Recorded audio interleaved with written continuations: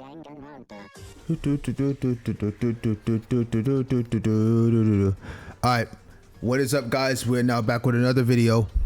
Today we are now continuing chapter 2, but make sure you have seen this video. If you have not seen this video, go watch this video of the daily life and the investigation before continuing. With that being said, now that that's done, whoever fucking did this to Rika, just know your ass is on the fucking chopping block. Because the most kindest of souls left us. All because one of y'all wanted to be greedy and kill. Why? Why? I'm so livid right now. Just the thought of it makes me so mad. So let's go and get straight to this. Let's get to this. All right. So what we're doing now is we're going to read all the truth bullets. I'll tell you right now, I have absolutely no clue who could have possibly done this. But what I am going to do is, once I finish reading all the truth bullets, there'll be a timestamp down here somewhere to let y'all know where I'm going to stop reading the truth bullets, talk to every individual, and we go inside the elevator. So just go to this timestamp once you're done. Basically do a couple clicks.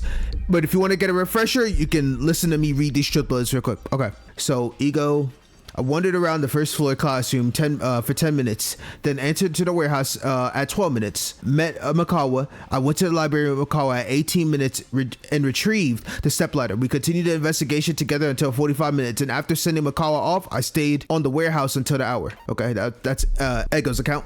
All right, Kana. After being locked in the private room for 48 minutes, I wandered out. I got there at tea time. I was in the diner until the hour. Got it? Misaki's account. I started working out with Tsubaki in the women's locker room at 15 minutes and finished at 45 minutes.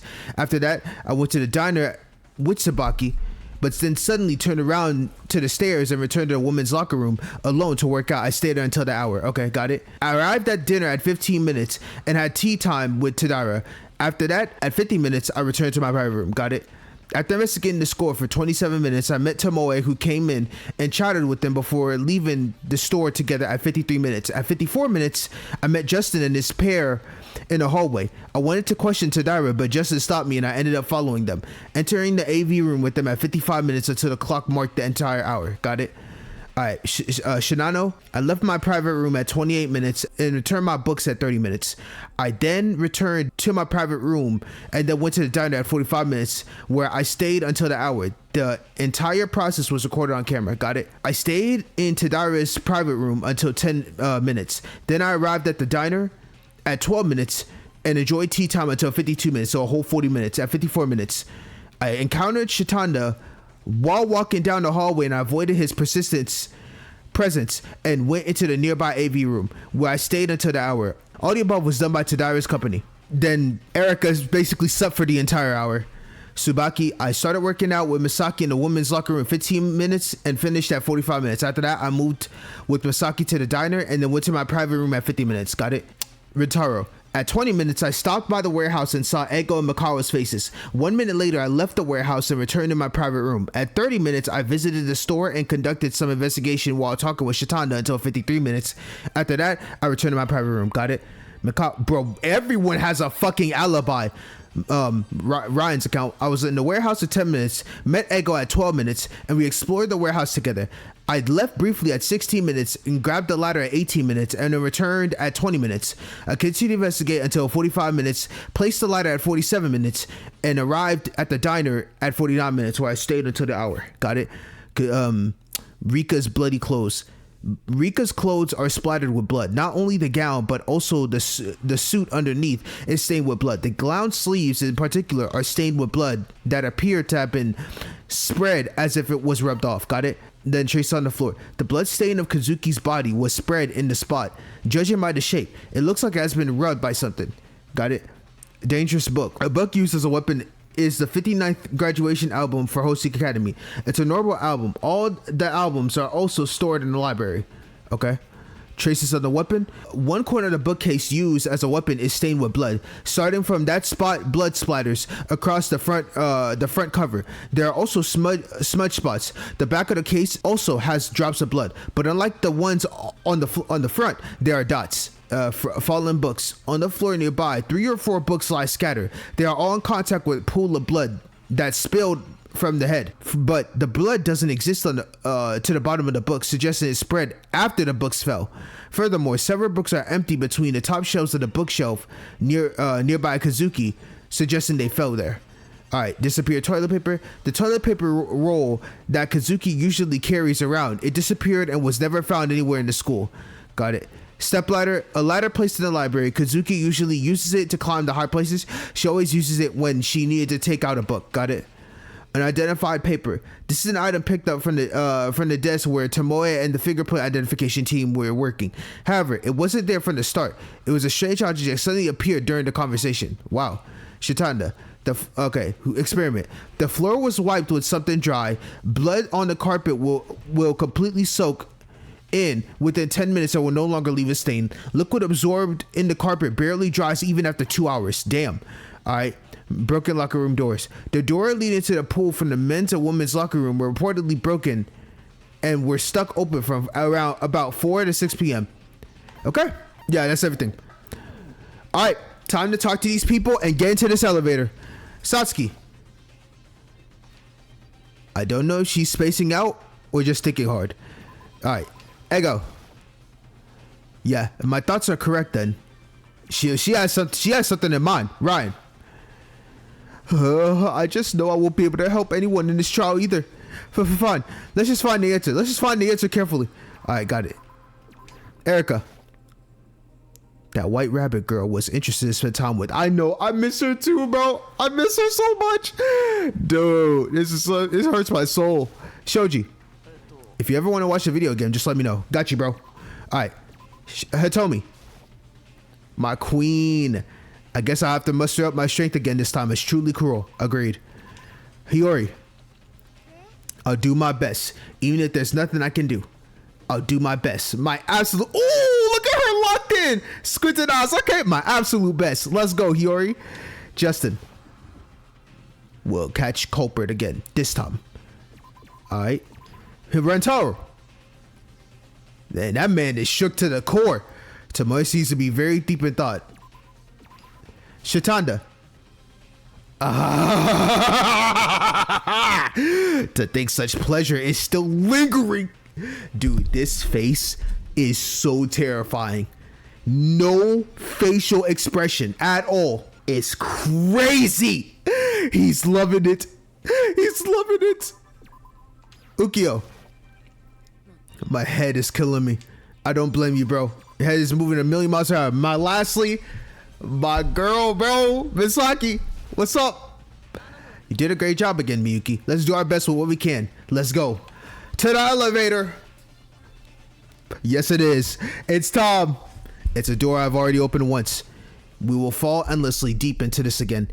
Will we be able to return this time alive? Oof. Who knows? No. I'm overthinking again. I shook off the intruding thoughts and flunged the door wide open. Or flung. I meant to say flung the door wide open. Oh, the familiar vibration don't cease throughout our descent. The trembling reaches my legs, spine, and neck. If I were to let go of the tension right now, I feel like I'd collapse right here. I steeled myself, drawing a breath to steady my heartbeat to not let fear overcome me, and lifted my head. The flickering light couldn't calm my anxiety heart at all. And so, in that terrible, shuddering tremor, it stopped.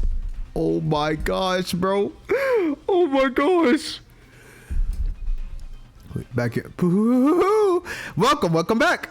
Oh dear, you should have said if you wanted to come back and see this place again. I could have shown you around even without a murder happen.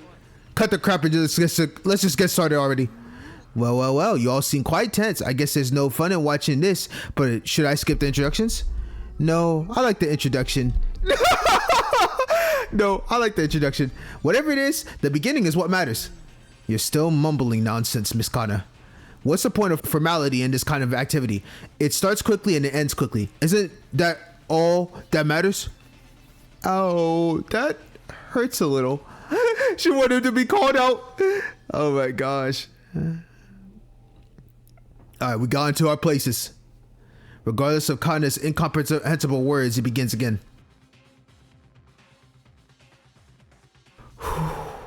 Oh. I've lost them both in succession. Perhaps the two people who might have been closest to me in this killing school life. I had to dwell on 2 instances of regret and failure. Honestly, with my luck and everybody I hang out with the most seems to die, bro, at this point, bro, I might as well just stay by myself. Let me not try to get close to anybody else, or the next person I get closest to dies, bro. I had to dwell on 2 instances of regret and failure. Even this time, it was a murder that I could have prevented with my own hands. She who knew how to care for her friends more than anyone else. She who tried to take the lead in stopping a murder. Especially her, who thought of me with great fondness, and now she's gone. My atonement for Kazuki is not a choice, but a duty. Whether Shitanda knows the truth, how diligently the other students participate in the trial, or whether my life is on the line in this trial, that is just a secondary concern. I'm here in this trial to find the person who killed Rika Kazuki and make them pay with my own hands. Just know, you took away the GOAT. You took away whoever you are. You better have a valid fucking reason. And I don't even think your reason is gonna even make my heart recover. That is the best thing I can do for Kazuki, who has already passed away.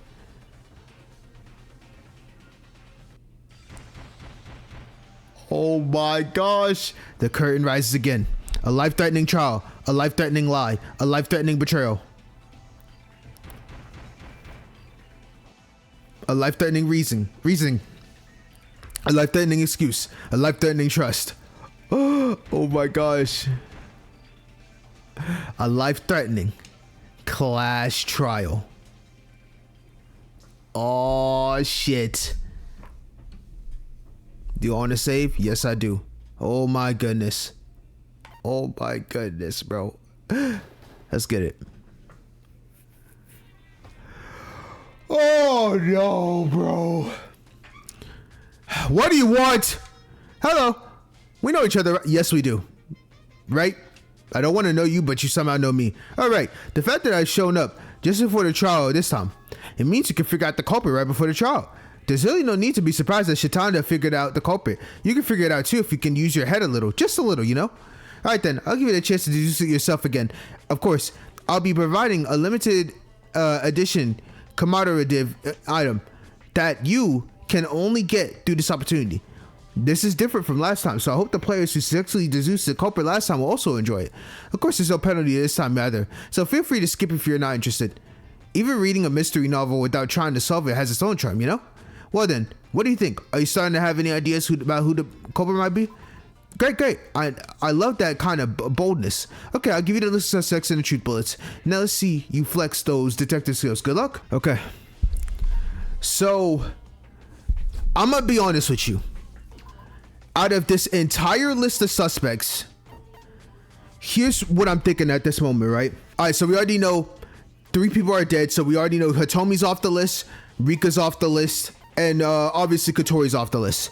So there's Mayu, there's Misaki, Ukyo, Shitanda, Shoji, Justin, Erika, Hitomi, Hiyori, Rentaro, Ryan, and myself. So off rip, I'm gonna let y'all know now. Off rip, take myself off the list, bro. We were sleeping the entire night. Ryan, I think he had something to do with the kitchen, or he had something to do with the ladder and then the kitchen, but I highly doubt him. I'm suspected Rentaro was with Shitanda, so I don't know if he had anything to do with this because he could be accounted for with Shitanda. There's Justin, which Justin was with Hitomi the entire time. So personally, right now, I don't know if it's Justin and Hitomi. I'm pretty much gonna clear. I don't have any doubts on Justin or Hitomi doing this, so I'm gonna clear them. Hiyori and Misaki could account for each other.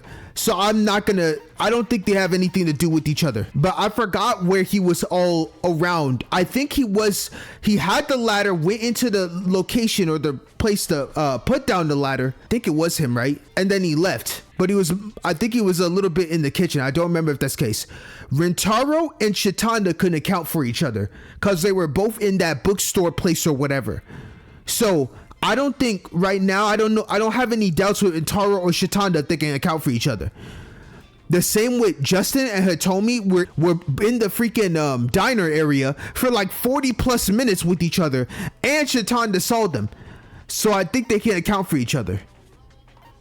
Erica says she was asleep. Now, how true that is, no one knows because she doesn't have an alibi either. Shoji was the one with the camera. I highly doubt it's Shoji, bro. I'm not gonna lie to you. Shitanda is so diabolical in his own way that I don't even know his mindset. But for some reason, I don't know if he has anything to do with this. Ukiyo was also in the diner. Misaki and Hiyori can attest for each other, because Hiyori was working out and then she went to the kitchen. Misaki was there, but she went back after.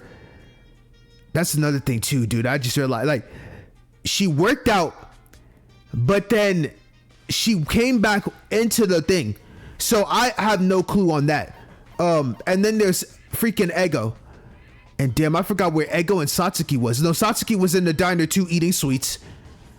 And I have no clue where the fuck Ego was. I'm gonna be honest. This might be the first time I might actually give up. I actually have no idea. With this amount of evidence, anything could happen. But I think I have to pick someone, because I'm already here. Okay. This is insane. I really don't even know, bro. I'm not even gonna lie to you. There's so many things that could have happened, but I feel like there's so many areas that people could account for each other for. The biggest scare I have right now is low-key. Misaki said she went back to work out. There's still time in between that she could have gone to that library. But I don't know why I can't pick her. I cannot pick her. Yeah, dog, I'm not gonna lie to you. This is actually insanely hard, bro. I actually don't know who I could pick in this scenario. Can I just pick someone? Because I really have no idea, I'm gonna just pick a dead person. Huh? What are you doing? The water is already dead. How could a dead person possibly be behind us? Well, it's not completely impossible. What do you mean it's not completely impossible? You never know, right? Maybe he was so lucky that he died and came back to life. Well, your choice has been received. We'll see if your deductions are correct or not. All right. What I did there, honestly, I don't have a single clue. I'm not gonna lie, I have zero clue on who I could deduce from any of this, bro. There's so many people that can account for each other that it feels like it's impossible. So I just picked Haruto. I'm sorry, Haruto. I know you're not the one that killed Rika, but I just don't know, bro. The answer will be revealed in the upcoming class trial. Stay tuned. Yeah, at this point, just get me to the trial. I thought I was gonna be able to deduce it, but after thinking and going through the truth bullets, I really don't even fucking know at this point. Oh my gosh. Okay. What skills do I have? 9 lives. Okay, so I got 9 lives. Delete 2 incorrect bullets during the non-stop debate. Are you stupid? Hell no. I'm different. We ain't gonna use that. Yeah, I'm built different, bro. I'm sorry. You think I'm gonna want 2 incorrect truth bullets? Make me think. I want to think here, bro. Remove the penalty for retrying. Oh, I'll take that then, I guess. Yeah, I'm good. I'm good. Yeah, I'm sorry. As I know this is probably a godlike skill, but bro, bump that. I came here to think. Let's go and get this shit started. Do you want to begin? It's time, baby. It's time, baby. Hold up. Before that, do a quick save on 5. Bam, baby. Let's get this thing started. Want to begin the class trial? Hold up. Actually, before that, give me a second. All right. There we go. Got everything. I had to fix my chair real quick. All right, I'm good. Let's go and get this thing started. Let's get this shit going, bro. Investigate trial in session. Let's go, baby. Now then, let's start a brief explanation of class trial. The outcome of this case will be determined by your votes. Oh my god, did the layout change? Oh my god, I think the layout changed. This is clean. If you point out the black one, only the black one will be punished. But if you point out the wrong one, everyone will be punished. And only the black one who deceived everyone will graduate with flying colors. Okay, so before we begin, Now that the trial has officially begun, I'd like to ask a question about something that's been on my mind for a while now. Yeah? Mr. Shitanda, what exactly was that experiment you just conducted? Why don't you just come clean and tell us? Huh? I already told you that, don't you remember? He's right, he did. Oh my... Dog, they started straight off the gate?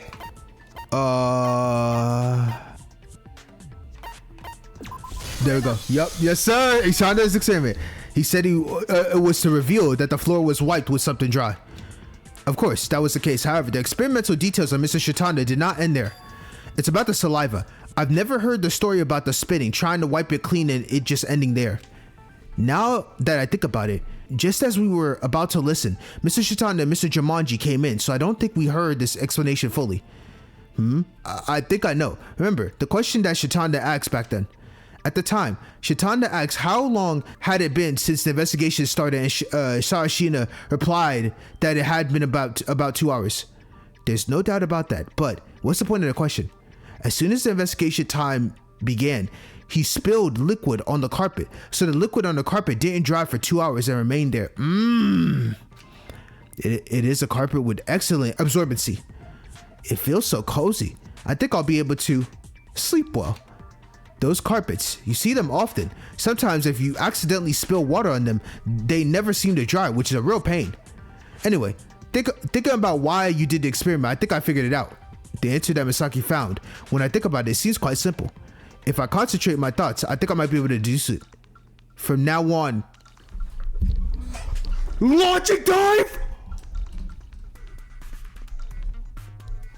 Stop playing with me, bro. Stop playing with me, bro. Logic dive is back. It's time, bro.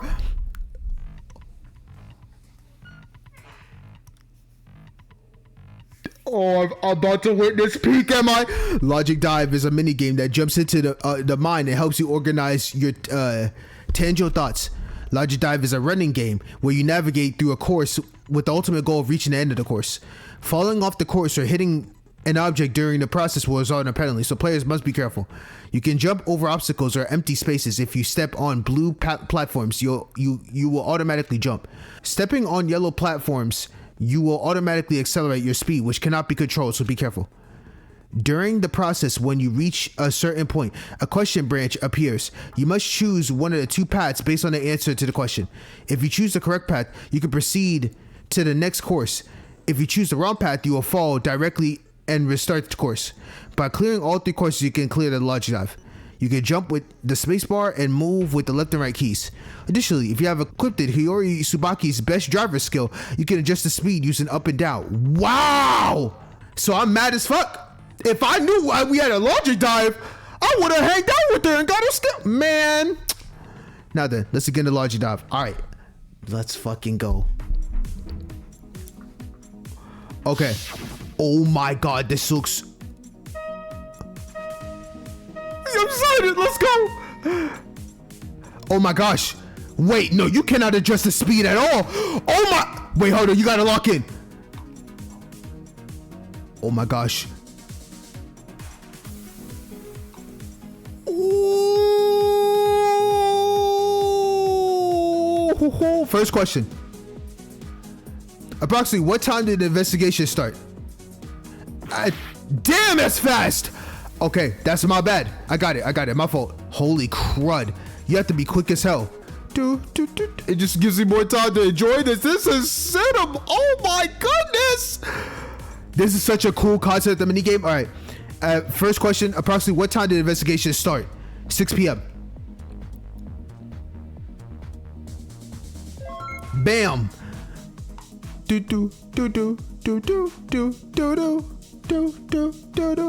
Oh my, whoa. Okay, locking in. Oh. Okay, you have to jump. Okay, got it. Okay, you have to jump. Boom. This is absolutely so cool, bro. Boom. Oh my gosh. Second question. At what time did Kazuki's estimated time of death begin? Somewhere around 5. Wait, what? Shit. Oh my gosh, this is insane. Boom. Oh my, wow, I fucked that up. I'm not gonna lie. Boom. All right, second question. Did I read that wrong? At what time, at what estimated time of death, at what estimated time of death? It was 4 o'clock. Oh, I'm stupid. Oh my goodness, I thought it was from 5 to 6. My bad. My bad. I'm having so many brain farts. Boom. Boom. Boom. Oh, I'm him. Boom. Oh, I'm him. I'm him. Oh my goodness. Boom. Third question. Which of the intervals has a difference from the beginning? From the beginning. Yup. That was fast as hell. Holy crud. That was smooth, bro. Okay. That one went so fast, I ain't gonna lie. I remember the beginning, I was it. Yup. Damn. That was sick. That was absolutely so sick.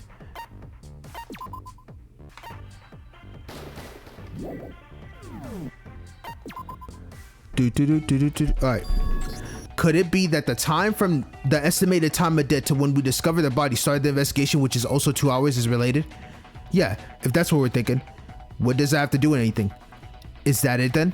If the killer had wiped the floor with something wet, there would have been wet marks on the carpet when we found the body. Ah, so that's what it means. The dampness on the floor won't dry for at least 2 hours, and there's no way to remove the wet traces either. So if you wipe the floor with something wet, the traces wouldn't have disappeared by the time we got there. So the culprit didn't wipe the floor with something wet, right? Didn't you already mention that? Don't leave out even the slightest possibility. In deductive reasoning, when you eliminate possibilities, overlooking one is a disaster, you know? You can't afford to forget even such minor verifications. That sounds kinda messy. Deduction is, in a sense, a collection of trivial scraps scattered everywhere. A detective is someone who picks up the grubby scraps. It is a rather unpleasant job. Still, to get to such results after waiting for 2 hours, I guess it's a bit ambiguous. No, not at all ambiguous. This is a very important element that reveals what's on the floor. Was it fingerprints? Certainly not. I did a thorough investigation whether there were any remaining fingerprints at the request of Miss Ego. That's just a guess. If you carefully consider the clues in the story so far, a clear answer emerges about what it really was. So then, you think it could be wiped off good enough without leaving anything wet? That's what we're getting at just a moment ago. It also wouldn't be liquid. If it were even a non-absorbent material, would leave a wet mark no matter how much you wipe it. Interesting then. It must be something that doesn't stain the carpet easily, right? And more importantly, the culprit must have spent a lot of time meticulously wiping it down, so it would have been highly incriminating evidence if they hadn't. Interesting. That last condition seals the deal. You can figure this out easily. Yeah, I think I get it. That is a fingerprint? Clothes doesn't make sense, and I think no, blood doesn't make sense. A fingerprint. Yup. A fingerprint. I can't think of any other conclusion. I guess so. It was just the culprit's bad luck that we had learned how to identify fingerprints. Thank you so much, Rico. Thank you so much. So it was fingerprints after all. Was such complicated proof necessary? I already told you, if you miss these little details, the mystery will go off track. This is a process to make sure everything is crystal clear. There's nothing particularly strange about the conclusion of the fingerprint. However, I'm not sure if this helps the investigation. Isn't it natural for the culprit to quickly wipe away their fingerprints if they accidentally left them at the scene? That's true. That's what I'm thinking, Misaki. Ukyo? No, that might not be it. Oh, you got something? Sarashina, did you notice something? It seems Sarashina has caught on to something. Let's follow what he says closely. No, it's not the bait? No, I don't. Fuck, I didn't mean to click that. Got it. I already got it from that. Every time I try to click no, I somehow do something else.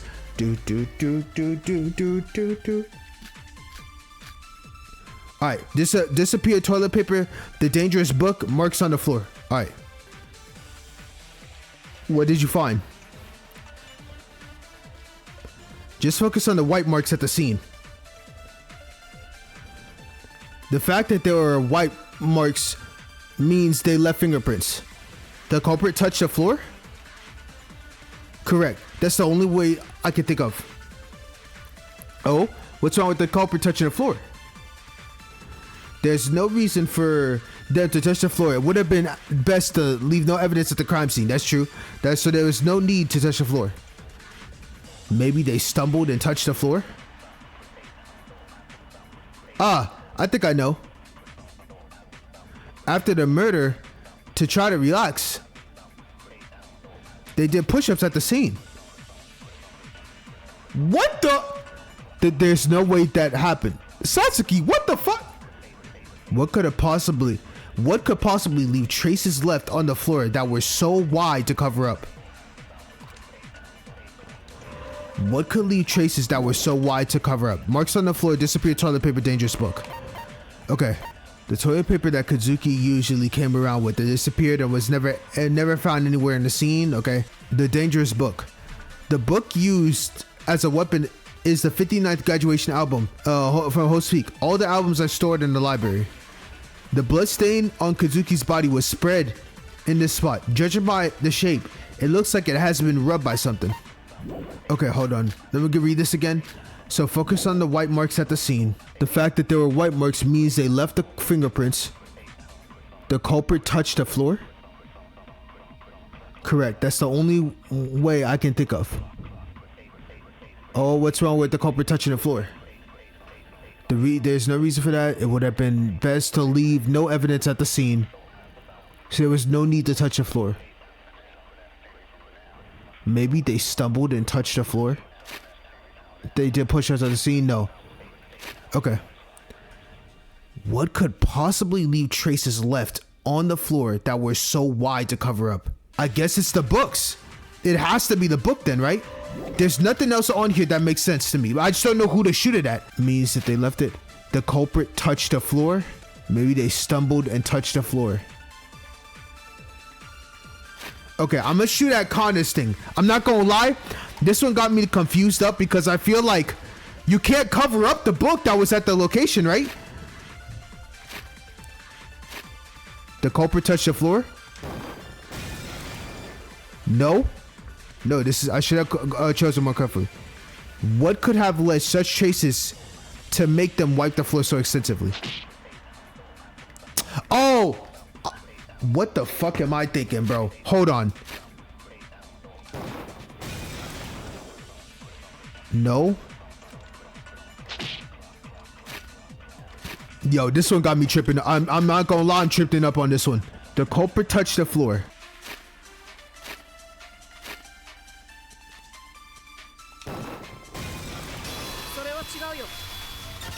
What?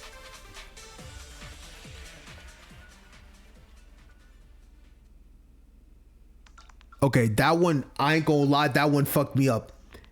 It was marks on the floor, and I had to hit freaking Ryan's thing with it. I didn't know which one to, I ain't gonna lie, I got tripped up on that one a lot. I got tripped up extra hard on that one. I'll take that shit on the chin, I'm not gonna lie. That's me.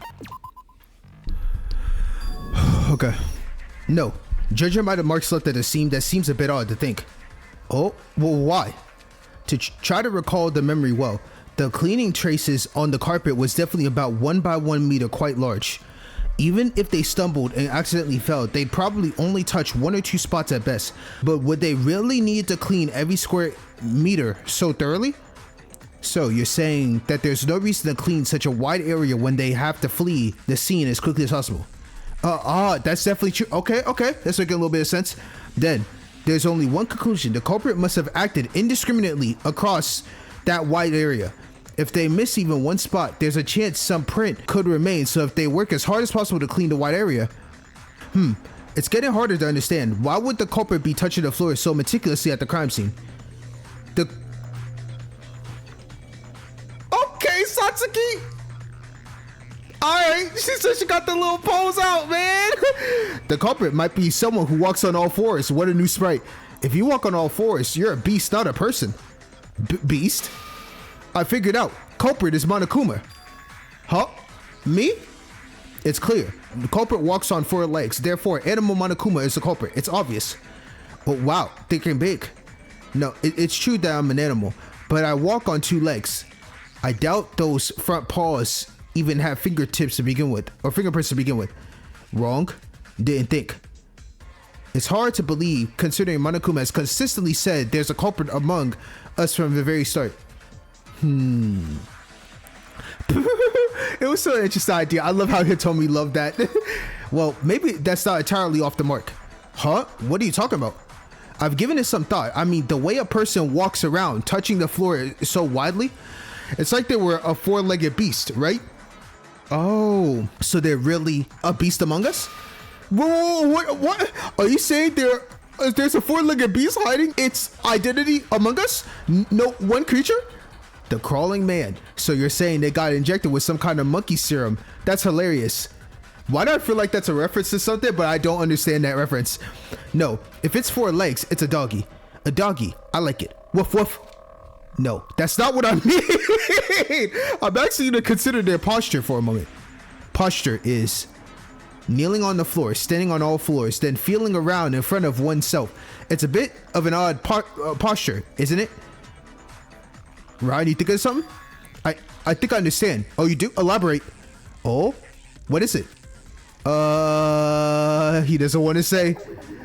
No. What if I'm wrong? I'll just be drawing attention and giving poor answers. Shut up, bro. I want to hear what you're thinking, bro. No, it's definitely wrong. Please stop talking to me, and I won't pretend to know everything. Oh, I wish you could believe in yourself more, Ryan. Thank you, Hiyori. Just say it already. No one will say anything if you're wrong. Really? Yes, really. Sure. That's what a debate is all about. Go ahead. Speak your mind. I think the culprit was trying to pick up something. Trying to pick something? If that's definitely the case, then everything matches up perfectly. Feeling around on the floor like that, doesn't it seem like the only reason you do that is to pick something up that fell on the floor? No, I still don't understand. Even if you drop something, you can just quickly pick it up and that's it. Do you really need to fumble around? What they dropped, I guess it wasn't very visible. Yeah, that could be it. What if it was the same color as the carpet and they'd have to feel around for it? I even think about that. Still, if you just bring your face closer, it would be clearer. I wonder why they had to touch around such a wide area. I'm sorry, I guess I was wrong.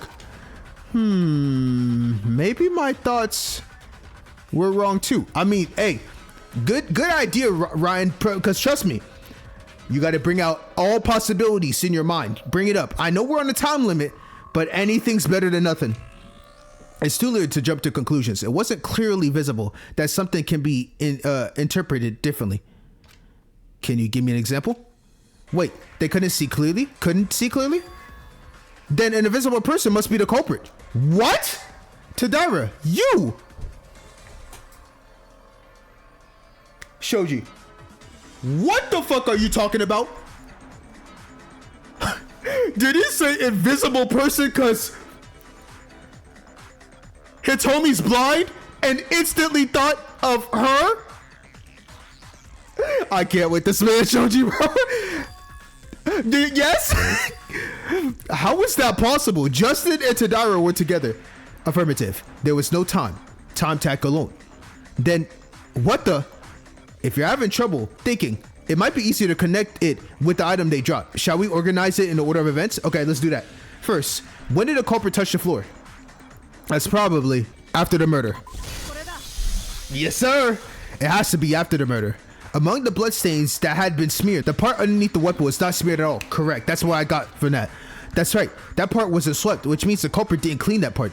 In other words, they did not touch that place. That is to say, touching the floor occurred after the weapon was placed on the floor, I believe. If blood had been shed and the weapon is placed on the floor, it would mean the murder has already been committed. So touching the floor could also be considered an act after the murder. Aha, so that's how it was. Interesting. Okay. Right. If that's the case, we could think about it like this. The culprit attacked Kazuki with a weapon.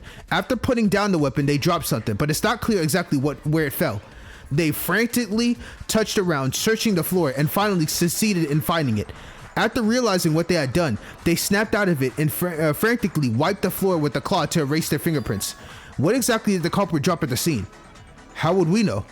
From the culprit's perspective, they clearly knew something had fallen to the ground but couldn't see it, so they were touching around a wide area. Oh, What's up, Ritaro?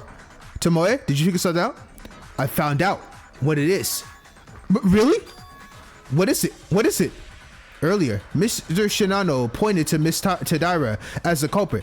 This is an extension of that. The suspect has poor eyesight. What?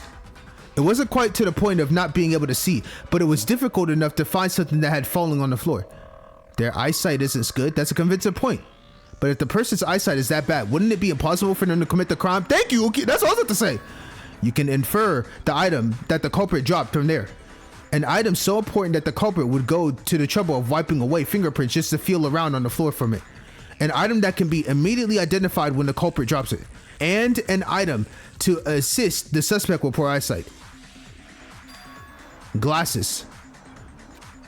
So the culprit is a person wearing glasses then. There's no other way to explain it, right? If it's glasses, it fits all the situation and conditions. How did they end up dropping that? Maybe they were moving around widely, trying to swing a book and accidentally took them off. That sort of thing seems like it could happen. Wait a minute. Doesn't that mean the culprit has been revealed? Why is everyone so calm? It's exactly as he said. There's only one person amongst us who wears glasses, right? Y'all stop playing. No. Y'all are not going to say Erica, bro. I mean, I know she was sleeping. But y'all saying that facade of her sleeping was a fake? No, y'all stop playing, bro. Stop. Oh, no. They've really pinning this on you, man. Oh, no. Erica Jumanji, you're the one that fits the criteria. Oh, my God. And you're always in the library. Stop playing. No shot. No way. What did you say? She's like, what the fuck? Yeah, I guess that's how they'll start things off. How typical. Are you serious? Satoshi? No way you're agreeing with this. Shatanda, hold the fuck up for a minute. Hold it for a minute. Jumanji, do you understand the reasoning so far? Sure. How about it? Can you refute it? I like how assertive Misaki is that she'd be like, yep, hold up. Can you back up your claim? Like she's leading the way in some way. I love it. We're not getting a response. Jumanji's probably thinking in her mind like, how the fuck they pin this on me right now? I know she's thinking. No shot. Don't look at me with such scary eyes. Wait. Are you jumping to conclusions? Aren't you jumping to conclusions too quickly? Thank you, Hiyori. I'm like, what? It might not be glasses, you know. Oh, for example, instead of glasses, maybe contact lenses? If it's a lens, shouldn't both sides come off? I mean, true. It's even harder to remove that than glasses. A situation might be a bit tricky, don't you think? Then, what if Jumanji's glasses are just a prop? Nowadays, people wear them just for fashion. I have a few of them at home too. Not a bad idea. If those glasses are just for show, then that's something else. Should I say it's unexpected? No, that's probably not it either. There was something Monokuma said before. Oh, the accessories. They're limited. That's correct. While not on the same level, Tomoe's scarf and piercings are also from quite high-end brands. So that's why we can't restore accessories. Some of these people here have too much damn money with their accessories that at the point he was just like, we cannot restock your accessories. You lose them, GG's. Jumanji's glasses have an extremely high refractive index, so they're quite expensive. Oh, that too. Yeah, my fault. Monokuma mentioned Jumanji's glasses in the dining hall. They're incredibly refractive, so they're expensive. Exactly. So you don't wear glasses like that just for show. True. But then, is Jumanji really? No fucking shot. Miss Jumanji, did you truly wish harm upon Mitsuki? No way I cannot believe her to have any type of facade with Kazuki. The times me, Erica, and Rika were together in that library, they were meaningful. There is no shot. Erica, please. It seems like there's a much to argue against. Satoshi, you said you had figured it out. There's no way you're pinning this on her. Unless the parties involved come forward to feud it, this interference seems difficult to return. Huh? Has a conclusion already been reached this time? No way! Jeez, if you catch the culprit this quickly and all the effort I put into creating the Monokuma file and setting up the courtroom will have been for nothing. Well, there's nothing I can do. I can't exactly get involved in murder. Wait a minute, Monokuma, we haven't talked enough yet. Even so, it's difficult to immediately answer what other items the suspect might have dropped besides glasses. Even so, the fact that there's a conclusion, the conclusion has already been reached, feels a bit uneasy, I suppose. Thank you, Misaki. I agree. I love how much me and her have the same mindset. This is why she's my bro. That's why she's everything to me. Deadass. It's not helpful to blindly distrust a simple conclusion. Don't you know about Occam's razor? What is that? A domestic razor blade or an imported one? You idiot. The name Occam obviously sounds foreign. Of course it's a imported razor blade. Occam's razor is a philosophical principle that when all other things are equal, the simplest explanation is the best. In simple terms, less is more. This implies that the prejudice that a simple reasoning process must be incorrect is wrong. Oh, okay. I learned a difficult word. I did too. Did you guys forget what you were talking about a moment ago?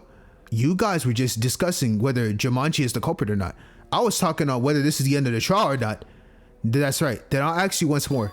Jumanji, are you the culprit or not? She's like, these fucking idiots. I can already see it in her mind. So I was questioned like, the hell? This is such a fucking hassle. Do I really have to get involved? Can I just chill in the back while y'all all squabble? Now y'all gonna pin this against me and now I gotta waste my oxygen to refute this? What is it? Are your eyes just for show? If you look at me, you can immediately tell the reasoning is nonsense. You know what I mean? Actually, I could tell that too. The decisive flaw in Shitanda's reasoning can be found in Jumanji's appearance. That's right. Flash anagram. Would you like to? No. Would you like to be? No, I don't need explanation. Let's get it. Ooh, this trial get in. Hold on. All right. So, trap. Wait, no. Yeah, it's trap, right? No. Wait, what? Strap. I don't know why I'm so stupid. Strap.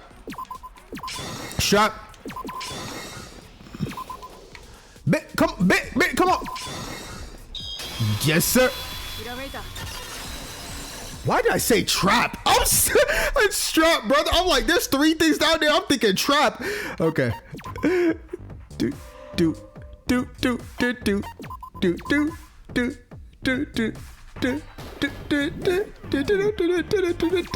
Oh, every time I play these games, I have a good time. Are you talking about the glasses straps? That's right. How is that no one noticed this? The glasses straps? Why? It's only natural.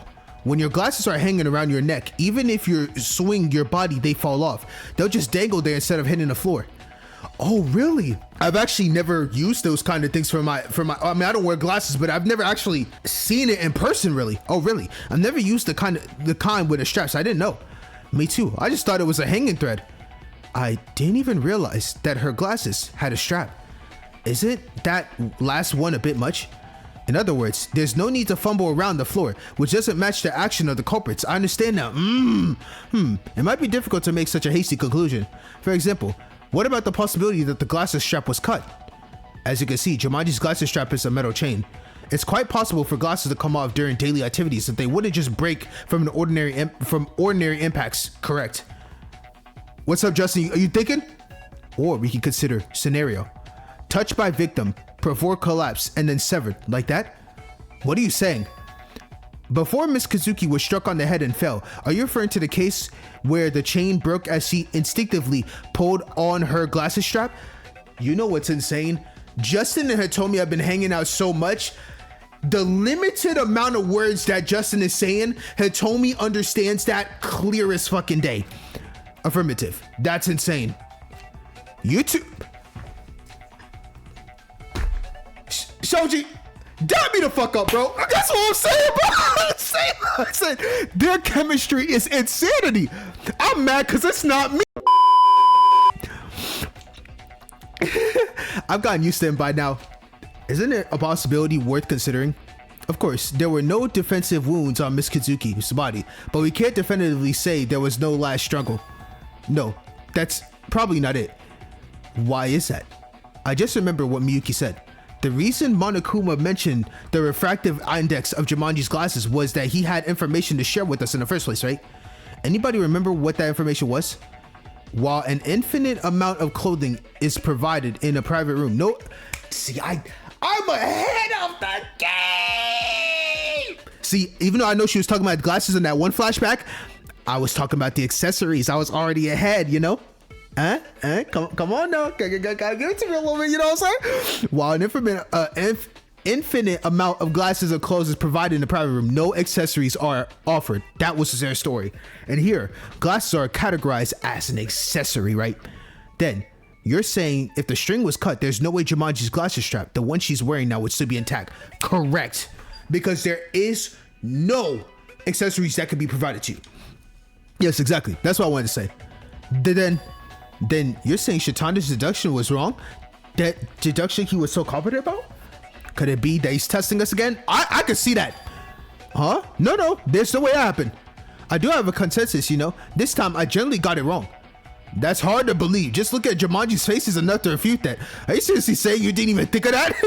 Oh, that's actually because I'm such a shy guy that I freeze up whenever I see a girl's face. Shut up! This man's so cap. He's capping hard as hell. But he's like, cut the bullshit. Wow, look at that fierce expression. Shatanda, based on the circumstances, it seems like you're deliberately led the investigation in the wrong direction again. Is that true? No, I just... He's like, yeah, I probably did. You guys are so quick to notice. I'm telling you, Puzzle Champion, he is going to cause all types of chaos every time we come to the trial. Because he wants people to have all different types of possibilities. He enjoys this shit. You're right. I tested it again. Why is that? Tell me the truth. Well, a discussion isn't something you can do by yourself. It's something you do together, right? But in the last trial, only the two people who uncovered the truth first were allowed to lead the proceedings, right? So I wanted to see if you guys could actually spot the incorrect reasoning even without my help. Okay. He wants people to have the same intellect as him, because if he dies, it's 67% brain. You know what's insane? He's basically saying all of us combined as a unit is 67% brain power. Satoshi, it makes up that 33% and it's beyond perfect. That's insane. Imagine that. Like how many students are left? Think about it. When Kazuki was alive, how many students were left? At the time it was when Kazuki was alive, Rika was alive, we had 14 students. Now I'm gonna do the math in my head. Actually, I'm gonna do the math real quick. Let's see. 67% divided by 14 students. Basically, all of us together, each person collectively, has a 4.78% of intellectual skill. And then Satoshi makes up 33% of that, all by himself, is what he's basically saying. Just saying. His words, not mine. Probably, I know I'm just making stuff up for him, but that's literally how I feel when I see him. I have no bad intentions, so please calm down. Misaki's like, what the fuck, bro? Oh, really? Then from now until the trial ends, don't say a single word. What? I made myself clear. If you try to lead us into another deduction and test us again, you will not be forgiven. This is an order as your leader. We'll gather our wisdom and figure out the truth ourselves. So you just need to stay quiet and only speak up if we come to the wrong conclusion. You probably don't want to die either, so you won't be able to resist responding in that situation. Oh my god, Misaki, you are insane. She's basically saying, Satoshi, say anything and you gon' get So just keep quiet. Got it? Wait, no Satoshi this trial? Okay. Oh my god. We might be cooked. Oh, they bummed out. I've never seen them like this before. It seems like they've given up and quite easily. But anyway, it's good that it worked out. He needs to really reflect on his own behavior. There was a moment of confusion, but anyway, back to the main topic. And Miss Jumanji isn't the culprit either, then who is? At this rate, there can't be a suspect. This is what I was saying, bro. This is the reason why I picked Haruto as the culprit. Really, it was just for me giving up, because I'm dead serious. Everyone is literally accounted for. I don't know where any of the holes can play along in this chapter. I don't think there were any major contradictions or mistakes in the reasoning. Which part should we start reviewing again? After all, there's no way the object the culprit dropped wasn't a pair of glasses, right? That part seems logical, it's sound, that I can't really imagine there being another answer. It easily resolves all the questions related to the bloodstains. The evidence interpretation might be wrong. Maybe Shatana's experiment was flawed, or perhaps the culprit tried to erase something other than fingerprints. Then, we get another answer? It's not quite simple to get that through. Or maybe someone else among us wear glasses too? Are there any others besides Miss Jumanji? That is a possibility. People keep secrets all the time, so you don't know if actually somebody else can wear glasses they choose not to. Denied. Only librarian. Oh, Ryan? Actually, there's one more person. Speak. Who? Oh, I guess I should speak in the past. They were. I mean, yeah, the other one was Rika. No, just forget it. It's nonsense. If we're talking about in the past, someone among us who used to wear glasses, there's no way. What are y'all going with in this logic? What are y'all going with this logic, bro? I don't understand what's going on. Rika? What are we doing here? Are you seriously implying Kazuki? This is ridiculous. Are you saying that Kazuki hit herself? Well, even if we somehow managed to skip the hitting part, there's no way she could have handled the cleanup, like wiping away the fingerprints. I just said whatever came to mind. Oh, that might be convincing. Satsuki? Kazuki, from the dead. That's it. After being hit in the head, Kazuki came back to life, erased the evidence just like that. What? How is that possible? You're the one who brought up Kazuki. Why are you so freaked out? I just thought about it. It's so scary. Not exactly a pretty sight, is it? Shut your ass up. Did Misaki say you could speak? I told you to be quiet. Get his ass. Get his ass. I'm shutting up.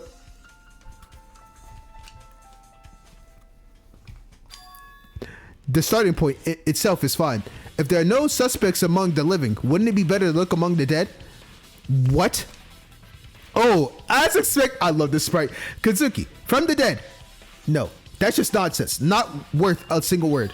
However, if the person who cleaned the floor is Kazuki, then it all makes sense. It seems to fit together, but I'm not sure what you're saying. How did Miss Kazuki erase the fingerprints and why? I get what you're trying to say. Hey, someone elaborate to me, because actually I'm a little bit confused. Have you realized something, Miss Shimachi? It's not a big deal. You just need to shift your perspective a little. Now listen up.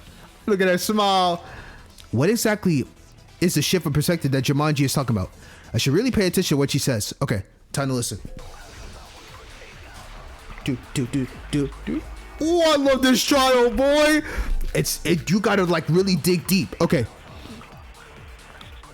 Alright, Tsubaki's alibi, Kazuki's bloody clothes, and then Kana. Alright, let's assume the white rabbit scrubbed the floor. I love that nickname. No, wait. How could that even... I was about to elaborate. Please be quiet.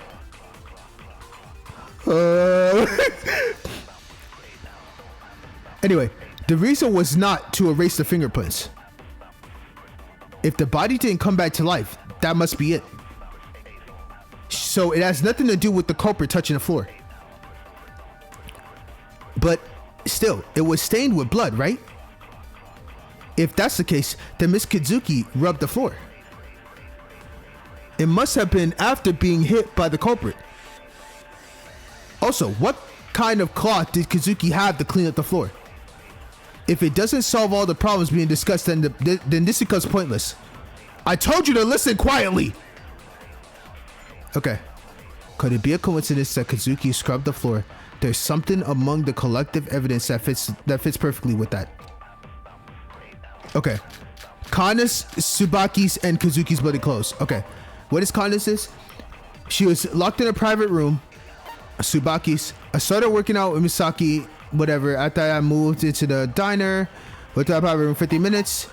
Kazuki's clothes are splattered with blood. Not only the gown, but also the suit underneath is stained with blood. The gown sleeves in particular are stained with blood that appears to have been spread as if it was rubbed off. It has to be Kazuki's blood clothes though. Okay, the reason was not to erase fingerprints.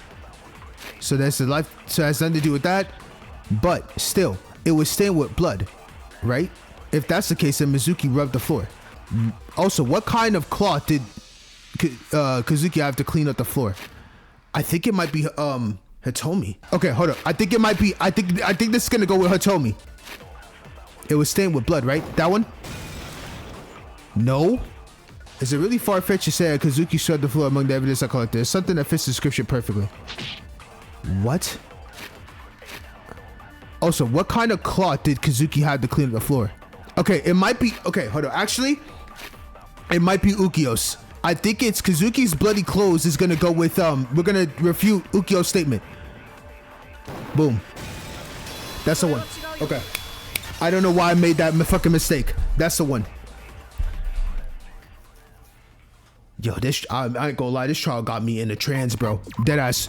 I be making so many ridiculous mistakes and not thinking fully thoroughly. Oh my goodness. All right, let's go. No, Sarashina. In fact, such cloth might exist. What did you say?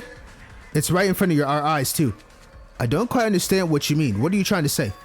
There's no need to overthink it. Kazuki actually wears cloth over her hands all the time.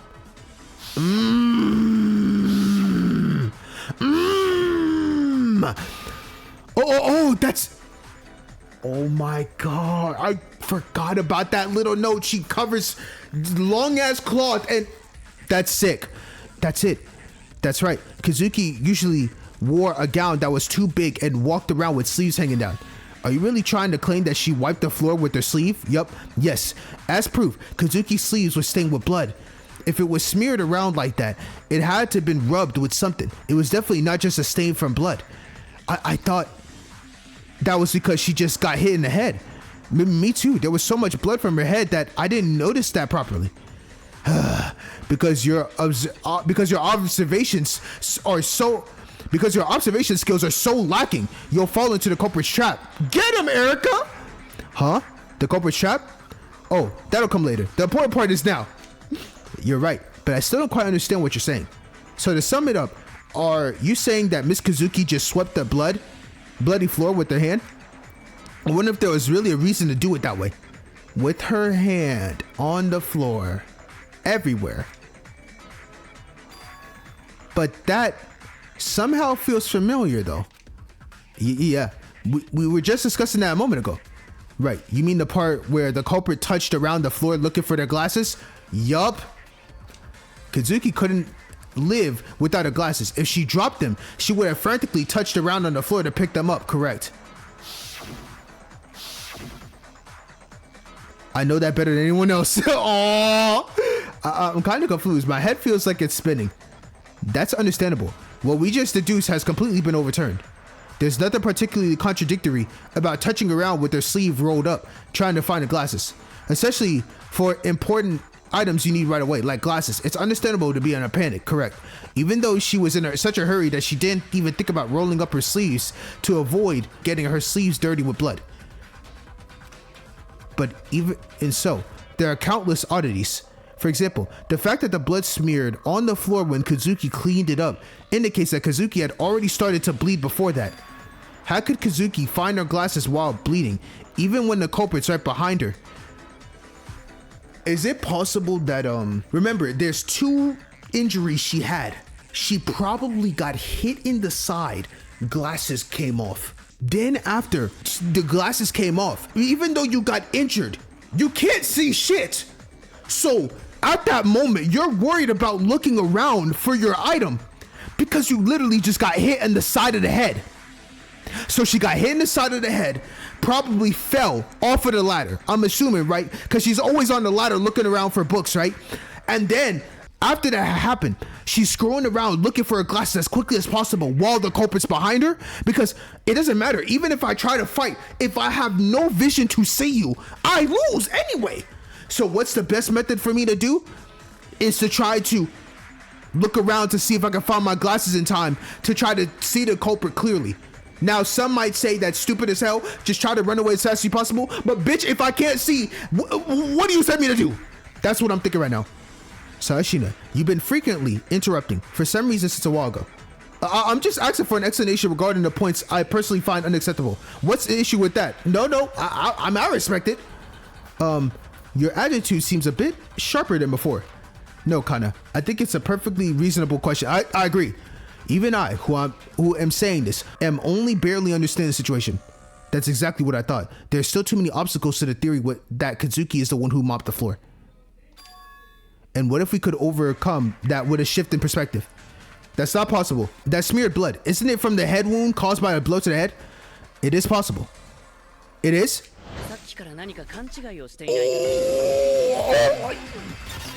This is for... Yo, Ukiyo, you did not have to come in like that, bro. If you intended to push through that logic that defies reason, you have to deal with me. I have to deal with you. Bet! Alright then. If Kazuki's bleeding cannot be explained, the hypothesis loses its trick. What do you think? Strange enough, Sarashina seemed to be on edge. So I just need to convince you, right? Alright then, I'll try. It's not that I didn't think this through. A single shift in perspective is enough. Let's get it. Let's get it. Start slashing with edge. Let's get it.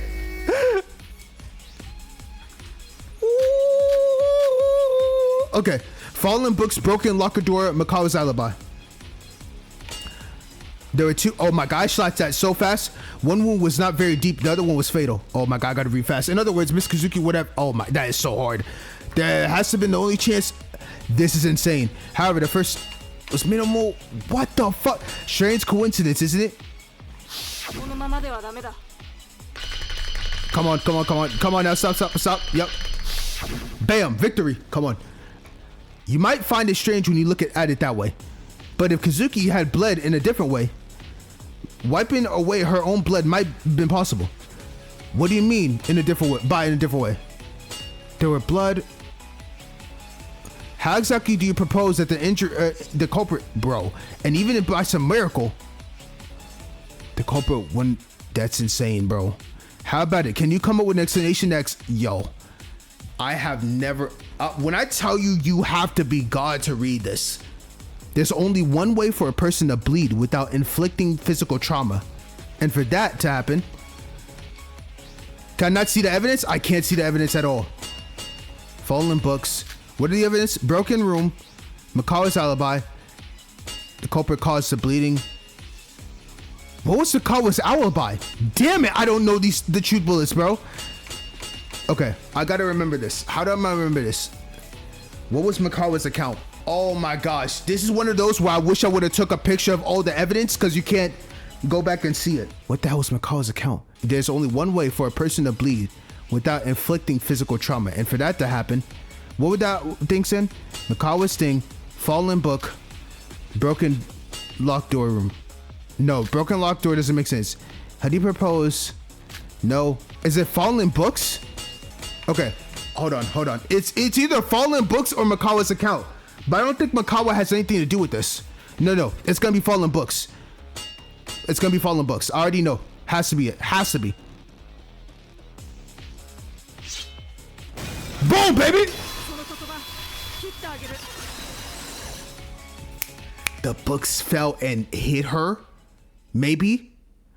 Damn, bro. I'm sorry. Yo, I'm so sorry I could not read that rebuttal showdown this quicker. You have to be God to read that. I swear. I swear to you. That's the one thing that sucks the most is like, there is really not enough time to read that shit, bro. Yo. All right. Sorry about that. Thank you for dealing with, my nonsense. Okay. Yes, Sarashina. You're right. Kazuki's first wound wasn't deep, but the second one was fatal. So Kazuki couldn't wipe the blood from her head. After all, what does that mean? If the question cannot be resolved, the reasoning will not progress. So are we going to say that books had fell and hit her in the side of the head, which knocked off the glasses? When the glasses got knocked off, she was looking around, and then the second blow to the back of her head was by the culprit. Meaning, was it an accidental that the books fell and hit her on the head, or was that deliberate by the culprit? In other words, the blood came from somewhere else. Do you want to claim that it's not Miss Kazuki's blood? However, the physical examination results definitely confirm that it was indeed Kazuki's blood. That's where you need to change your perspective. There's exactly one way a person can bleed like that without any external injuries. Do you know what it is? No. Nosebleed. Oh, I forgot about her condition. I'm so sorry. Maybe, Rika, maybe I did not know you as well as I did. I swear to, I keep forgetting. Because she always had the roll of paper. And she had sneezed a lot. So... No, that's just rhinitis. So she's just... Rhinitis or something? I probably am saying that wrong. But can't you get that from sneezing? Or maybe I'm wrong on that too. Bro, I'm probably... Oh my gosh, I'm so wrong in so many things right now. Nosebleed? No way. All right, hold on a second. Is there anyone who can summarize this? There's been so much back and forth that I'm starting to get confused. Well, it's like this. The white rabbit somehow ended up with her glasses falling off at the same time as her nose started bleeding. And as she tried to find her glasses, blood kept dripping while she was touching around on the floor. So the blood on the carpet got smeared onto the sleeves, leaving that mark. Do you understand? Okay, I understand that part. Well, I suppose the only way to bleed that much without any surgery is a nosebleed. But this is a very sudden turn of events, isn't it? Actually, it's not such a sudden story. When you look at it as a nosebleed, there's one more point that can be resolved. What is it, Ego? Earlier, Miyuki mentioned Kazuki's gown, right? He said that there are smudges on the sleeve. However, the truth is, a fair amount of blood has also splattered on the floor of Kazuki's clothes. Not just on her sleeve. Doesn't that strike you as odd? It's highly likely Kazuki was hit around the eyes, thrown off balance, and then struck on the temple with a downward blow, causing her to collapse and die. Then, it's unnatural for so much blood to splatter on the torso like that. Understood. Blood probably didn't splatter, not much. Blood stained on clothes is contradiction. But if Kazuki had been bleeding profusely during the nose, the story would be different. Blood from a nosebleed flows directly from the nose to the body. Maybe after putting on the glasses and straightening up, she was trying to assess the situation and didn't notice. I see that evidence can be interpreted that way. The hypothesis of a nosebleed has become more convincing. Then the culprit hit Kazuki on the nose? No. What on earth are you... I told you, if the culprit hit Kazuki and caused bleeding, there's no way they let Kazuki scrub an area as large as 1 square meter. That's not blood caused by the culprit. Oh, I see. So how did she end up like this? Jumanji and Miyuki, you two look really exhausted, didn't you? Kazuki, who investigated the library with you, you might have been the same. Did her nose bleed when she was starting to get fatigued? That's not it. Kazuki wasn't up all night reading, so she was pretty well composed. You still don't know, do you? She might not have told the truth because she didn't want to worry you. Isn't it too coincidental that her nose started to bleed at the exact moment her glasses fell off? There has to be a correlation between the two. I agree. So here's the question. What do you think happened to the white rabbit? That's she fell down, got hit in the face by something. Orthostatic hypotension occurred. What the fuck is that? Got hit in the face by something. She fell down? No, that's not it. What? I'm so wrong on these things, bro.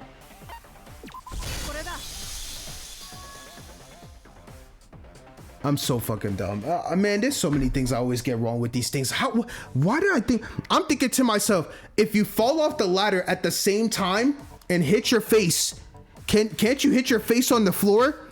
And the glasses fell off at this? Well, then they would break. Holy shit, I've been wrong so many times on this. And the funny thing was, I was the one that said she got hit by something, glasses fell, and then nope. Man, forget it, man. Indeed, that's it. Well, isn't there another possible answer? For example? Oh, I didn't think too deeply. Right, she fell down? She accidentally tripped and fell on the floor, hitting her nose on something and caused it to bleed. Shoji, we're just two dumbasses, because I said the same thing, but, I didn't think of it that way. I thought of the latter, but, nah. Oh, thanks for your assist. If she falls and hit her face, her glasses will come off and fall on a limited location, so it'll be noticeable.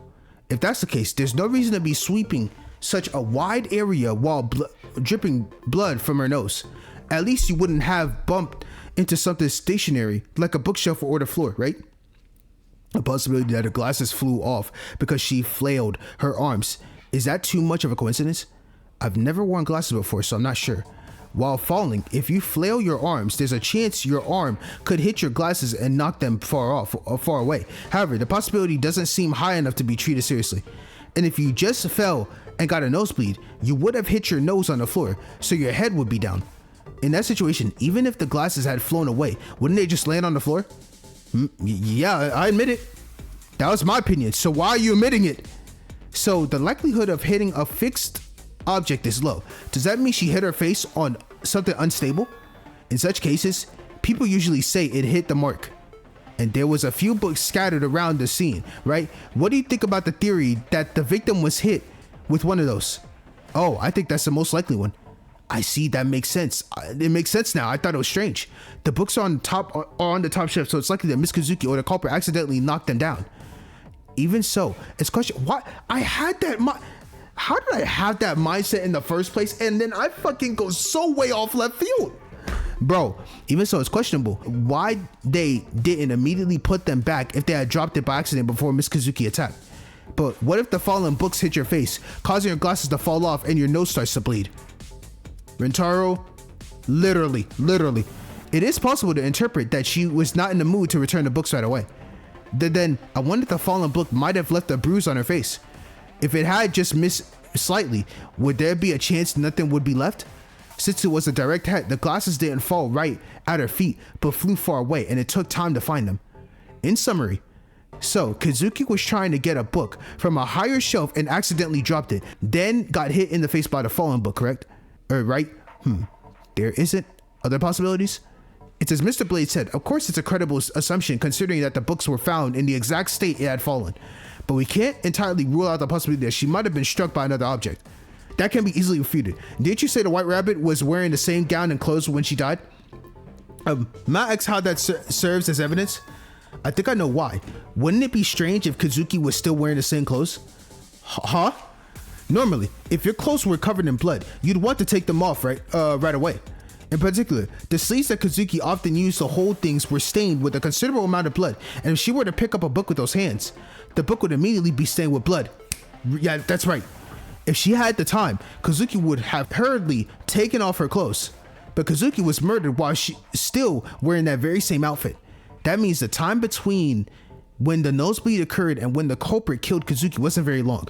In other words, you're saying that there was no time to sort out something that hit her face, regardless of what it was that Kazuki was hit with. And since there was nothing left on the scene except for the books, it naturally follows that the books become that something. Well, it's fortunate that we have someone who's quite quick to understand. That's insane. No, I'm starting to actually understand this. Oh my God. Jumanji, can I ask you something? What is it? What's gotten into you all of a sudden? I might have misunderstood you, but you seem a bit different from the image you've shown so far. I never thought of you as someone who would be so passionate to participate in a obituary like that. Well, here's the thing, Masaki. We are losing people slowly. And as each person dies, it seems like things are more meticulous. Because I ain't gonna lie, this trial has had me on a fucking roller coaster. So the smart ones gotta step in. And mind you, you told Satoshi to not say a word. That man is sitting in the back chilling, his hand behind his head like, man, hearing these people talk while I don't have to say shit. This is the life. As a puzzle champion, I could finish this 5 minutes flat, but I'm gonna let him speak. Even though Misaki's the one that told her not to speak. Did I seem like that? Well, I guess it's true that I am a bit worked up right now. I mean, especially since I was accused for murder too. Getting worked up? You'll understand if you listen. If I tell you now, it'll just confuse you. Okay, I agree. I'll let you do your thing. It's bothering me. You wouldn't happen to be pulling a prank like that guy Shitando, would you? What do you think of me anyway? Honestly, comparing me to that guy while seriously trying to figure things out makes me feel really gross. You're right. You should have behaved better. Always just reading books. I handle myself better than you, who speaks so damn slowly. Yo, Satsuki, please fight back, cause damn, she did not have to say that. She's like, hold on, I gotta lock in. Did you just say that to me? All right. Looks like a fight's brewing. Everyone calm down. First of all, Jumanji, I understand how you feel. It must be frustrating to put in so much effort and dedication only to be suspected of doing something unnecessary. Yeah, it seems like everyone's gotten a bit on edge because of Shitanda. It does matter what you say to us, so go ahead and tell us anything. I promise I won't argue back. Yes, go ahead. I'm ready to hear your... Yeah! This is annoying now. Fine. Whether you're confused or not, I'm going to say it, so listen up. The culprit of this case set a trap. A trap? What do you mean? A trap in the literal sense. By tampering with the evidence, they are leading our reasoning in a different direction. You're saying we made the wrong deduction? What do you mean by that? Want me to give you an example? According to your current reasoning, you're saying Kazuki had a nosebleed, right? Then the absolute must-have item wasn't at the scene. Does anyone know about it? Something that wiped away the nosebleed? Are you talking about that? Yes. Judging by the amount of blood on the floor, they weren't just standing around with their hands in their pockets. It seems she even wiped the blood stain with the helm of her sleeve. There were no direct blood stains on her sleeves, only faint ones from rubbing, it seems. When you get a nosebleed, of course you wipe it with tissue or cloth nearby, right? But as I recall, there wasn't a single ball of tissue around Kazuki to wipe away her nosebleeds. Could it be that you're suggesting, Miss Yamanji, that the culprit took them? Wouldn't that be the case? Besides that, what reasoning would there be for that to disappear? Meaning that's the trap? Did they get rid of whatever she used to wipe the nosebleed, thus preventing us from reaching a conclusion that it was a nosebleed? So you're saying they took away the tissue? Yeah, well, the truth is, at first, I couldn't even think of the idea of a nosebleed. I just went along with whatever that guy Shatanda said. Don't tell me. Does that mean the criminal anticipated that we would come to this point before they escaped and used that trick?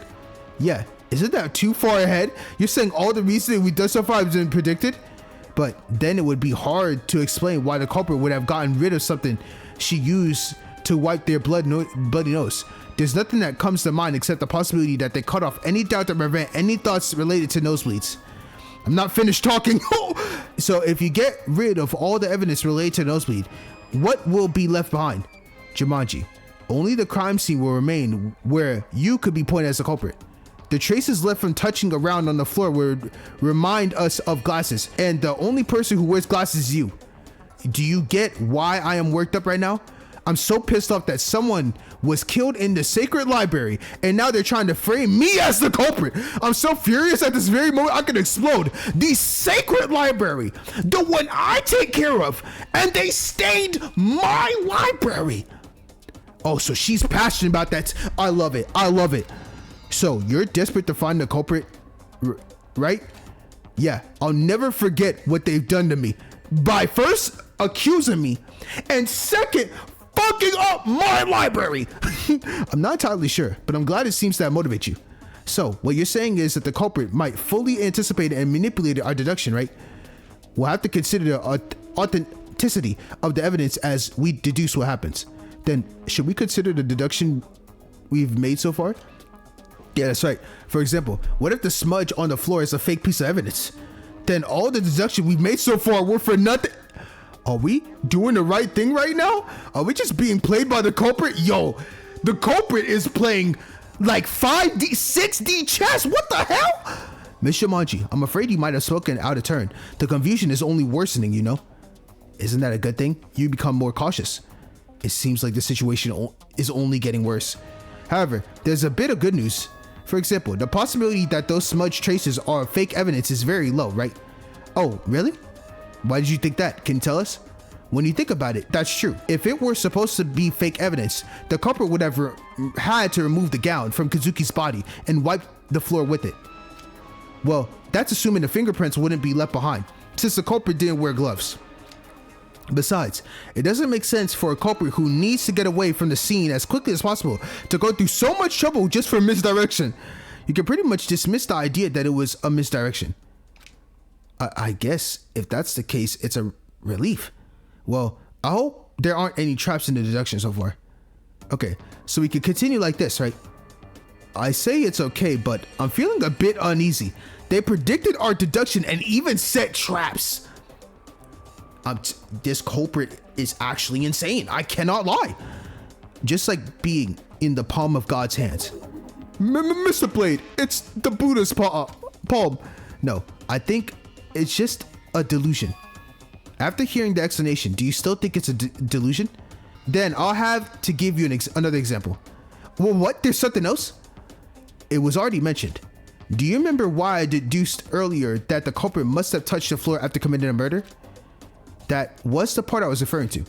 Isn't it because out of all the bloodstains that were wiped away, the part underneath the murder weapon remained untouched? Right. The fact that only that part wasn't wiped clean suggests that the culprit didn't tamper there for whatever fucking reason.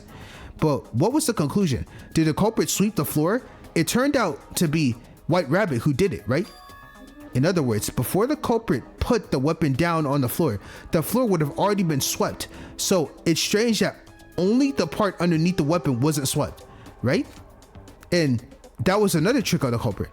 They deliberately placed the weapon in a spot Kazuki wouldn't accidentally touch, erasing the possibility that Kazuki had swept the floor. I was just about to say that. Anyway, it's just like what the mechanic girl said. If the trap theory is just a delusion, this wouldn't make sense, would it? Do you understand? She's lost as hell. It's like, for me, I'm lost, but I get it at the same time. I don't know how to like feel. Like, I know the culprit really deliberately set all these things up to sway us away super hard. That part I get, but for the purpose why, I don't understand why. All right. For now, let's proceed with our deductions, keeping a healthy wariness of whatever it is we're dealing with. Whether it actually exists or not will be revealed at the end. Okay, then let's get back to what we were talking about. Yeah, back to what we were talking about. But what were we talking about originally? Oh my gosh, another rebuttal, because this shit is getting crazy. Oh my god, this trial. All right, Shitanda's experiment, unidentified piece of paper, stepladder. I don't think Shitanda's experiments can have anything to do with this, so I'm gonna do stepladder, unidentified. Where were we? Kazuki's face was hit by the book, correct? Up to that point, yep. Oh, thanks. Showed you so funny. But is that the conclusion? Trying to take out a book from a high shelf and dropped it. It's just too obvious. Agreed. It happens. To think the conclusion we reach by gathering everyone's wisdom is so obvious. What are we going to do? Okay, so it has to be stepladder. I wonder, is this case really so obvious? Because what is it? Identified piece of paper? Kazuki says, thanks. But is that the conclusion? Trying to take a book from a high shelf and dropped it. Is that too obvious? Stepladder, come on now. Come on now. Come on now, because it's supposed to be that obvious. Come on now. I'm having such a good time, man. Damn!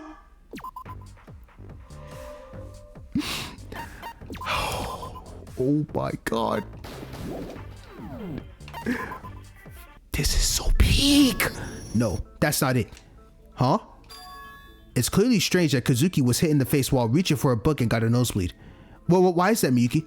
Kazuki always uses the stepladder when taking books out in the library. So, bro, I was thinking probably way too far ahead. Or I was saying things that was coming out of my mind, but I was thinking way too far ahead with the ladder and shit. Interesting. If she uses that, Kazuki's height will be almost the same as the books on the top shelf. If you accidentally drop the book in that situation, it definitely would not hit your face. If Mr. Miyuki's story is true, it's definitely strange. She might have just been too lazy to use the ladder at the exact moment, you know? No, she was fond of that ladder. It's hard to say. Having this ladder is quite useful. It's such a relief that this thing exists. Without it, I would have had to strain quite a bit every time to pull out the book that I can now easily access whenever I want. Do you have to use a ladder every time you take a book from the shelf? Isn't that inconvenient? Not at all. In fact, not using it is more inconvenient, right? I can't even imagine investigating without you this now. Exactly. See, I'm telling you. She also said that she always uses the stepladder to get books on the top shelf and that she'd even more inconvenience without one. Do you remember, Shitanda? Yes, that's exactly word for word. I heard the whole thing. Shut your ass up. Did Masaki tell you to speak? Oh, okay. She didn't say anything. I'll let it slide. It's actually a good thing that Shitanda overheard our conversation back then. It's strange that someone who acted like that would suddenly be annoyed and try to take a book without using the ladder, pushing their luck. Even so, can this situation be explained? Imagine getting hit in the face by a falling book even after using a ladder. I don't get it. This is difficult. Maybe while climbing the ladder, they accidentally knocked over a book that was stuck there. Then it fell as she was looking up. I did have that thought process too, Ryan. The book that was wobbling unsteadily eventually fell onto her face, if that's the case. Good guess. Even Satsuki agreed? But it's not that. If that were the case, there's no way her glasses could have flown so far away. Oh, they were actually, okay, that makes sense too, because they would be way too far. Oh, right, that's how it was. The fact that the white rabbit's glasses came off as she had a nosebleed means there was quite a distance between the book and her face, wouldn't you say? We understand that. She used the ladder, it's just that we can't figure out why there was a drop even though a ladder was used. What if we said she couldn't use the ladder? What does that mean? That's exactly what I mean. If there's no way Kazuki wouldn't have used the ladder, there couldn't have been a situation where she could not use the ladder. That's what I was thinking. Did I say that right? That's exactly what I mean. If there's no way Kazuki wouldn't have used the ladder, then couldn't it have been a situation where she could not use the ladder? That's what I was thinking. The first possibility that comes to mind is someone probably took it. Huh? We talked about that earlier. Makawa mentioned he took it. Me? Oh, you did take it. I forget about that. We can't jump to conclusions. Someone else may have taken it, but there are no other testimonies about that. Couldn't the culprit have taken it and kept silent? They likely did want to be needlessly associated with that incident. That's probably not it. There were no other fingerprints on the ladder besides those of Kazuki and Makawa. I'm having doubts about whether we can just gloss over this so easily. What if they used cloth or a piece of their clothes in place of gloves to carry it? Yeah, essentially Tomoe. Maybe you could just wrap your hands in that long scarf. Point taken. But that is unlikely. No, it's alright. Just skip over that. There's a reason we don't need to consider that possibility. What is it? Perhaps Shimanji is saying that because... Oh, yes. Flash anagram? No, I don't need to hear all that. Bro, I'm about to get this with a flash. I already got an idea what it's about to be. Let's see. Wait, what? Well, I thought I got it, but I don't. What the fuck?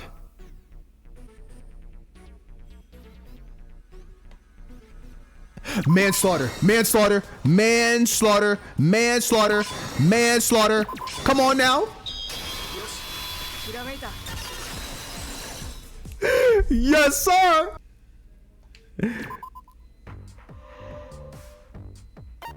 This is one of the funnest games of all time, bro. I swear to God.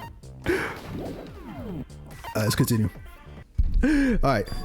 The possibility of this case being accidental murder is high. Accidental murder? This? I guess that as well. That makes sense. Since the murder weapon was a book, right? If they really wanted to kill someone, they would have brought a more convincing weapon. No matter how many weapons Misaki confiscated, at least it wouldn't be a book. It wouldn't be books. Well, what if it's a trap? What if they deliberately made us think that way? What if they set a trap? Then you're saying the culprit intentionally used the book at the scene of, as a murder weapon to create the impression of a crime of passion? No way. This is also a trap. Well, I wouldn't say that given how difficult the circumstances are, aren't they? Books are hard to hold, and there's no guarantee you can kill someone with one, even if you hit them. Just as it was mentioned, if someone says they'll kill a person, at least it wouldn't be with a book. But now they died by it, right? That's because the corner of the book happened to hit the temple, a critical spot. If you don't hit the critical spot, the chances drop significantly. Yeah, I guess getting hit with a book would hurt, but would it actually kill you? Even in a library, the place is full of books. If you aim poorly, your target might even pick up a book and counterattack. Moreover, the scene was a library during peak hours when people were moving about. If the attack fails and the victim screams, there's no way to know how many people would hear it or how quickly others would arrive at the scene. I think there are too many drawbacks to using a book as a weapon simply for setting traps. What do you think? Then, in that case, the cure's worse than the disease. That's why it has to be considered manslaughter, right? I knew it. I shouldn't have given my opinion. It's okay, Ryan. There's a lot of people that are just like you that would bring up their opinions, get roasted, and that's normal, bro. Trust me. I don't think you're stupid at all. Thank you for just speaking. So, what's the connection between accidental homicide and the stepladder? Since it was an impulsive murder, the culprit wouldn't have prepared gloves or moved the ladder carefully to avoid leaving fingerprints. Therefore, if the culprit touched the ladder, fingerprints would have been left behind. However, since there were only the fingerprints of Mikawa and Kazuki on the ladder, it can be concluded that the culprit did not move the ladder. Yeah, there aren't even any spare gloves at the school. Out of all of us, Mikawa is the only one who usually wears gloves, and even then he only wears one. If the culprit had moved the ladder, there would have been fingerprints left for sure. Huh? But isn't she wearing them too? These are called fingerless gloves. With my fingers completely exposed like this, do you think my fingerprints won't show if I wear this? I see. So, is the conclusion that the reason Miss Kazuki didn't use the ladder is because Mr. Mikawa took it? Isn't it too early to jump to conclusions? The ladder could have been broken, you know? That wouldn't be the case. It was fine when we checked. On top of that, the dust that had been stuck between the parts was still there.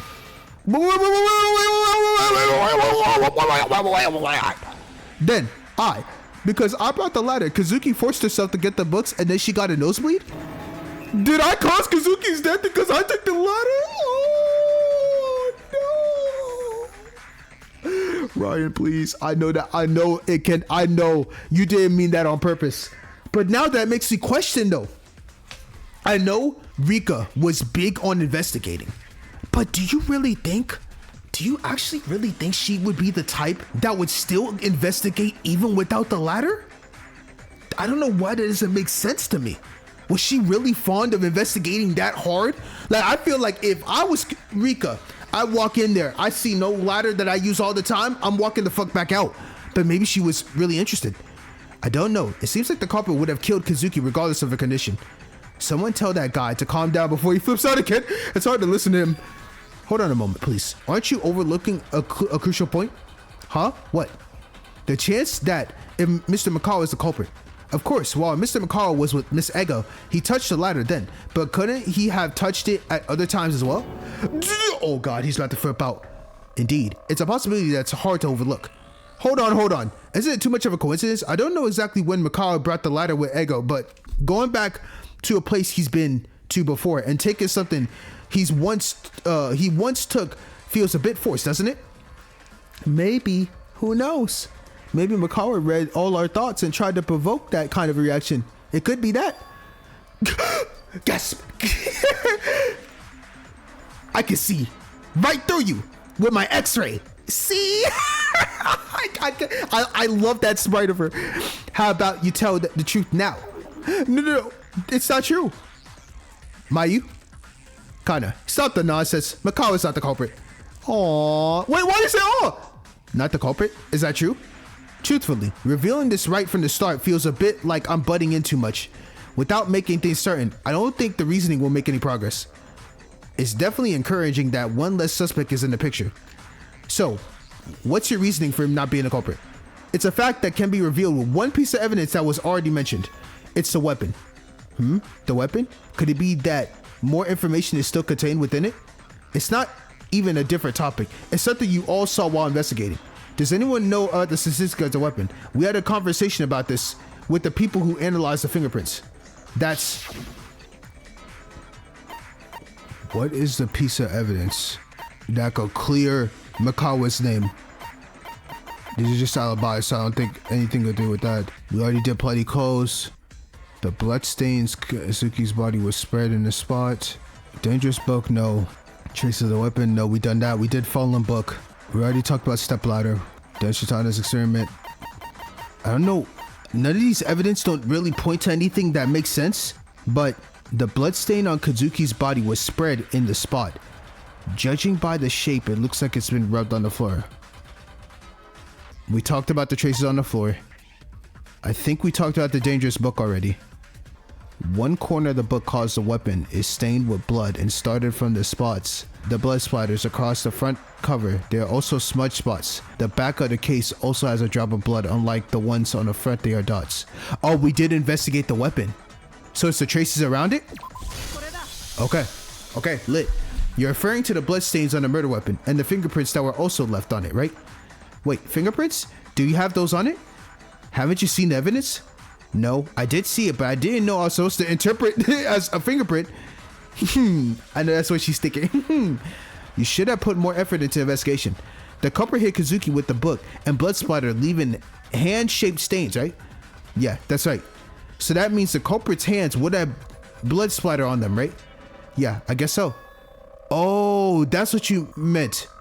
Are you saying if I had hit the person with it, blood would have splattered?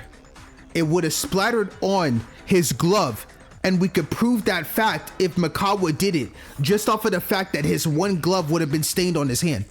That's exactly why Mikawa can't be the culprit, got it? They're all lost, but I think I get it. What is it though? I'm really sorry if someone's seeking defense, but I have no idea either. It's like, bro, it's like, what the hell? What are you talking about? In my opinion, because he's wearing, no! I did it too fast. I'm sorry. I did that too fast. What shape was the blood on the book? How did it get there? In my opinion, he's wearing gloves. I don't know how I fucked that up. Is it because Makara wore a glove on one hand? Exactly. If blood splattered on your hand while wearing gloves, of course the gloves would be stained with blood. Oh, I see. But what does that have to do with anything? He only has one pair of gloves, and you can't get accessories with his gloves. So we could have proved that fact immediately if he did something. If he's wearing gloves, hit the person, and then we testify saying, Makara, where's your gloves? Now, you could say the fact of he could have taken off his gloves like way beforehand, done the action, his hands got stained, he cleans it up, and then wears his gloves back like nothing happened. That's someone could bring that up as another possibility. Even after saying all this, you still don't understand. I suppose that can happen. You're subtly dismissive. Just get angry and go ahead and be angry. If I get angry, you'll just complain that you were scolded again, aren't you? Anyway, if that's the reason, why? Easy. Let's think about the time frame when the coward could have committed a crime. Coward? Are you talking about Makara? So how did it go again? It was clearly a very short time, between 45 and 49 minutes. Well, yeah, considering he even had go back and forth to the library in between, he probably didn't even have the time to do anything else. But when you watch the video shot by the amateur cameraman, Shoji, as a YouTuber that vlogs and have millions of subscribers, she's roasting you and calling you a fucking amateur. You better get on her ass like that. After this, amateur cameraman, was there blood on the glove of the coward who arrived at the diner at 49 minutes? There was none, definitely. That's right. Judging by the blood stains on the book, a considerable amount must have been splattered on the back of their hand. At the very least, it must have been impossible to hide naturally. Really? Was there no time? Are you trying to say that there's some kind of trick involved? Running at full speed, if you could just do something, somehow, it might work. Do you think that would be enough to cover it? Even if they washed it with water, it would take more than 10 minutes to completely remove it to the point where it won't show, and to dry it off as well. Now that I think about it, yeah. Your blood. Blood?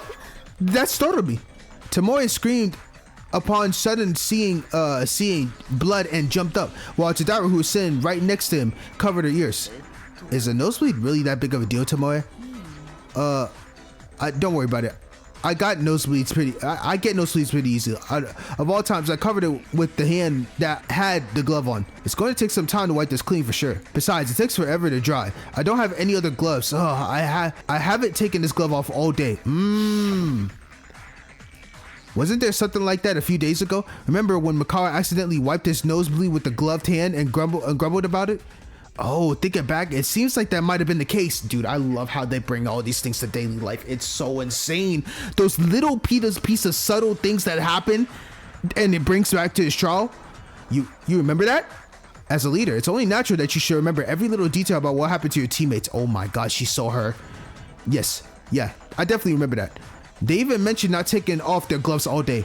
This proves that it's impossible to deny the possibility that the gloves weren't worn when the murder was committed. Okay, so that disproved my theory about him taking it off earlier. It's strange that someone who wears gloves all day wouldn't be wearing them when they committed a spontaneous murder. If that's the case, do you intentionally set the bait for that? I already told you, this case is accidental homicide. Do you really think you can lay a bait for a murder you committed on impulse? So the point is, Makara cannot be the culprit, correct? Indeed, another suspect has been eliminated. So now, the remaining suspects are Miss Ego, Miss Kana, Miss Sasaki, Miss Sarashihina, Mr. Shitanda, Miss Germanji, Miss Tsubaki, Miss Tomoe, Mr. Miyuki. So there are 9 left. Am I really innocent? Really? Yo, he's crying! He's like, I've done nothing wrong. And people are fighting for me. Let's go, Ryan! I'm so happy you're alive, dog. I'm so happy. Phew, what a relief. I don't have to be suspected by you guys anymore. No, wait. I've unnecessarily ended up on the suspect list and caused you all to worry. I guess I should ask for forgiveness, right? By that point, you seriously messed up. So, Masego, how does the fact that Mr. Makawa is not the culprit help in uncovering the truth? I'll tell you about this from now on. Here's a question. If someone on the suspect list is determined to not be the culprit, what advantage does that prove when conducting an investigation? The number of possibilities get reduced. My heart feels 10% more at ease. The suspect list becomes easier to remember. Any other answers? We are supposed to trust the suspect's testimony. Isn't that the answer? Good. Dude, I love that face that she makes. Good. That's correct. As expected, there's still a trustworthy aspect left. That does make me feel at ease, doesn't it? Yeah, something easy to remember on the list is also correct. Are you giving me bonus points? Maya's like, shut the fuck up. I was trying to lighten the mood. Anyway, it's been proven that Makawa is not the culprit. In other words, the testimony given by Makawa became a basis for deduction, and the statement that the ladder was placed and then removed between 45 and 49 turns out to be true. Oh, I like that. So when somebody becomes true, their testimony becomes true. I like that. Since he's not the culprit, he probably didn't rush anywhere. He likely walked to the library honestly and then walked back to the dining hall honestly. So it's likely that they arrived to the library and moved the ladder at 47 just as we suspected.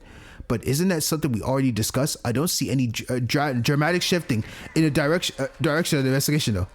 I told you, even these small details are important to prove. Exactly. From now on, the path we take will heavily rely on Makawa's action, and if it's unclear, the price will be too high.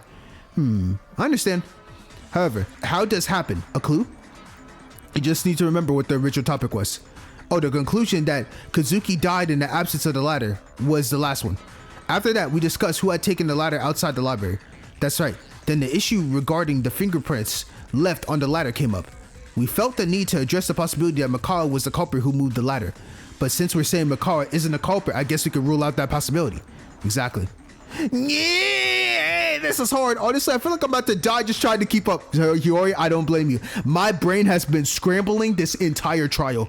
Literally. I feel like I got something and then it gets disproven. Or I got something and then it's way left field. This is one of the first trials where it's like, I'm following along and understanding and my brain is still not processing it all at the same time. What a trial. This is why I said this one I cannot predict, bro. Right. When Iwata died, it wasn't like this back then, honestly. Well, back then, there wasn't all this convoluted stuff. You just had clues and you interpreted them. Yeah, it's true. But is it okay for us to be like this? What do you mean by that? I may have misunderstood something, but following this logic, wouldn't that establish a new standard for the culprit? What really? How does that work? Consider this. It has now been proven that the only person who left the scene carrying the ladder was Mr. Makawa.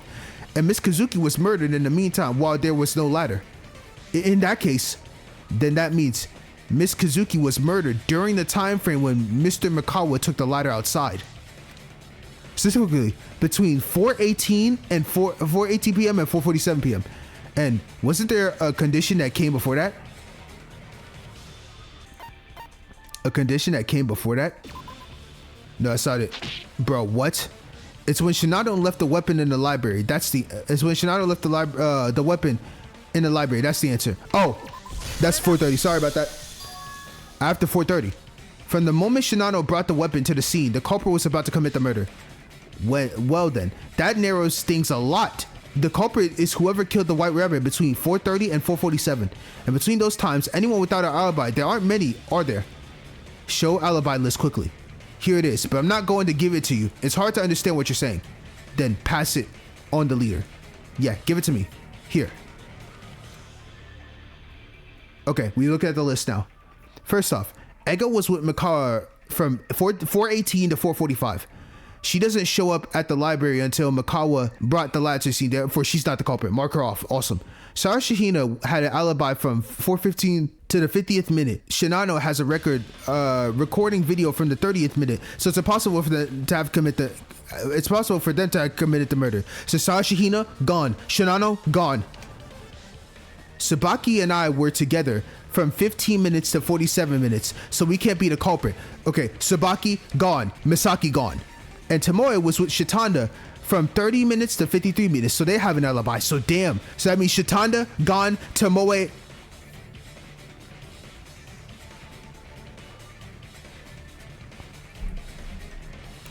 They're going to pin this on me, aren't they? They're gonna pin this shit on me, aren't they?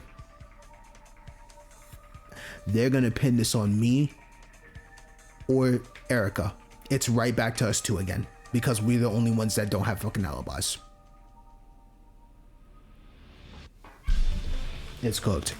It might be cooked. It might be cooked. These 6 people can be excluded from the suspect list. Oh my god. The only people left are Erica and me.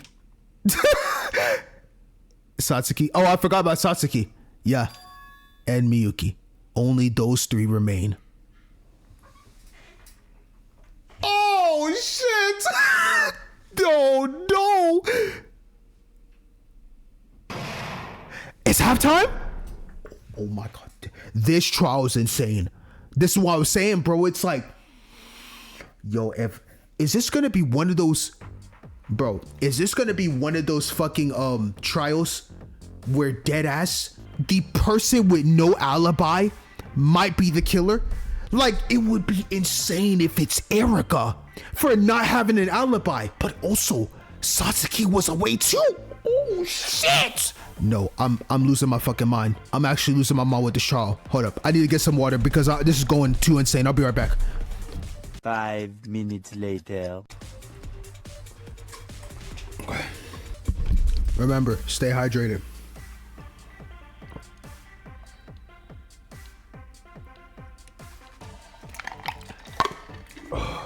Okay, just want to double check, make sure I save again.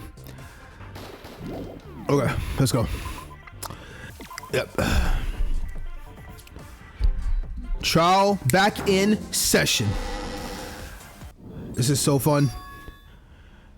Nozomi, you, Erica, and Satsuki, we are in the fucking chopping block. Well, this is an expected outcome. It's so unfair. Me too. I was just sleeping in my room. You know, that kind of excuse won't work in this situation, right? Alright. She's right. No matter how much I protest that I'm not the one, it's just empty words in this trial. My heartbeats begin to increase. I was so sure of our deduction when the suspect pool was wide, but now that it narrowed down, I'm hesitating like this. It's cunning. They're so cunning that it's enough to make me shudder, honestly. Dude, I gotta do whatever it takes to save her, bro. Whatever it fucking takes. I started this trial determined to catch Kazuki's killer myself, but I'm hesitating so much because I feel I'm in danger. That can't be possible. We gotta lock the fuck in. Is there anyone who would like to confess to something early? There's no way that happened, right? Could there really be a culprit among these few? Based on our deduction so far, that seems to be the case. Yo, Shoji's like, what the fuck? I really can't do this. You want me to interrogate and suspect someone who's right here staring at me with their eyes wide open? What should I do? What? Are you saying you're giving up the class trial? I'd rather believe Monokuma did this. It would be easier to make my mind at ease. I can't do it. I can't threaten, harass, or point fingers at someone who's right in front of me. I just can't do this. What's this about? After you've been doing so well until now. Now, calm down. I understand this is really tough. It would naturally be overwhelming to know that someone's life hangs in the balance because of our decisions. If you're feeling mentally overwhelmed, it's okay to take a step back. We won't force you. However, please don't let your will break. I absolutely can't bear to witness that while I'm still alive. Right, relax. You've got too much on your mind right now. So let's recharge first, okay? Shoji's just trying to bask it in. He's probably looking at me like, bro, Zozomi's right beside me. You're telling me to accuse him? He's been real with me. I'm sorry, everyone. That's enough for now. We don't have time to worry about the stragglers. We need to quickly find the culprit and escape this moment. Let's get back to the main topic. The main point. I can't believe there's a culprit among the 3 of them. What should we do from now on? Bro, we are the most quiet. Well, Satsuki's the most slow. Erica's logical as hell, but now she's like, bro, they really go accuse me? The library god? The one that keeps art place sacred? And then, bro, I was asleep. Are they saying one of us is really the culprit? Jumanji and Kana both have their odd quirks, but they didn't seem like villains. That guy had no talent, right? A worthless nobody like him who's worth nothing dares to think he can set foot at Host Peak Academy, the school for the elite of the elite. His arrogance is off the chart. Oh my gosh, bro. Like, you really don't know a side of anybody though, because like to this day I cannot believe Katori was like this. I knew she was narcissistic a little bit because she loves her talent and how much she's built her foundation, but to this extent is crazy. I picked him because I didn't like him. I still can't believe it. Like I said before, I hesitated to kill the rest because you're so talented, you know? Wow. I would just can't believe that shit. Is it inevitable? Avoid the second time? To be betrayed again by someone I thought was a friend and ally? If it's unavoidable, I should try to face it as calmly as possible. I focused all my attention to concentrate on the discussion that was about to commence. It's not the time for me to give up yet. Come on, let's go.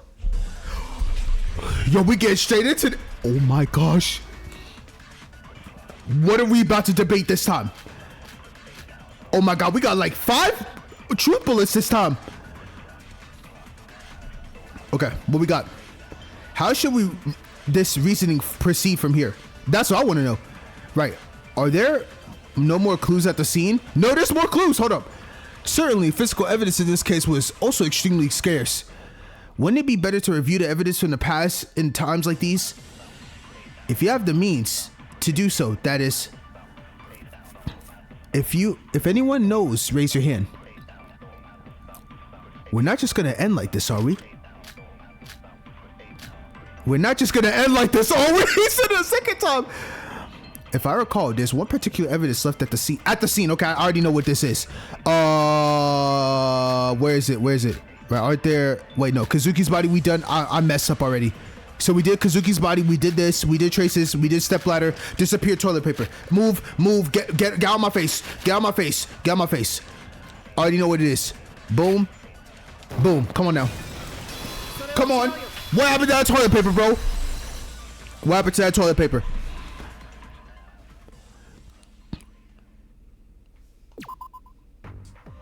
Do.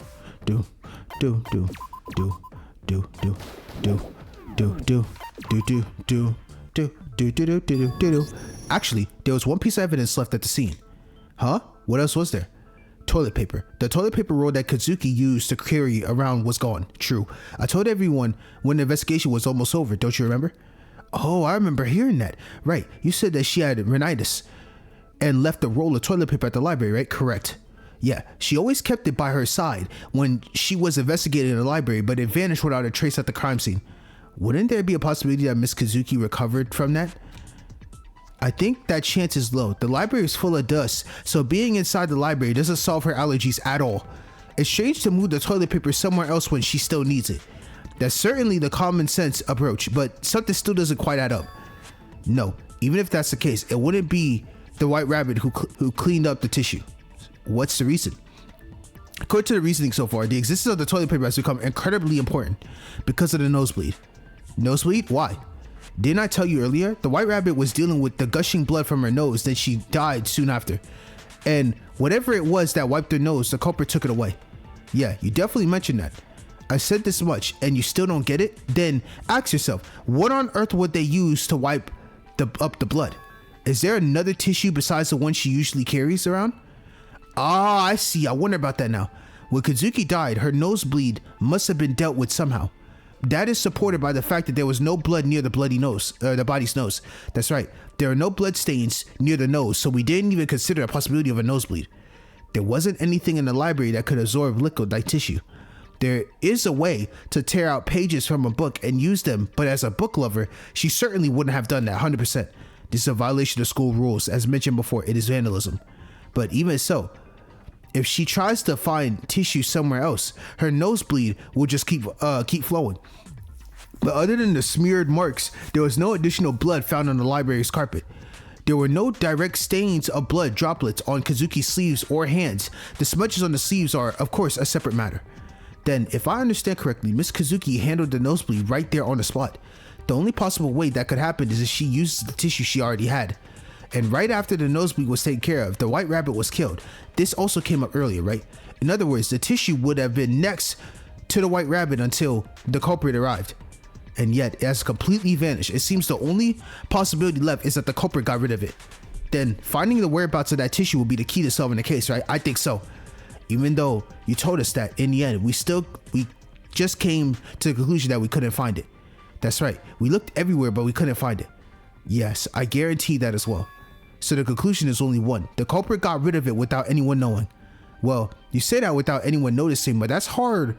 That's harder than you think in a confined space like this. Looking the video Shinano film, they really searched the place thoroughly, didn't they? It was hard to try to find it from the both of us while being wary of one another. Well, there must be ways to either flush it down the toilet or take it to a private room, right? There's quite a few options. It probably wasn't as simple as Mr. Saki said. There's a reason for that.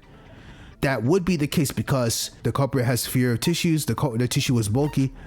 The tissue has blood on it. The tissue was bulky. That's the one. Yup. This is too bulky because the toilet paper is not as small as we think. After tearing it open and not using it for a while, it was definitely not a size that could be hidden easily inside clothes. Correct. This talk, I think I've heard it before. Yeah, it was mentioned at the last trial too. You'll naturally be concerned about what others think. Ah, so that's what you meant. That's true. Even according to Jumanji, the culprit of this case is trying hard to manipulate the direction of our investigation.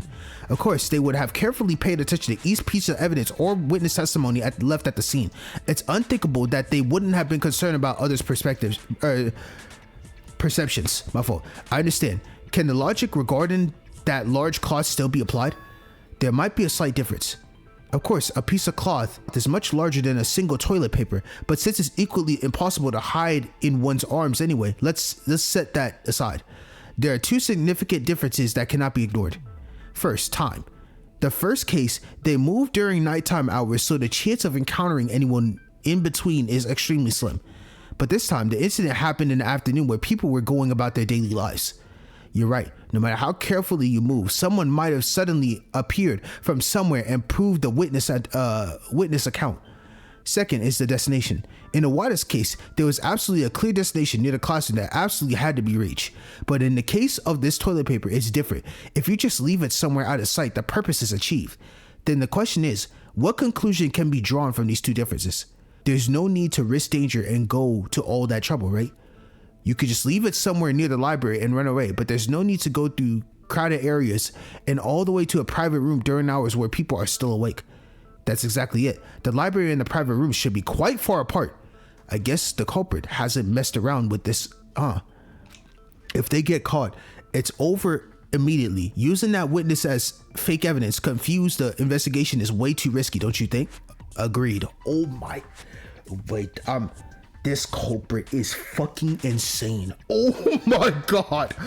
Yeah, it's for the same reason as the marks left from mopping the floor. From the culprit's perspective, trying to create misdirection can easily lead to being caught right away. The roles get reversed. So Shatanda, is that why you were so thorough in checking out the facilities around the library? He's like, you told me not to speak. I can't understand sign language, so just open your mouth. I'll let it slide this one time, but you let me slide that other time. You know, whatever. Why do you even... Oh, he knows sign language? Did you learn it from some trivial reason? Actually, my father is dead. Wow. Wow. So I learned to communicate effectively through sign language. Quite a good son if I do say so myself.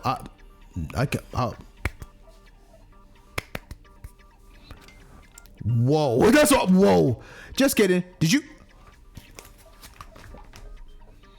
I have a love-hate relationship with Satoshi, bro. Are you dead serious? Come on, bro. I actually believed you. Just kidding. Did you believe that? That's, yo, he's so fucked up. Anyway, the answer to your question is correct. We searched the entire school thoroughly, but it's not here. It's unlikely the culprit could have taken it to the private room given a crowd of people. Then at best, there'd only be the restroom, warehouse, and locker rooms, right? Exactly. All right. Thanks. You can shut up again now. Misaki got this man Satoshi on a fucking leash. I'd be the same way. So, hey, Satoshi, I don't blame you. So that's why you only investigated the bathrooms in the school building. Since the bathroom stalls near the dormitory building aren't that far from the private rooms, they've obviously handled it in their own room if they needed to. And we've looked into those. Then the toilet paper must have been secretly placed in one of the three places: the bathroom, warehouse, or the locker rooms. How do we know which of those three is it? The evidence is sufficiently gathered. Because of this guy, Shatanda went through everything while causing a ruckus, right? Then let's quickly discuss this. Okay.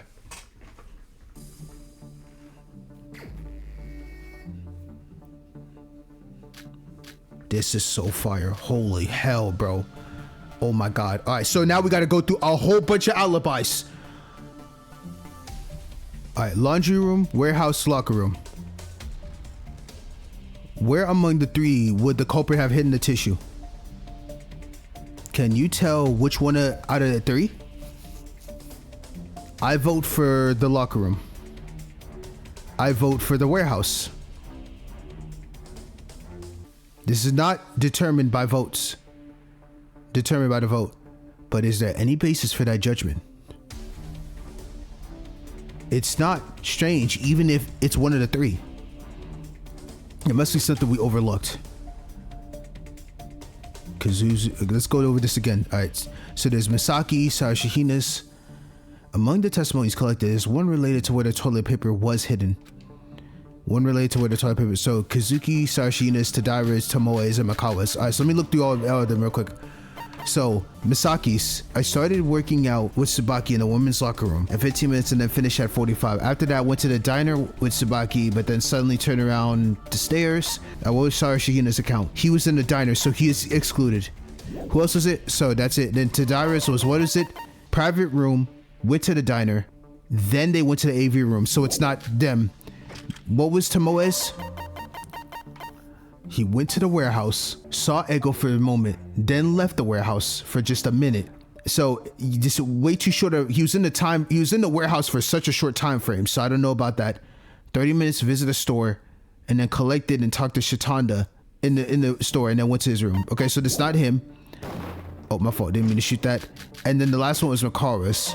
Makawa was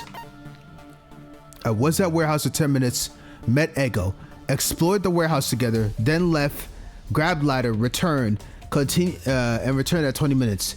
Continued to investigate until 45, placed the ladder at 47, and then arrived at the diner.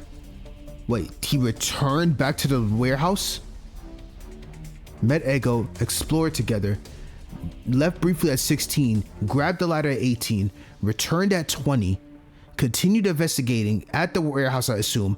Ladder. Okay, so I'm automatically excluding out. Now, she was in the locker room. See, it was laundry, locker room, warehouse, right? Hold on, let me go back and make sure. I gotta go through all this again just to make sure. Let me start with Kazu's account. So, zoom out of here. Laundry room, warehouse, locker rooms. Vote the locker room. I agree with this, so I don't want to defeat this. Kazu goes this one? Oh, fuck. Alright, before I didn't mean to, okay, skip this. Can we do this one? I agree with the locker room. Vote the warehouse. No, that's wrong. That's not right. No, this is I shouldn't chose cup. Among the testimony collected, there was one related to where the toilet paper was hidden. What? Okay. I know Sarashihina, Tadara's, and Tomoe's are all omitted. It's literally Misaki's or Makawa's. But I feel like whatever that statement is for, then I vote the warehouse. What was Makawa's account again? Warehouse, met Ego at 12 minutes, explored, then went back to the warehouse. Okay, I'm just gonna go with this one and see. Let's go with this. There we go. There we go. Okay. Okay. Makawa's account had to make sense, because they were scavenging around there for a minute. So that's what that's what we was refuting. Oh my god, that was insane. Okay. Boom. Let's resume.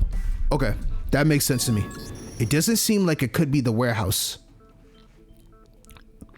Oh, yeah, we was refuting this one. At least there's a testimony that contradicts it so far. Huh? There is? Which one? It's precisely Makawa's testimony, of course, since he's been with Ego for a long time. It is also Ego's testimony. That's right. Makawa and Ego, they said they stayed in the warehouse together from 4:12 to 4:45. I got it. So So we was basically refuting because we were there for so long. No one could have possibly thrown it away when we was there for that long. Makes sense. The crime occurred between 4:30 and 4:47. So if the killer had to hide the toilet paper after the murder, it probably wasn't in the warehouse where the two of them were. I see. That makes sense. From the culprit's perspective, they would have wanted to dispose of the toilet paper as quickly as possible. So how about the bathrooms? They could swap out the relatively small roll of toilet paper that's hanging there. And then after putting it in their pockets or hiding it in their clothes, they stroll casually to their private room. No, that's not right either. That's right, because there was a decisive difference between the toilet paper hanging in the bathroom and the one that Kazuki carried around. Yep, already, let's go. Don't even need to know. I already know what it's gonna be. I already have a kind of a feeling what word it's going to be.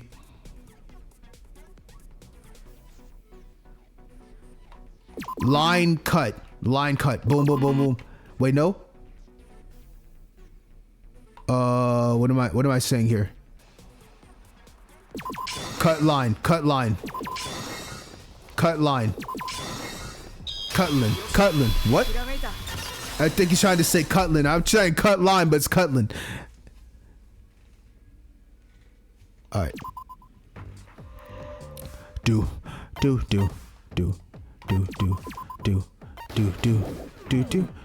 right, let's go. Do. It's a cut line. That's the slight difference. Cut line? Try to remember what happened before. Anyway, the verification of this bathroom is complete. It seems that none of the toilet papers have a perforation line. Oh, it's the same in the girl's bathroom. So nobody cut it. Yup, that makes sense. How was it? There wasn't a perforation line here either. Do you remember? None of the toilet papers in the bathroom had perforated or cut lines. Is that really important? It is important because toilet paper? What's that for? Actually, I have a bit of rhinitis. Since there's a lot of dust here, my nose keeps running. Achoo! There was a lot of rolls of toilet paper stacked in the locker room's locker, right? I brought one from there. Kazuki then tore off a bit of the tissue along with the perforated line and rubbed it on her nose.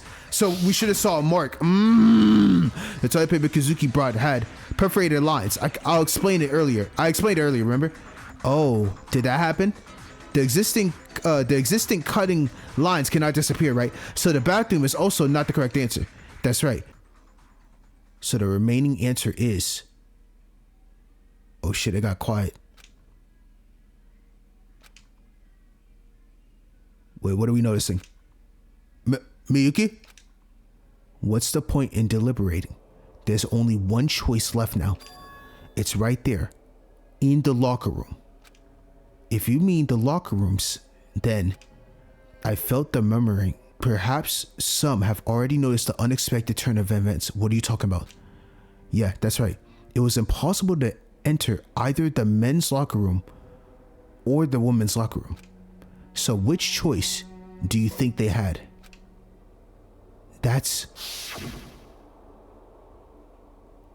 Wait, so we're talking about the locker rooms? No, private room. I started to work out with Tsubaki in the locker room from 4:15 to 4:45. And after that, went to the diner with Tsubaki,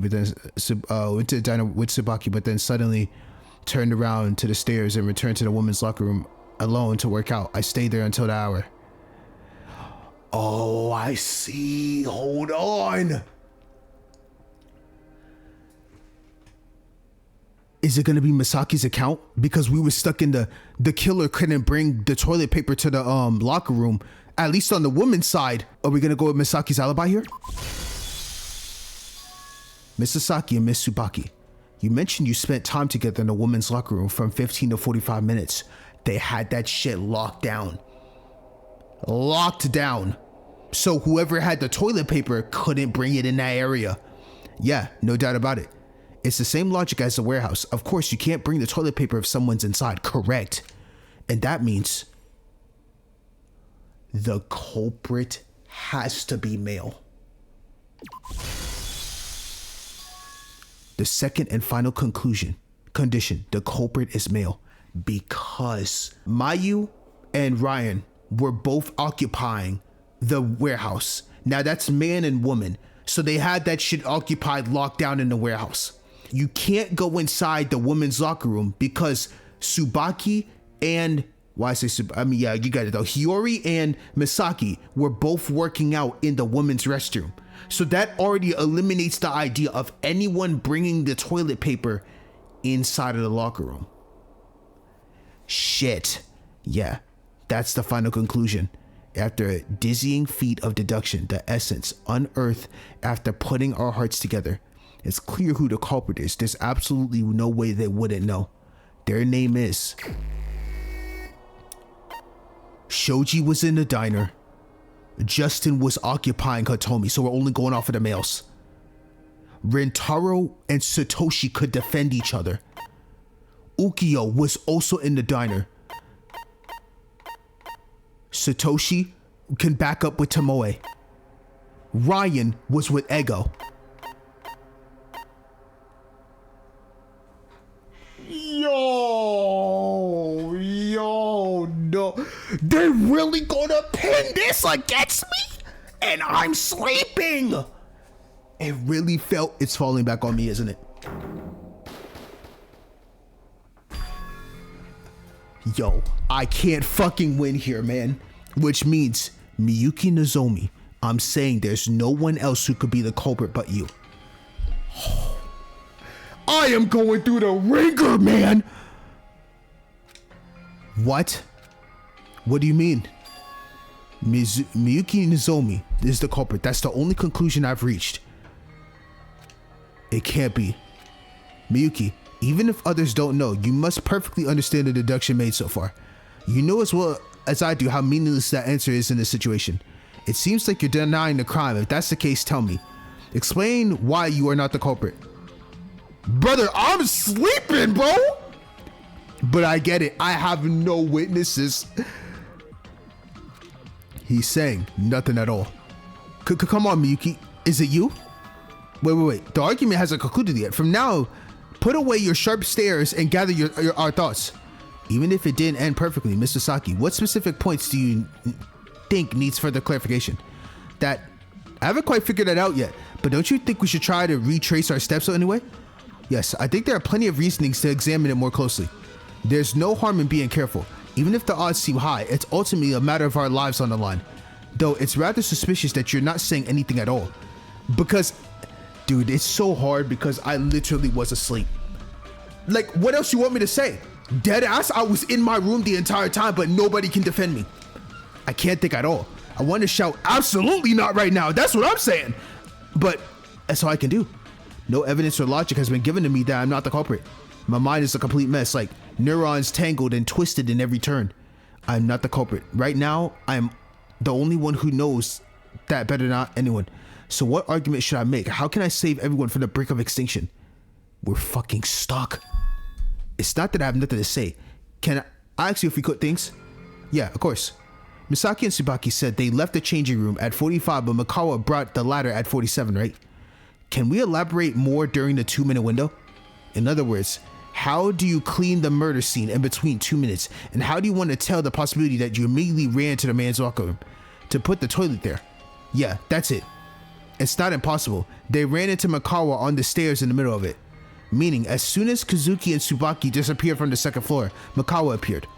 And right after that, Kazuki came back up saying she was going to get a towel. Then later, she locked herself in the locker room again to work out. Even if the culprit somehow finished the murder at 43, spent 1 minute eliminating evidence, and then left the scene in another minute, they still couldn't have entered a woman's locker room. Still, toilet paper can be exposed of at any time, right? If you wait until Misaki leaves. Why wait for that? You expect them to stand outside of the door holding a toilet paper they can't even hide in their pocket until Misaki come out quietly? True. She's not wrong. That's logic. But isn't that case? Misaki alone testifies, credibility drops.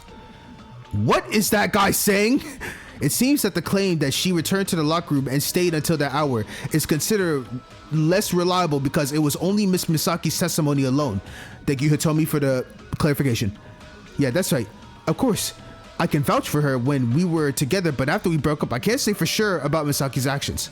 Doesn't mean Misaki is the culprit, though. It seems like there's some misunderstanding. Misaki has already been excluded due to condition number 1. What we discuss right now is condition number 2. Number 1 and number 2. What does those numbers mean? Like they said, the person without an alibi from 4:30 to 4:47 is the culprit. That's condition 1. A male is the culprit. Could be condition 2, don't you think? I see. I understand now. So she's off the chocolate block because at the end of the day, it's a male that did this. The story about the toilet paper is ultimately only addressed in condition 2. Therefore, since Misaki was already excluded as a suspect due to the first condition, her testimony can be considered credible. The testimony of those excluded for position can be trusted. As mentioned just now, it is undoubtedly an extremely important point in deduction. By that same logic, the testimony of the coward guy who broke up with the engineer girl is also credible. Then the only place the culprit could have put the toilet paper is the men's locker room, right? That's the conclusion. Do you have any other kind of arguments? Bro, we are so fucked. Oh my god. Wouldn't there be other ways to dispose of the toilet paper? Like flushing it down the toilet, for example? That seems impossible. You said it was almost an unused toilet paper, right? You can't just flush it whole, can you? You have to loosen it a little, tear it a little, and flush it little at a time. Even after using the toilet, you have to wait a bit for the water to flush down. Does it? Yeah, take too much time. It does. It'll probably take at least 20 minutes or more. Nozomi, bro, your brain is scrambling. Please lock in. If you're getting greedy and the toilet accidentally get clogged, it could serve as a very damning evidence. They can't spend that much time on covering up the evidence. If someone catches them in the meantime, it's all over. Or maybe reducing the size. How about that? After unraveling all the toilet paper, they take off their clothes and wrap it all around themselves. They should be able to make it work somehow. Doesn't that feel similar to flushing it down the toilet? It's a lot of work to just take everything off and then you have to put it all back on. How can you keep anyone from noticing? True. I see. Dude, I can't believe I'm about to say this. Satoshi, I need you. Satoshi, I need you, bro. Bro, I know you're over there quiet. I know you're thinking of something. I need somebody to save me. I need somebody to save me because I am getting locked down. It's not looking good for me. Are there no undercounter arguments? Satoshi, please. From the start, everything you said can be refuted with basic arguments that are already established. Don't you think we need to come up with a more innovative ideas to have a meaningful discussion? Brother, let's say I mentioned the culprit's name first. Naturally, countless question marks would follow. Why is that person the culprit? Then I'll have to explain one by one why that guy is the culprit, since you can't figure it out yourself. It'll probably take a while for you to understand. Hold on. Yo, we need him. We need him. The most important reason is that the culprit, upon hearing my explanation, immediately comes up with an excuse while giving them a chance to fight back. But if we identify the culprit based on a conclusion that everyone agrees on thorough discussion, does that mean the culprit's escape route is blocked? That's exactly what I mean. You understand now, Sabuki? Dude, so my escape route, I could finally see how cunning Shitanda was. A criminal cornered like this would definitely be unable to come up with any excuses. They'll essentially be hanging themselves. But I'm not the culprit. That is something I know best. Nevertheless, I find myself offered only basic excuses that I don't even stand up to a counter argument, spewing out unconvincing attempts for persuasion. To think I discovered this danger at a time like this is already too... Bro. How they laid this out is kind of insane. In case 1, you took all the evidence to be able to wait until the final moments to get the culprit. But in this case, they are using the exact same basis against me because I have no evidence to even back my claim up and no one can testify for me. So I'm pinned to a corner and I know I didn't do the shit. So it makes things so much worse for me.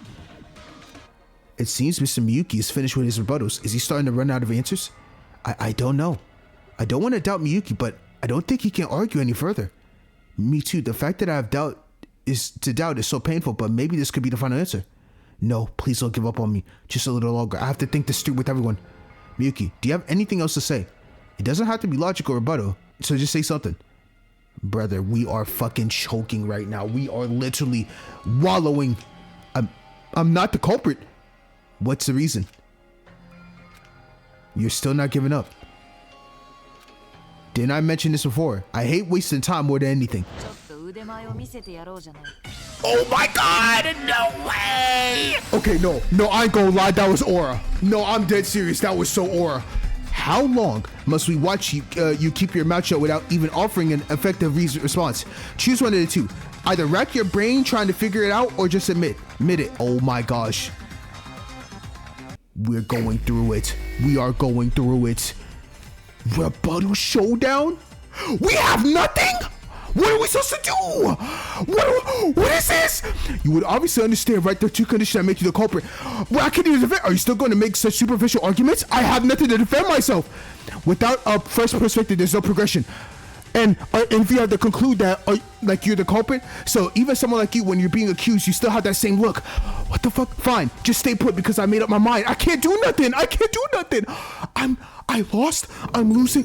I'm cooked. I'm caught. Is this really the answer? We don't even know Miyuki's motives to begin with. Actually, the motive is also ambiguous. Unlike the first motivation, which would have shocked anyone, wasn't it possible to predict what influence this new motive would have? This incident is said to be the crime of passion, so only Miyuki knows what triggered him to wield a weapon. There are no clues we can obtain about his emotional turmoil. We talked our heads off on the first date, didn't we? Saying you were late, that you had amnesia, that there's something suspicious about you, that we couldn't trust you. It might have been a reason that couldn't even be imagined by ordinary thinking. Even so, I didn't expect something like that. We are really... Oh, I'm going... Someone save me! A person they can't trust.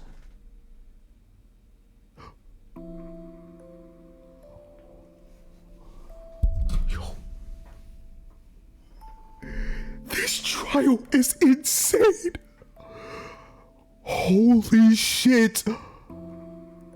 We're at our... I don't think I've ever seen... Am I losing it? I don't remember the last time I've seen where, like, our protagonist is at the breaking point. Those words severed the last rope I was desperately clinging to at the edge of a cliff. He's going through... I know full well that I'm not a murderer, right? On what basis? On a topic I don't even remember considering? Yeah, maybe there's no need to hide anymore. The fear I held from the other side of my consciousness, a place I didn't know if it would be empty or, on the contrary, overflowing. There have been countless nights spending pondering about myself, fantasizing, and then trying to fall asleep. There were also times when I tried to grasp through the pages of lost memories, attempting to move forward. I can no longer ignore the proposition that I do not trust myself, which I had been desperately trying to not acknowledge. During that 1 hour, the estimated time of Kazuki's death, did I really take a nap in my private room? Is there really a 0% chance that I might have unconsciously gotten up and gone to look for Kazuki? Are you serious? What? Are you serious? Whoa, this is... Opening the door, walking down the hallway. He's not saying anything. Perhaps it's true. It may be some kind of recognition. Arriving at the library, took out a book. Miyuki, he seems a bit suspicious. I saw it before. There were many videos in his motive, like water or something. I'm not sure about this. Walking softly on the carpet, approaching Kazuki. You really say Miyuki's the culprit? It seems like we're starting to reach a consensus. Should we move straight to voting? I'm starting to get restless just sitting here. Then, can we conclude that our deduction ends here? Does anyone have any final thoughts or opinions? So, we think Miyuki Nozomi is the culprit will be our final answer. Shitanda, what do you think? That's wrong. Huh?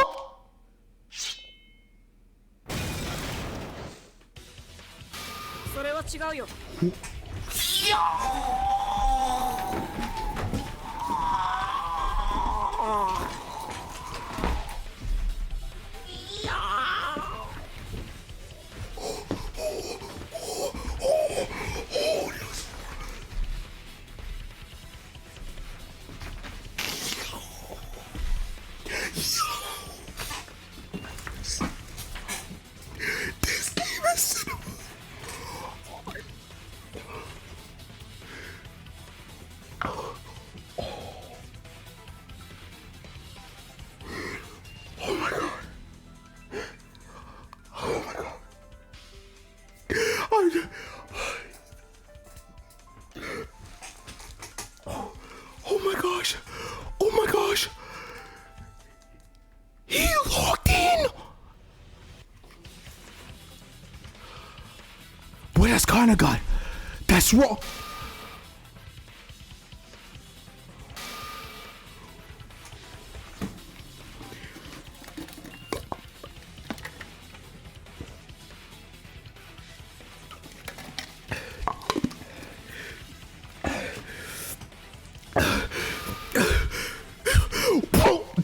Bro, why are you shocked, Monica? Oh god. My body is flowing. I'm hot. Oh my god, I'm hot. Why is Monokuma shocked right now? Whoa, that's surprising. You're the kind of person who could make that noise. So, you finally have a proper rebuttal this time. Yes, I finally remembered the reason for why I can't be the culprit. Don't give up on me, okay? Let's figure this out together, alright? No, I was wrong to act all high and mighty about finding the person who killed Suzuki when I can't even come up with this much on my own. I'll win. I'm not going to fall for that culprit's trap anymore. So, are you going to tell us? I'm curious to know the reason. The reason why I'm not the culprit is because there are two other people here who can support that explanation besides me. But neither of them seem very reliable. Kana, do you mind if I ask you something? Yes? Why her? They're the person who can prove I'm not the culprit. It's a rather unexpected name to be brought up, if I'm being honest. Hey, why are you treating me like this? Hey, why are you treating me like this? Based on what we mentioned earlier, you remembered, right? My hydrophobia.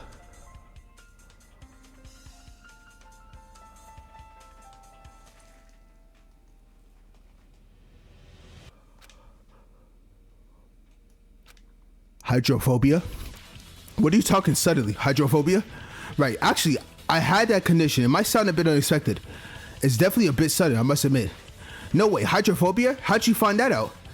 Even I, who's been gathering all sorts of information about you, am hearing this for the first time. Have you been hiding this until now? Miki, you drank water from a cup without hesitation when you're eating, didn't you? Is that unrelated? Yeah, you're right. Seems like he's showering regularly too. Oh my god, that's what they're gonna bring up.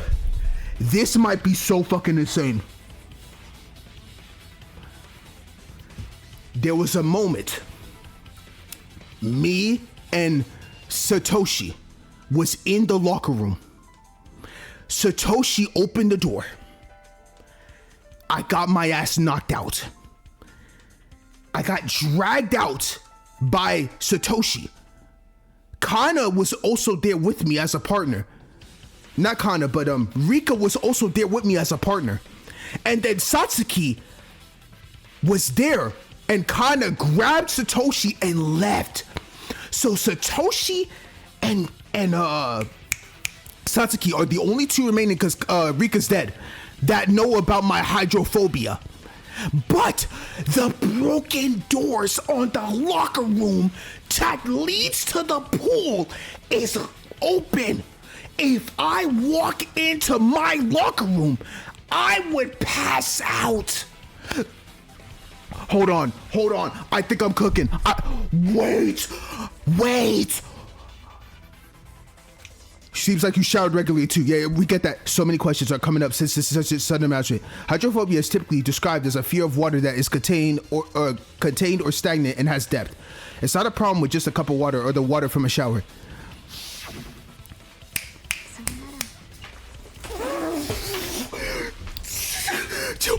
Yo, I'm so hyped right now. There's no need to think it's strange. Hydrophobia often happens in such cases. I'm in severe cases, even washing is impossible, but usually they fear something containing or pooling water with depth. It's not strange you didn't notice, since there's never been a deep pool here before. Oh my god. Kazuki, you're truly leaving me with the right answers, aren't you? Oh my god, Rika's the goat! Even in the dead.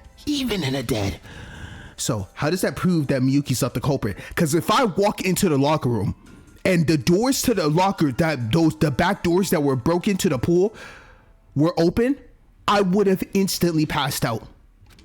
Kana will tell you that. Kana, you met Kazuki and I in the locker room while investigating when the second floor first opened, right? Do you remember that?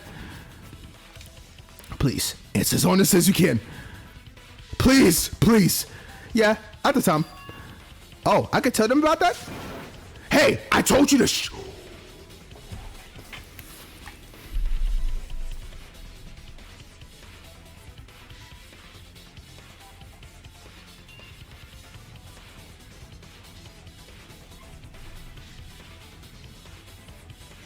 Oh, I ain't gonna lie, I'm terrified. What the fuck is Misaki looking at? Yo, do you see the eyes on her? That looks like a cold-blooded killer if I've ever seen one in my entire life. Yo, dog, I'm shutting the fuck up. I'm shutting the fuck up. I'm not gonna lie to you. Hey, I told you to shut up. No, wait, why is everyone picking on me? I'm the one of the few people who clearly knows the truth. What are you talking about? There's nothing to listen to. They're just trying to muddy the waters somehow. No, actually, even Shitana knows this story. Maybe he even knows it better than Kana. What? However, I couldn't trust him at all, so I was trying to get the testimony from Kana. Aren't both of them fine? It also allows for cross-verification. That's right. Even if Mr. Shitana were to have ill intentions again, Miss Kana is here. Okay, that's convincing. I'll allow it. So, do you want to share with Shitana's story? Do you think people are like machines that spit out testimonies just because you poke at them? I volunteer to speak, raising my hand on my own accord. But if this is how I'm treated, my mood just completely plummets. Say it. Okay, if Echo's going to be like that, I can't help it. I'll tell you. That's funny. As Kana said earlier, Miyuki's motive video was completely about water. I wondered what the motivation of a person with amnesia might be, and as I glanced at it, I saw quick flashes of waterfalls, lakes, rivers, and oceans. I looked at Miyuki's expression thinking something was off, and he looked terribly frightened. Miyuki changing expressions aren't exactly common, are they? So I started to wonder if he has some connection to water. That's definitely not a usual occurrence. Yeah, it's quite a remarkable thing. What sort of image do you guys had on me? See, you're saying that with a completely blank expression. Even if it's to reveal the truth. Having my secret peeled back layer by layer about others isn't a pleasant feeling. I cannot believe it. He was in the depths of hell, really believed like, bro, I can't believe this is happening. And then he locked the fucking Miyuki. Nozomi, you are the fucking GOAT, bro. I'm dead serious. I can't even begin to imagine what Tadara was feeling during the last trial. First, Hitomi's secret was brought up about her glaucoma. Now, my secret about my hydrophobia. Oh my goodness. Anyway, I couldn't stop thinking about it after a while, and eventually the opportunity came. While investigating the second floor, I unexpectedly ran into Miyuki, and wouldn't you know it, the location was the locker rooms. So I opened the door leading straight to the pool. I've never seen someone have such a severe seizure before. His eyes rolled back, he screamed and rolled around the floor. What did you say? Seriously? Yeah, I was curious to see how he would react, so I showed it to him. I was worried things were getting dangerous, so I pulled him out right away. Since Kazuki and Kana, who were in the women's room next door, had also come out because they heard the noise, they knew about it too. Oh, since Kazuki is gone, it's just Kana alone now. I had no idea you experienced such a severe phobia. Wait, you're just brushing it off like it's nothing, but you almost killed someone, didn't you? You are truly the worst, Mr. Shitana. To go to such lengths to just satisfy your curiosity? That's insane. I have to agree with you, Itaro. Let's stop there. In any case, I understand that Mr. Yuki suffers from hydrophobia. Miss Kana, is there any falsehood in that testimony? No, it's exactly the same as what I recall. Then there's nothing to suspect. The question is how does that prove Miyuki isn't the culprit? There's no need to worry about that fact. There are 3 facts that can be known from my testimony just now. 3 facts? First, Miyuki is afraid of water. Correct. That's a given.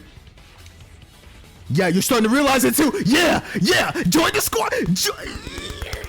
Secondly, Miyuki has a seizure the moment deep water enters his field of vision.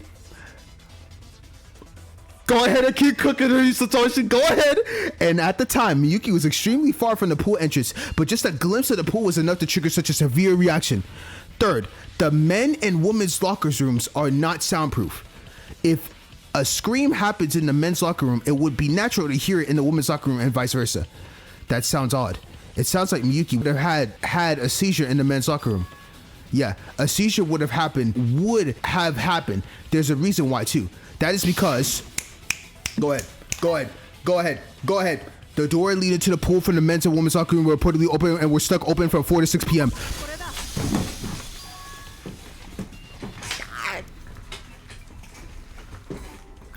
I'm so this shit. Monokuma told us the pool door was broken from 4 to 6 p.m.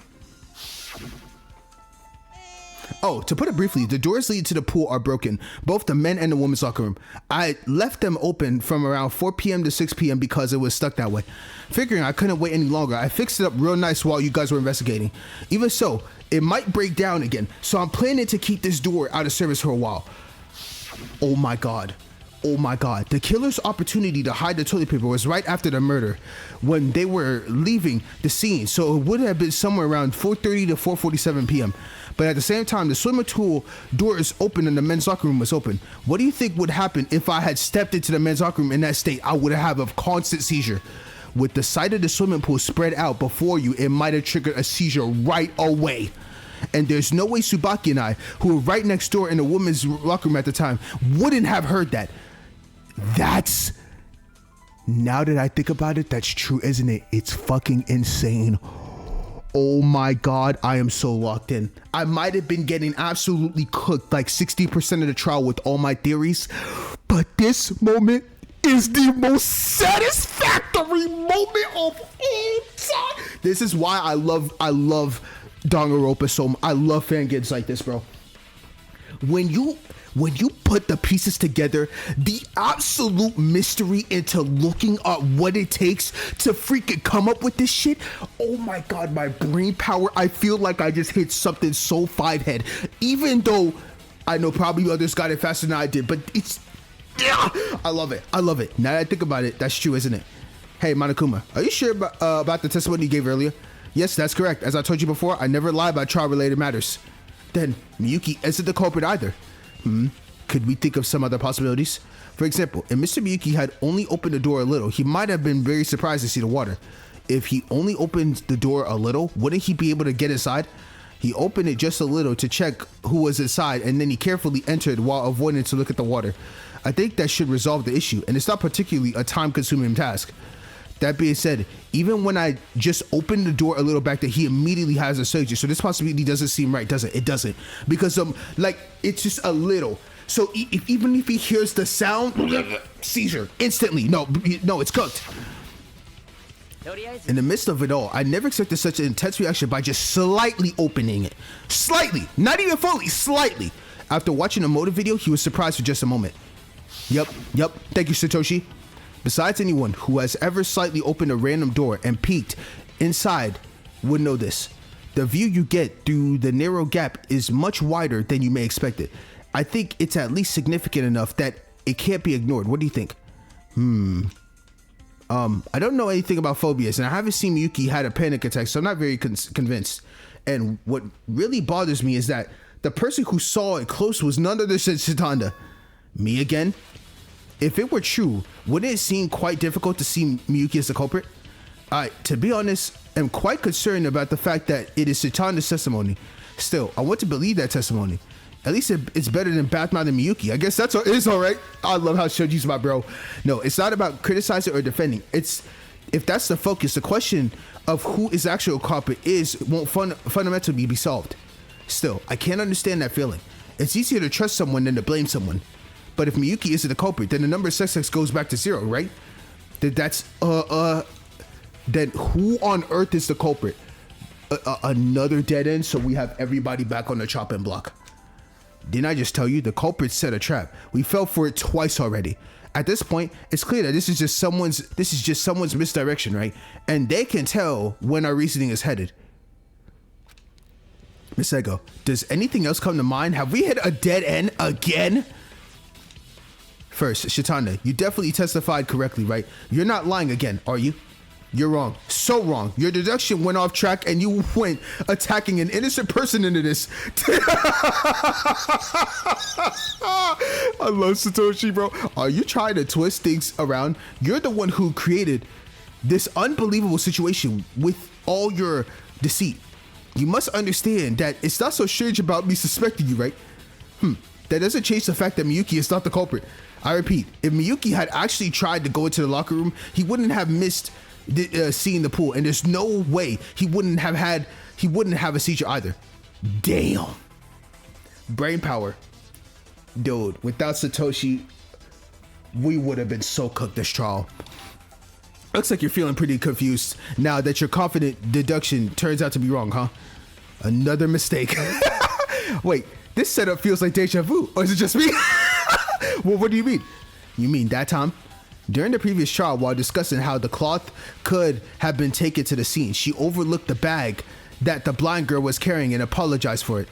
Yeah, that's exactly it. Failing to notice that cello case was right in the plain sight and thus missing the obvious clues. If she would just pay a little attention, she would have realized the phobia and not made a false deduction that nearly led everyone to their deaths.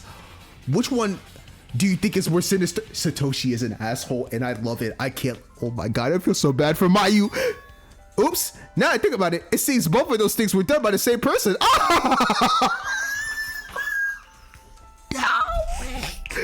No way. Don't push it now. Where exactly Miyuki's hydrophobia is something that could be known if I just paid a little attention. Among those who know, including you, there are only 3 of us here. How would you have known? Well, by luck, by chance. Are you seriously not understanding why I'm putting up with all this criticism just to stay with this group that Misaki leads? What? Deduction or reasoning? It's not like math where 1 + 2 = 3, you idiot. People are not symbols like numbers or letters, but independent entities with will and individuality. Yo! You must carefully observe and remember each detail, storing that information away before you can even begin to deduce anything. For such a reason, you didn't want to be separated from us? Understanding and observing others is fundamentally. How can you act all high and mighty about making deductions when you don't even know that much? Because you're so caught up in that.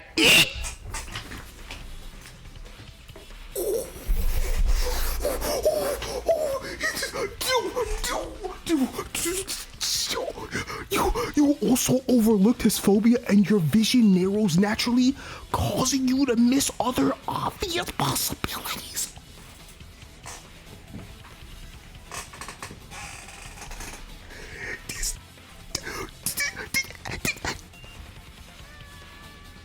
Oh my god. My body is so hot right now. It's so hot right now because this man Satoshi is cooking, bro. Oh, he's him. No, he is the GOAT. He is the GOAT, bro.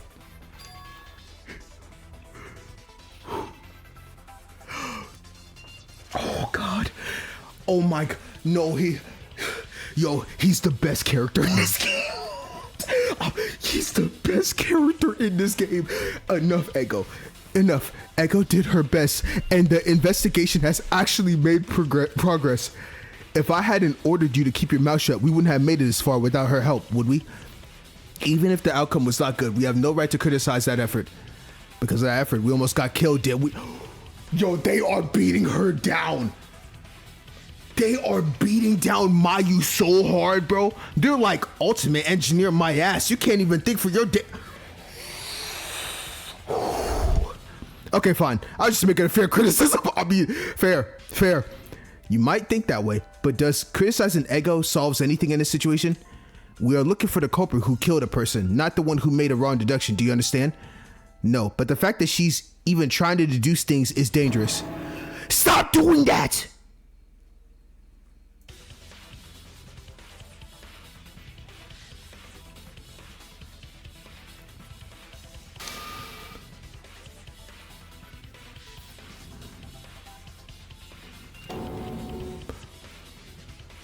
Go ahead and try to say something pointless. Try me. I don't think you've forgotten what permission I was asked from everyone since yesterday, haven't you? That's killer, bro. That's killer vibes. That's straight killer vibes. Straight. How do we have someone that's the ultimate jailbreaker, that is the leader of the team, but has the most coldest of eyes imaginable? I love Misaki. to absolute death. No one can tell me she's not one of the greatest characters of all time. Any slander, I say it many times, you're banned instantly. I'm telling you, I don't want to see a single. I only need to see Masaki is the GOAT in the comment section. Nothing else. That's all I need to see, bro. And you can talk about your thoughts too, but that's truly how I feel, bro. That's insane. She said, "Try me." Ryan's like, bro, I'm never doing a single thing that's gonna cause her to ever give me that face ever a day in my life. And Monokuma's sleeping. What? Are you going to hit me? You've already accepted corporal punishment, haven't you? If you don't listen, I'll have no choice but to use force. I don't like that. If I get hit by you, it won't end with just a broken bone. So I've hardly ever experienced corporal punishment, and I don't like it either. But remember, I can compromise my beliefs as much as I want when dealing with someone who doesn't understand me. Got it? Yes, ma'am. Yes, ma'am. I'll control myself. Please spare me. Please. So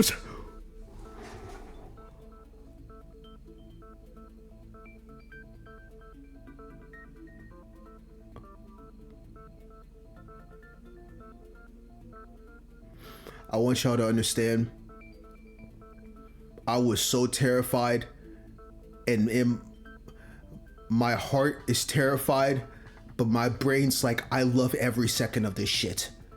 Every moment that Masaki just did right there just made me even love her triple times more. Oh my god. Oh, Judge. So Satana, judging by your words and actions until now, it seems you've already given your answer. Is the conclusion that Miyuki is the culprit correct or not? It is not. That is certain. If you catch me lying again, feel free to twist my ankles. Whoa, we don't have to go that far. What part is the problem? Because based on the current conclusion, the culprit shouldn't even exist. No need to overthink it. Remember the trap the culprit set that Jumanji mentioned earlier. You all fell right into it perfectly. So then, what kind of trap is that? Don't rush. Think about the characteristics of the weapon. Then the answer will come to you. The weapon? If it's the weapon, then... Oh, this shit has to be glitched. It won't even show me like the actual... The blood Kazuki. I just see Makawa's face everywhere. Yep, the dangerous book though. Yep. You mean the Hosting Academy class 59th graduation album? Yep. Is that really the weapon? What are you saying? Mayu, did you realize something else?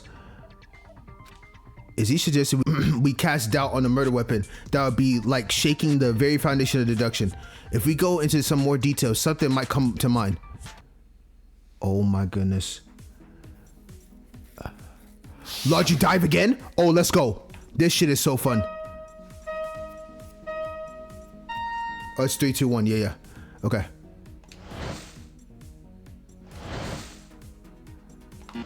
Oh shit.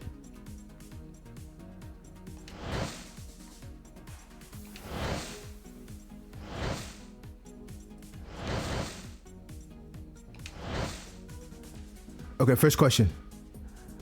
What was the weapon regarding the murder? I saw...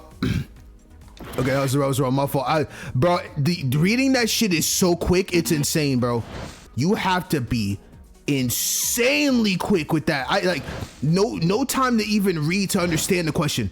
What was the weapon? Why was the weapon recognized as a murder weapon? The bookcase has blood and skin tissue.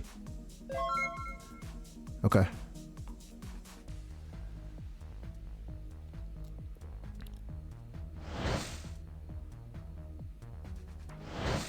Nice, it does that for me, so I don't have to jump. This is so cool. I'm telling you, one of the funnest trials of all time. Mauve, you are so this is so peak, bro. Hero, the developer that did this, Zephy that translated this is amazing. All right, is it possible to remove the book from the case? It can be removed. Yep. Move. Let's go. My fault. Jump.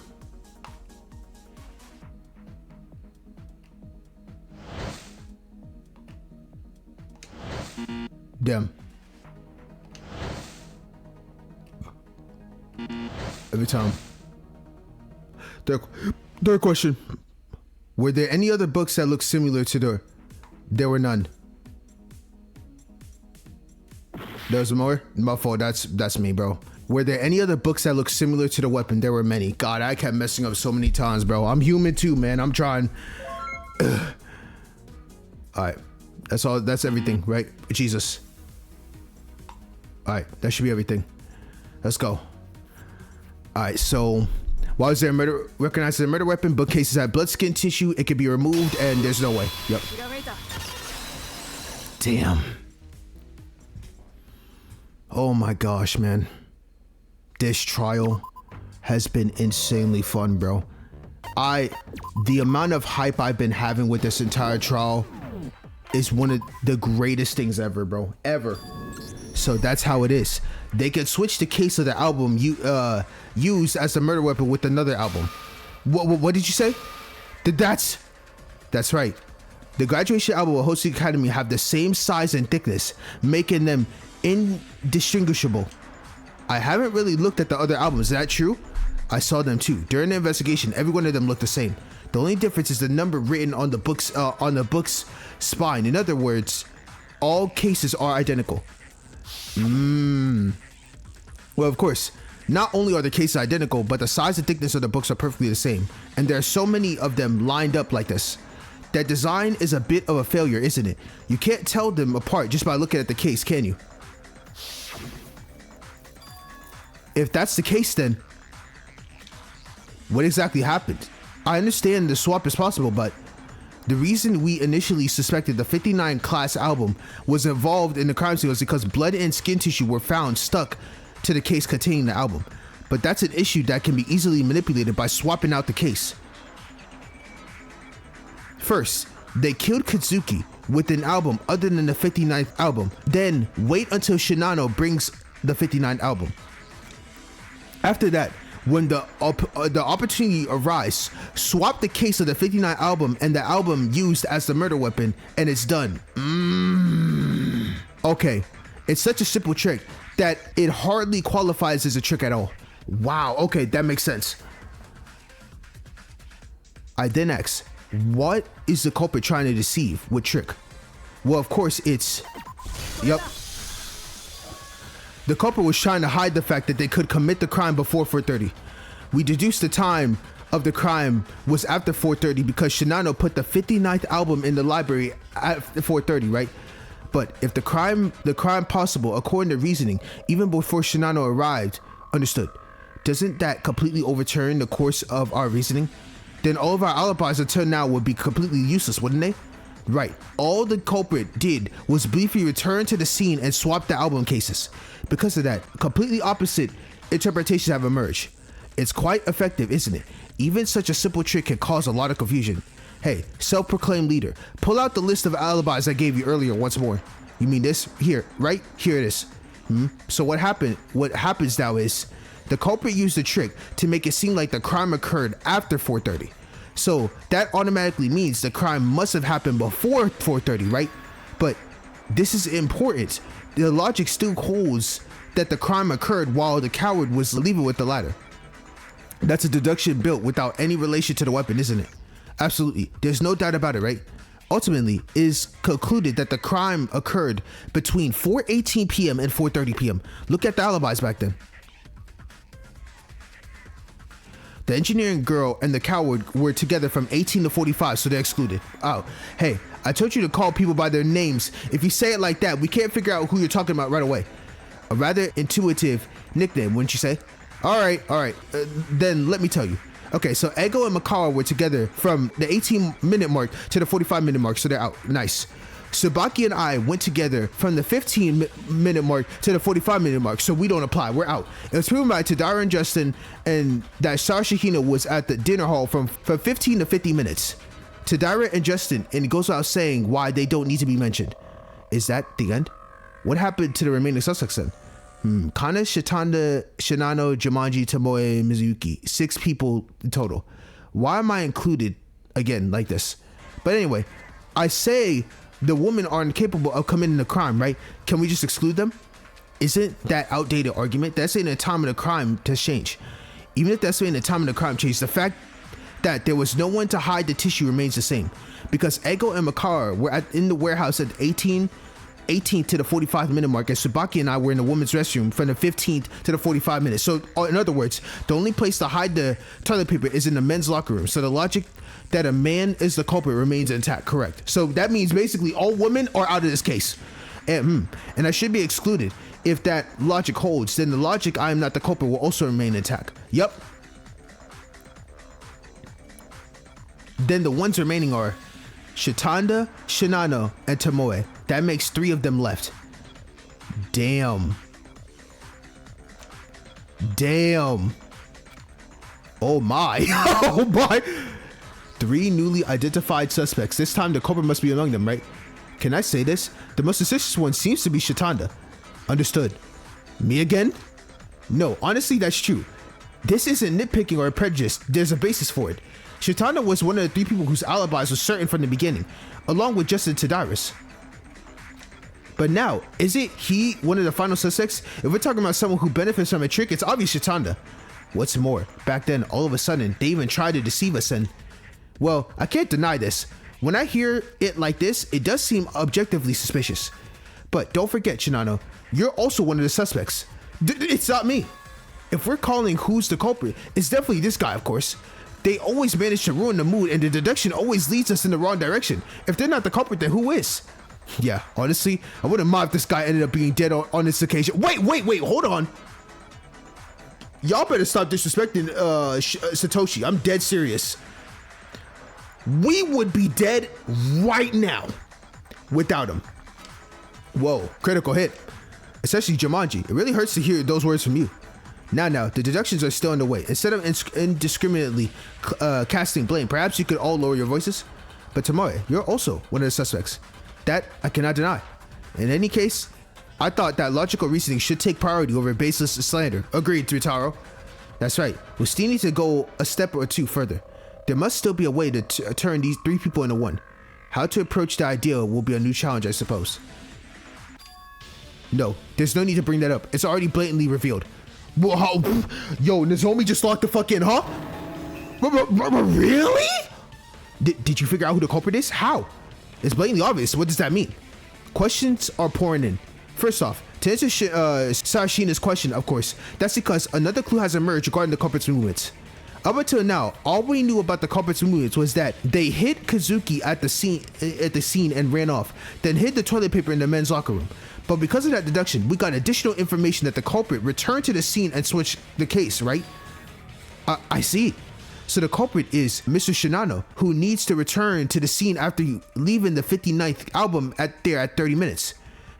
Basically, anything after the 30-minute mark doesn't count, right? The culprit tried to frame those without the alibis between the 30 and the 47th mark, using the trick, didn't they?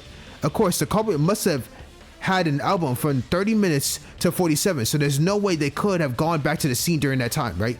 So then, the culprit would be the person without an alibi from 4:47 to 5 p.m. This will make things even narrower, right, Misaki? Quickly, take it out the alibi list. No, that won't be the case. Why? Isn't the basis for the hour something you associate with Kazuki presumed time to death? However, re-entering the murder scene is not limited to only during the estimated time of death. It can be done at any time without any problem. If you don't hide the toilet paper immediately after murdering, the risk is high. But in the case of the weapon, it's different. It can be substituted at any time. Still, if you get caught before making a switch, doesn't that mean you can't use that entire trick? I think it's better to quickly rush the scene and switch them out as soon as the 47-minute mark has passed. If they're caught before reaching the scene, they can simply disregard the entire trick. I believe that acting cautiously is more in line with the behavior of an ordinary person than recklessly charging ahead without considering the situation. What do you think? That's certainly a valid point. Alright, then let's include that in our calculations and try to deduce it. How? We don't know the alibis for after 5 p.m., do we? Well, since we're at it, why don't we just listen to them now? Those 3 guys over there, what did you do from 5 to 6 p.m. before our dinner gathering? No, there's no need to do that, Tsubaki. What? During the investigation, I came across some piece of evidence rather incidentally. Interestingly, just those alone are enough to figure out who the culprit is. Who is it? The time for atonement has arrived. No one in this space can stop me. No matter what anyone says, I will definitely point out the culprit myself. Shinano. Mr. Shinano is the culprit? Whoa, what is this? Oh, I can't believe it. Shinano, how could you do that? How could you? No, I'm innocent. I'm simply calling your name.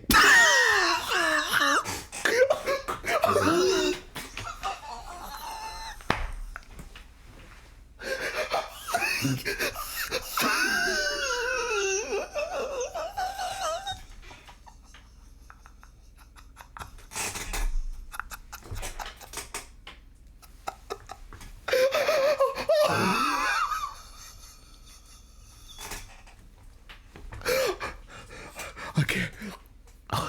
Oh, yo, my body. Oh my gosh. I feel like I'm having a heart attack. Yo, dude, this man was freaking out by just hearing his name. Oh my gosh. Oh, I see. Yeah, right. I knew I believed. Oh God, I knew I believed in you. It's too late now. I'll remember this till the day I die. Anyway, does anyone remember what Shinano said after showing us the video in the diner hall? How do you remember that? Of course I remember. It went like this. That's it. There's over an hour of video left after this. Is it okay to stop here? We chatted among 3 of us until 6 p.m. diner gathering. There was nothing special, so you don't need to watch it. Were you with Mikawa the whole time? I thought he wouldn't be able to hold out and would have bailed by then. I just couldn't escape. How embarrassing. It's all been recorded. That's what you needed. Yeah, I didn't remember it very clearly either, so thanks for clarifying. That's amazing, seriously. Yeah, that's right. Hearing that brings it all back. Shinano said that he stayed at the diner with Kana and Mikawa until 6 p.m. after that. After the group gathered at the diner for the evening gathering, everyone acted together. There wouldn't have been a chance to visit the scene and switch the case. Right, Kana, Mikawa, everyone remembers, right? Yes, of course. If we hadn't chatted, we would have been in big trouble. You're definitely off the suspect list. And the remaining people. Next is the part where Shitanda testified to his alibi, stating that he was tagging along with Justin and Tadira. Jumanji, do you remember this too? Not a problem. So you two just stopped by the diner hall briefly after and left? I was wondering what that was all about. I had no idea something like that happened. So the 3 of you were together the whole time until 6 p.m.? That's probably how he is. He was like a leech that never let go for a single moment. Yikes, critical hit. You've been following her around for a while? That could easily be called stalking, you know? Please refrain from doing that next time. And that shit saved his life. It was like that. No need to explain, right? Shitanda, just like Shinano, didn't deviate from the path until 6 p.m., remaining near Tadira and Justin. There wouldn't have been a chance to switch. Affirmative. He was there, within always sight. Then, holy fuck. It's really Rentaro. Holy shit. The moment when the denominator decreased from 2 to 1, all veils are stripped away, and in the moment, only one person remains within my sight. For the sake of this moment, I have barely held onto my heart, which feels like it's about to burst. All for this very moment. I raised my finger and pointed it forward to declare the only possibility left. There is no one it could be but you.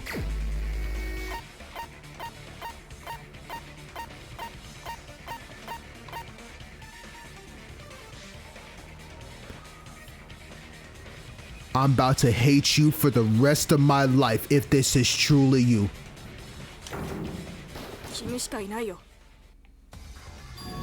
Rentaro Tomoe. You're on the chopping block, buddy. That's impossible. Rentaro Tomoe, am quite perplexed. No one got a word to say, bitch. No, that's how I'm feeling right now. I have been through so much suffering in this trial. And if this is truly you, so I'm only calling you slander names right now because All the evidence now, after everything we went through, it looks like it can only be you. You did this to Rika. Oh, I'm so ready I'm ready to get his ass. Let's go. Everyone seems to be giving me the cold shoulder. What's going on? I guess it can't be helped. Everyone knows by now there are no more variables. There's no longer any room for the culprit to manipulate things, and there's no chance of the case taking another turn. You're the culprit, bitch. No, but why are you so sure? Isn't it possible that there are other possibilities we haven't considered? But we went through every single possibility in the fucking book. You, of all people, Mr. Miyuki, know better than anyone, having once been labeled the culprit yourself, wouldn't you? If anything, it is because I was the one desperately trying to find a breakthrough that I know this so well. There are no more loopholes in the logic we've established. But this is unfair. How can you say I did something I truly did not do? Saying it like that, it makes it hard to argue. Just focus on one thing, please. You don't even like looking for the culprit, do you? Still, while it's undoubtedly true that one must be cautious when life is at stake, it's become harder to deny that we truly reached the end. No, but can we really just decide things like that? Are you sure there isn't some other trick we're not expecting? I think we need to look at this a bit more thoroughly. Okay, if Misaki says so, I'm fine with that.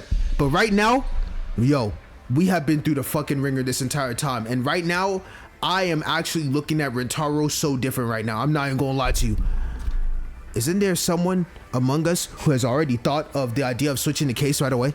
We need to thoroughly examine whether the culprit has secretly tampered with anything else, or if there's something we overlooked. That's right. Just as there have been 2 previous instances, couldn't new possibilities arise again? No, the verification on that has already been completed. Since we're at it, should I say it? Yes, I would appreciate it if you could. Think about it logically. How could the culprit know that the kid with the camera was going to bring the weapon to the library at 4:30 and then use that set up to set up the trick? Oh, wow, that's definitely true, isn't it? If Shinano didn't know they were bringing the weapons, it wouldn't even have crossed their mind as a trick, would it? The kid with the camera isn't the type to go around bragging about it. So if the culprit knew about it, there's only one possibility, right?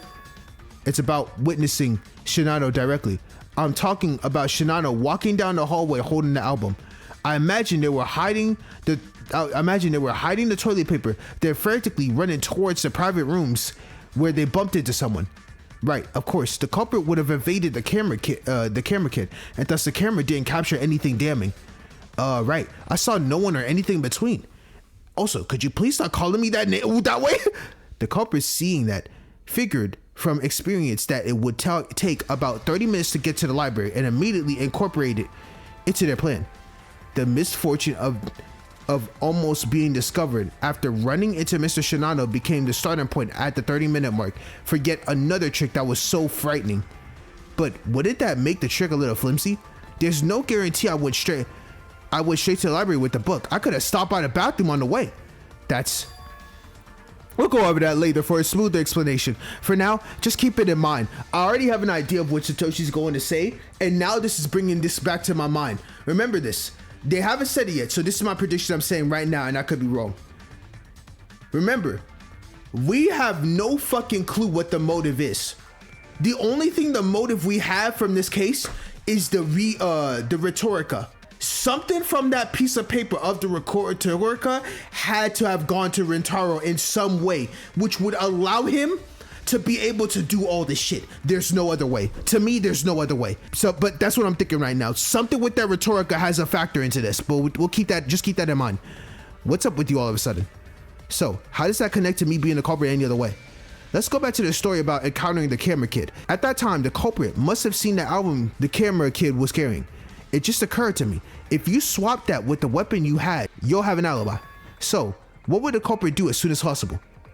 That's probably meet someone. There's meet someone. Wow, that's meet someone as soon as possible.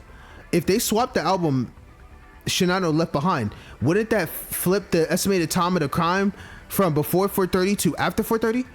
As the culprit, you need to meet someone before it's too late, so you can that's true. That's right. So you can establish an alibi and finally benefit from the trick. That's exactly it. Well then, let's take another look at your alibi, you lanky, good-for-nothing bastard. Talk your shit, Erica. Talk your fucking shit. Here, according to the list, Tomoe's alibi is went to the store at 30 minutes, so 4:30. Had a conversation with Satana until 4:53. Conducted an investigation and returned to the private room. That's what you said. Starting just 30 minutes in, the fact that it coincidentally met someone who was already there is very similar to the suspect's moves, isn't it? Even more considering that Shatanda was already there and that you were the one who visited. It sounds like he was looking around to meet someone else as if to create an alibi. So you're saying that he had happened to meet Mr. Shatanda who was there at the time. Well, of course, it's impossible to identify the culprit just based on this, but if you pinpoint a specific person and compare, you can get the picture. Your doubts that Shinano raised here are also resolved. For the culprit, the worst case scenario was that you head straight to the library. In other words, that you arrived there at 4:30. The earlier you put the album at the library, the harder it will be to establish an alibi.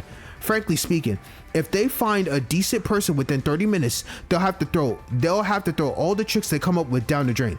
So, as the culprit, he would have felt relieved if he had an alibi for at least 30 minutes. I kind of understand, but then again, maybe not. Simply put, the culprit's biggest concern was a possibility that Shinano would arrive at 4:30. It seems like you're saying that it wouldn't have been a big problem if he arrived at the library even later. Am I understanding that correctly? Yes, correct. As expected from a leader. Nice. Is it excessive to accuse me of being the culprit based solely on that? Isn't it just mere assumption? There's no evidence whatsoever that Mr. Shinano and the culprit even met, is there? You say that after seeing the recent arguments, the moment that the culprit saw Shinano is now considered an established fact. Damn, Rentaro. And there's a continuation of that. How did the culprit know that the album Shinano was carrying was the 59th generation album? The case doesn't have any numbers written on it, and at best, they would have only been written on the spine of the book. Really? It can't be just be a coincidence. Is it just something they picked up from the book cart and put it there? Usually, when you return a book, you just put it on the book cart. Isn't that an uncertain method? Although a crime may have been impulsive, the perpetrator's action afterwards were highly calculated. You wouldn't take a gamble like that going back to the scene unless you have had a near certain guarantee that the trick would work. I'm telling, bro, it has something to do with the Rhetorica. That motive had to play some role. I think I know. What's up? What that is? Do you remember? I showed you that video as evidence, right?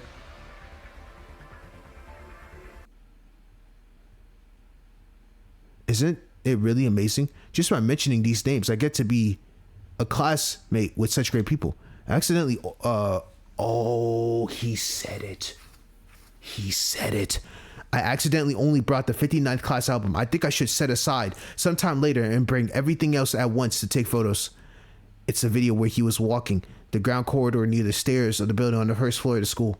Shinano keeps talking about the 59th generation as he walks to the library. Oh, he brought it up. The culprit listened to this and deduced that the album I'm moving is the 59th generation album, right? Never mind. I thought it was a prediction. I'm wrong again. Oh my god. Every time I think I'm right, I'm wrong. Is that all there is to it? Even if the school building was wide, sounds could be heard far away. If someone was not in close proximity to Shinano, it would have been impossible to know the detailed circumstances. In other words, the culprit was likely near Shinano when he walked to return books to the library. Was I being watched back then? Was Tomoe hiding somewhere out of sight watching me? Damn. That's what...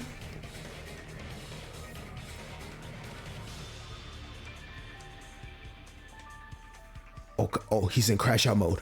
That's ridiculous. What do others think? Is there anyone who has noticed the reason why I am not the culprit, or is the possibility of a new deception?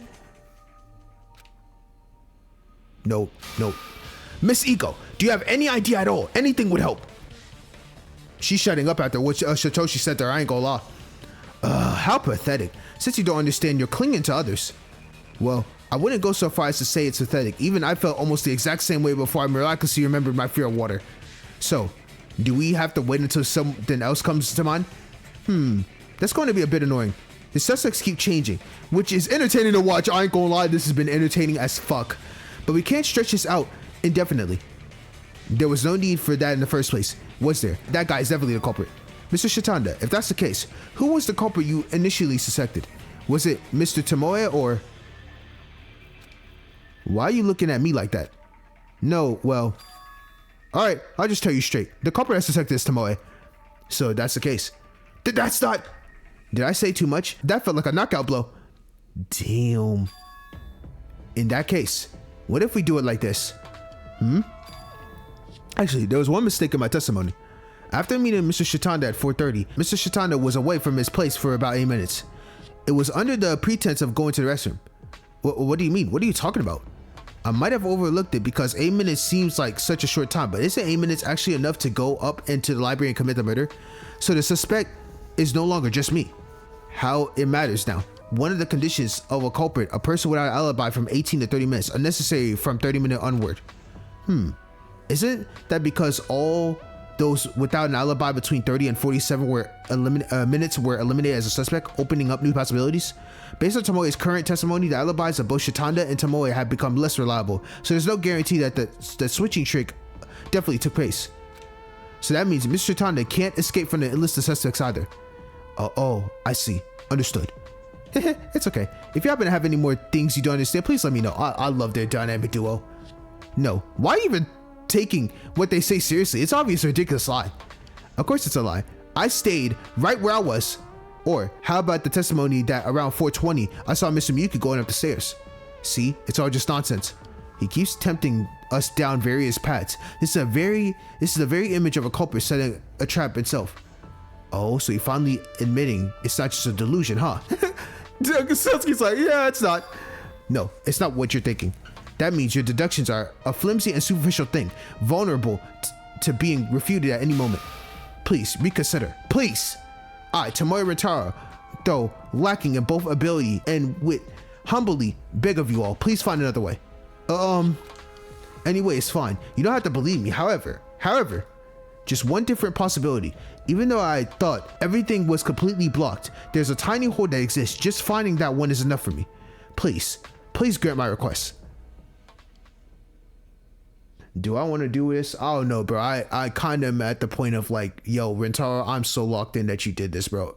And took a long time coming, bro. But I'm literally like at this point, bro. Nah, I don't even want to give you another possibility. No cap. I'm trembling in my vision. Once cleared like a silver coin, dark clouds return to my thoughts. Oh my gosh. I said it with such confidence, but do I truly have unwavering conviction that Tomoe is the culprit? Even as all the evidence, all the logic leads to a single conclusion, could there still be a tiny possibility that opens a new path? Believe in Rika. Oh my God, you was everything. You was everything. I will miss you every single day, Rika. You are forever. You will never be forgotten, I promise to God. Thinking too much. Why is that? It's a good habit to reconsider. Yeah, just let it go. All I need is determination to break through this situation. If we can't come to a conclusion, all the deductions we made up until now are meaningless. Let's lock the fuck in, Nozomi. Let's go. No, Tomoe, you are the culprit. It can't be any other way. I'm tired of rethinking. I'm sickening. It's done. It's time. Oh? Damn, that Sprite is kind of cold though, I can't lie. Look at him. In the end, is that what your conclusion is? After all this, isn't that what you all really want, is to just push me? Are you perhaps so tired of this ongoing mystery that you just want to quickly pick someone as a culprit and restore peace? That's not it. I, Rintaro Tomoe, cannot allow that. For your sake, for my sake, I cannot yield here. Even if you don't acknowledge me, I will struggle until the very end, because you're wrong. To assert something so strongly without definitive proof, it'll be hard to convince anyone. Even if I'm not as sharp as Mr. Shitanda or Miss Ego or even Mr. Miyuki, even if I'm not particularly capable, I only hope you know my intentions for you has always been sincere. I will deny everything. Please follow along closely. If I can present that definitive evidence, then that will be the end of this. Let's go. It's time. It's time. And I already know what the evidence is. There's only one last piece of thing left. I already know. Unidentified piece of paper. It's time. It's time. I don't even need to look at anybody else's. GG's, bro. Let's go. You're probably thinking like this. You're concerned with the logic, aren't you? You're thinking you're stepping away, right? No, that's not it. You don't even know how the killer obtained the weapon, do you? You also don't know the exact movements of the killer or the time of the crime. Furthermore, there's no evidence that the trick was swap was carried out. That's true, I suppose. What while you're discussing it is empty logic, theoretical at best. It's nothing more than mere imagination. It's impossible to convince everyone. There's still evidence 7%. What could possibly be pointing to? It's identified piece of paper. Boom. That's it. You don't even know how the killer obtained the weapon, do you? We don't know. You also don't know the exact movements of the killer or the timeline of the crime. Got it? Furthermore, there's no evidence. No, shooting this one. Come on now. Come on now. Come on now. Come on now. Come on now. Come on now.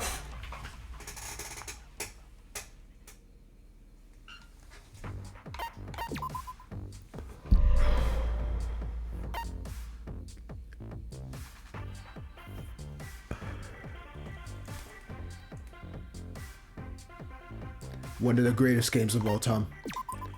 One of the greatest games of all time. Of all time. Of all time. Alright, let's go ahead and continue this.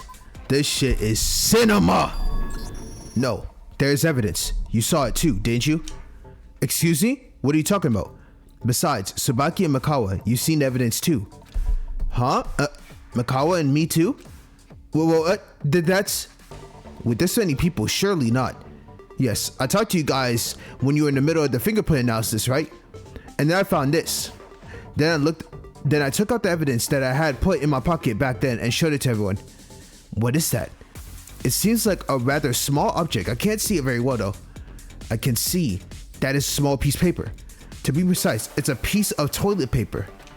This is something I found on the desk where I, along with the fingerprinting team, were working on.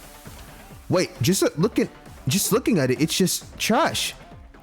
Right? Is that what you call evidence? Of course, it's essential trash, but there's something peculiar about this scrap of paper. Right, it wasn't there at first. What do you mean by that? That thing from back then, I remember now. It definitely wasn't there until you started talking to us. It suddenly appeared while we were talking, right? You mean it happened during the conversation? This bum ass Rentaro dropped the damn piece of paper, toilet paper, on the floor while doing fingerprint analysis. Right, that's exactly it. Isn't it obviously strange? Was it really that important? I honestly thought it was just some trash when it was dropped. I thought the same at first, that a piece of toilet paper stuck to someone's clothes had suddenly fallen off. But is there really a chance that a piece this size would stick to our clothes? It wasn't even wet or anything. I'm still not quite sure what you're trying to say. Think about it. When I spoke to you guys, you weren't really doing anything noteworthy, yet this piece of paper appeared. In other words, this piece of paper was very loosely fixed somewhere. And yet, why did it have to happen right when I spoke to you? It should have happened earlier. That would have been normal. While they were watching, something special happened, didn't it? I don't know what it was though. Something special, you say? What happened back then? Miyuki came over and asked something about the weapon. Ego gave some explanation and we collected fingerprints on the book. What did you do before collecting the fingerprints? Huh? We took the book out of the case first. That's it. The scrap of paper fell out when we pulled the book out of the case. Well, what? Well, if that was the only action that was done, then that's probably the right answer, isn't it? So, what does that have to do with the swap trick? I think I know. Elaborate. That little piece of paper, it's wedged between the books and the case wasn't it? Yup. Oh, it was there? Right. All the fingerprints on the case had already been collected by the time we talked. If it had been on the outside, there's no way the three of us wouldn't have noticed. And I thought a little about why the piece of paper might have gotten in there. Wouldn't it be difficult to assume that Shinano, who was last to touch a book, put it in? It seems like something as small as a piece of tissue paper would be difficult to fit neatly into a case unless you went out of your way to put it in. Yeah, that's right. It wasn't me who put it there. So that's what proves the book was switched. It means the culprit had to take the book out of its case. The culprit took it out? How could such a conclusion be drawn for such a mere scrap of paper? What's wrong? We've already done this countless times. Instead of using gloves, you're wrapping your hand in paper while investigating, right? Oh my god. There's no way. Are you trying to say that the culprit was wearing tissues on their hands while taking the book and swapping it? Yeah, that's what I thought. Isn't that the only other option? The culprit's hands would have been soaked in sweat from the stress, so it wouldn't be strange if the tissue torn at the slightest friction. There's something else to pay attention here. The fact that the culprit wrapped tissue around their hands contradicts the circumstance, suggesting a spontaneous crime, as if it implies the culprit was fully prepared. But the culprit didn't remove the book from its case immediately after the crime. In other words, the conclusion is that the culprit returned to the scene after committing the murder and removed the book from the case. Isn't that one piece of evidence suggesting a swap trick was pulled off? I can't believe that such a deep meaning was contained in something I just ignored as trash. That's all I'm saying. Yo, Rentaro. If you still want to know this, then I have to drive the point home. She's gonna drive home? It's almost an extension to what we said earlier. Remember how we mentioned the culprit probably saw Shinano? Oh, that's right. They wouldn't have been able to design the alibi trick using the swap if they hadn't seen him, right?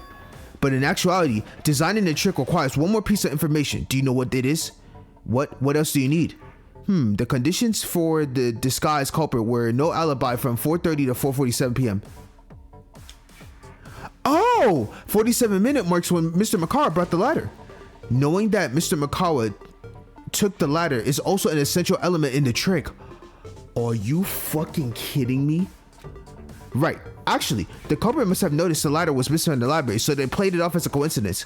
Even so, they were risking going back to the scene, so they probably wanted to handle it properly. Oh, I see now. Misaki, check Tomoe's alibi on the list again. Let's see. Tomoe stopped by the warehouse at 20 minutes and saw Ego and Makawa's faces. At this time, the existence of the ladder that Makawa was using was confirmed. Wait, so then, once you figured out that the switch trick was used, you could have identified Tomoe as the culprit. You can't do that. How would you know if someone secretly saw that the carrot guy going up to get the ladder? It's a bit unreasonable to identify the culprit with just that. But in a situation like this, where the suspect has been identified, you can present it as one piece of evidence. I wish you had told me a bit sooner. I almost doubted my own deduction. Really? I didn't know. You're sweating fucking bullets, bro. Oh my god, I cannot lie. These tricks that you pulled, though, is kind of insanity. This is an insane case. Oh, this is peak. Yeah. What you got to say now, buddy? Tomoe? I'm starting to wonder, what kind of answer will you give this time? That Tomoe is really the culprit? Tomoe, it's really you. How? How could you do this? You were close with Kazuki, right? You even talked to her. Were all those things you said back then all lies? Oh, to have such wonderful people as my classmates, I, Rentaro Tomoe, will I finally be able to find a good connection. That shit pisses me off, bro, because like, I thought they were actually having a bond, bro. Rika gave this man hope after he was feeling down. And then on top of that, didn't they say something about they were gonna go to Africa together? Bro, this is some bullshit, bro. Your words might become the clue. I feel far better now. That's crazy. What good connection? What classmate? If you could talk to speak, why did you kill Kazuki? No, you have to consider the context. Well, what? Before saying that, did you figure what Tomoe said previously? Well, I'm not sure if I should be telling you this. It seems my beliefs are wavering right now. Isn't that ridiculous? I don't know what that high and mighty conviction of yours is, but if you killed a friend you were so close to, it must have been because of that. Well, you stay quiet. What would you know? Now he's making such a fuss even when we're trying to do something seriously. All right, calm down. We haven't even pinned Tomoe as a culprit yet. I consider a favorable selection sufficiently. Fashion model, speak. Are you culprit? You on the chopping block, buddy. What you got to say? Not yet. What? It's not time yet. I'm still not ready yet. This is the first time I've seen Tomoe not using honorifics. You're not ready, Tomoe? What do you mean?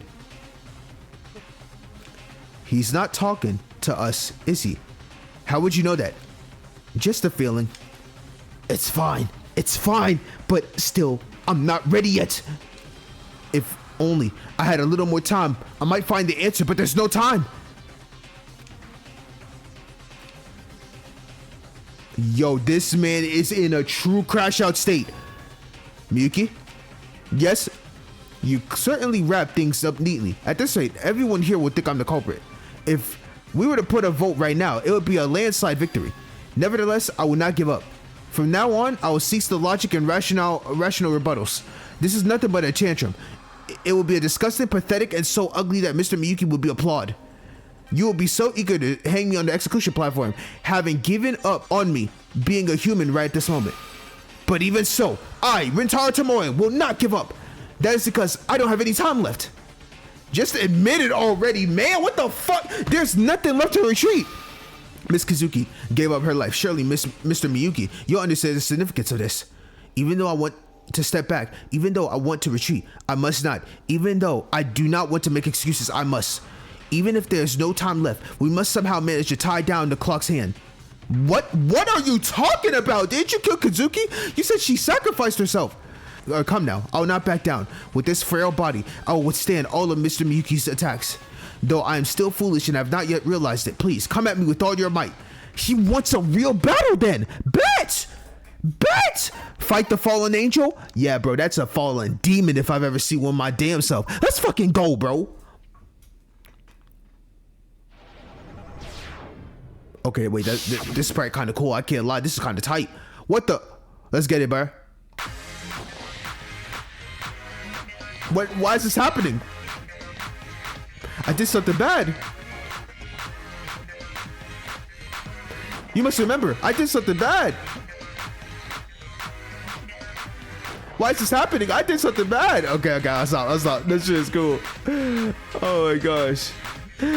Oh, this is a vibe, bro.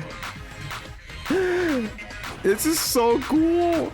I love it. I love this game. The sprites are so cool too. Let's go.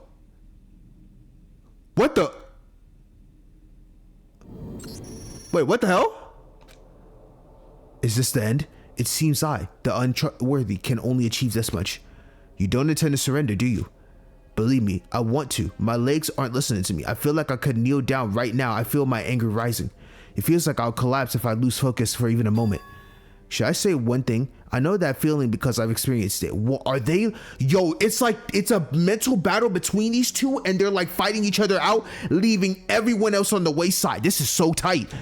That very emotion was what I felt when I saw Kazuki's body. If I hadn't collapsed at that moment, it might have been the end. Somehow I managed to gather my thoughts and endure, and I was able to push you to the edge like this. So I'm going to ask, why did you kill Kazuki? Is that really because your beliefs collapsed just like Shitanda was babbling about? How much do you know about the beauty I have pursued, Mr. Yuki? Haven't you been emphasizing this so many times? How could I not know? Life itself is what you said. That's right. The act of breathing and sustaining life activities. That was the most fundamentally beautiful thing, and it was a paramount value that I had to protect, worship, and fear. Why is that past tense? Did you have a change of heart and decide to worship death instead of life? To be honest with you, I don't know either. Huh? What?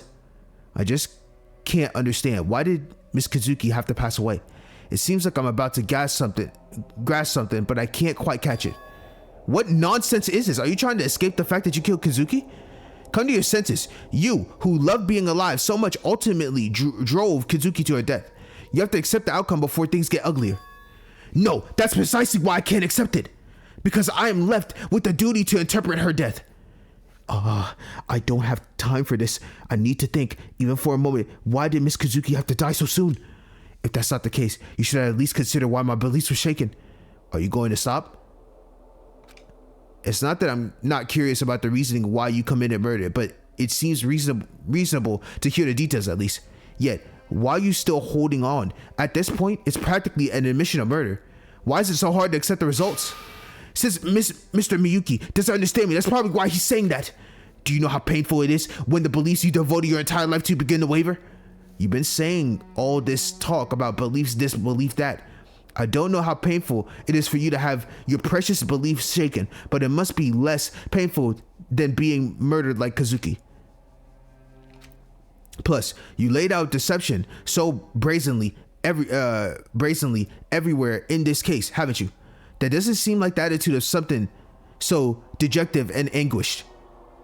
Sweating fucking bullets. Didn't you just want to kill anyone, friend or whoever, and escape from here? For you, Kazuki was that kind of person, wasn't she? The same label was for us too. It can't be. It's not possible. Kazuki was my precious friend. Did you kill your friend? Your beauty really seems to worship death now, doesn't it? No, death is still something I fear. I want to avoid it, yet if that's not the case, does that explain why you killed Kazuki? Aren't you just making excuses to yourself? Exactly. Holy shit. What made him waver? That's true. Perhaps I've been lying to myself all along. If I let go, if I give up, it could become easier. Those words. So he's finally ready to confess. Yeah, you've been ignoring your feelings all this time. It's good to confess in good faith. Yes, I suppose that might be the case. Tomoe? I turned a blind eye to my height. Without any more words, Tomoe put his hand in his pocket with a look as if he wanted to if he was entraced by something. He pulled something out. It's a piece of paper that I've seen before. Do not turn away from your own heart. It is showing you a truth more transparent than anything else. So from that rhetorica, something with those words changed him. Unbelievable. Why did you have to come to me at a time like this? That's just a phrase randomly generated by machines, so what's the point? I think Miss Ego was right. The rhetorica is indeed a machine that gives advice tailored to the person inserting the coin. This is the first piece of advice I ever got on the rhetorica. Do you remember, Mr. Yuiki? I even read it out loud. Back then, I really didn't understand any words from it, but to think that you would help me like this. This story is taking a weird turn. So, when are you going to confess? Confession? You want a confession? I would like to say there's a misunderstanding, Miyuki. Yo, boss battle music just came on all of a sudden. What? I'm saying I'm deceiving myself, that my true feelings are different. No, I simply acted according to my heart. I should have known this from the beginning. It's the same with Miss Kazuki's passing. My philosophy was never wrong, just a part of it. Miss Kazuki's death and my beliefs. Why was I unaware that the two could coexist? Now I feel my head clearing up. Tomoe, calm down for a moment. Hold the fuck up.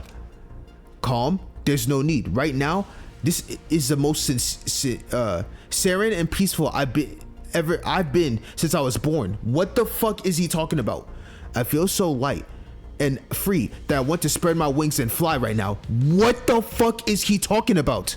But there's still no getting around the fact that I'm short on time. We need to share this beauty with more people right now. We don't have time to squabble over petty things like these.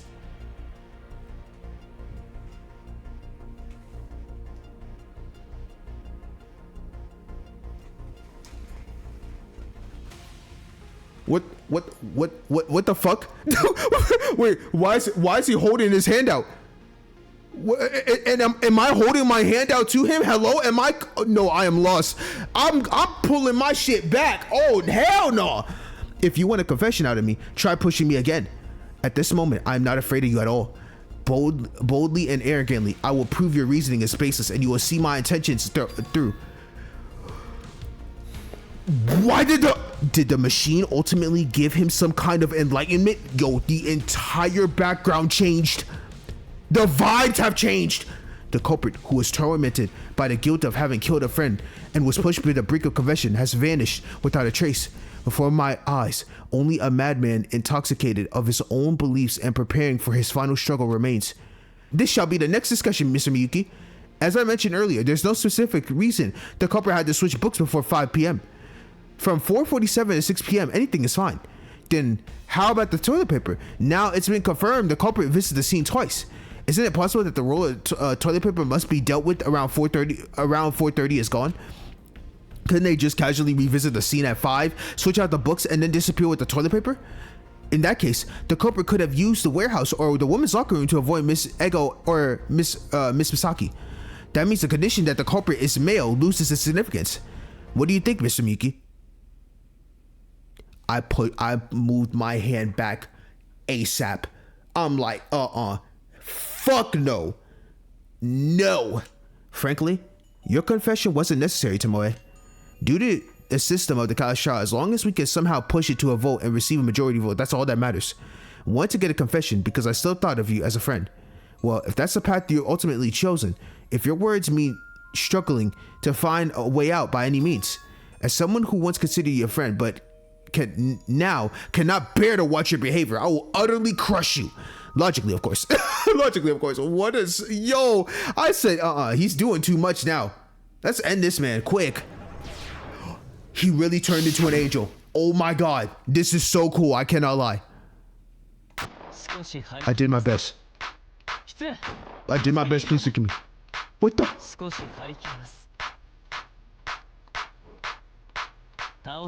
Wait, what is this? This song... Turn this shit up. Oh my god, I'm messing up because of this.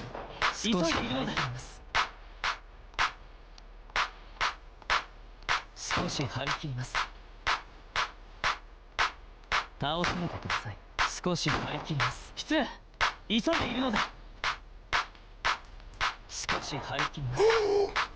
my god!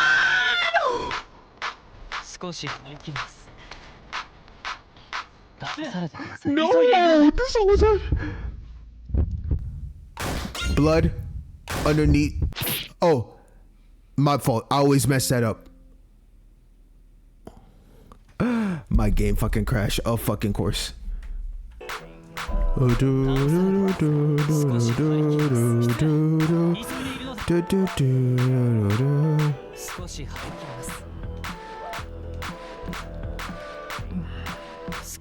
Alright, let me not mess up so I don't freaking lose my file again. Blood found under the weapon. There we go. GG's, brother.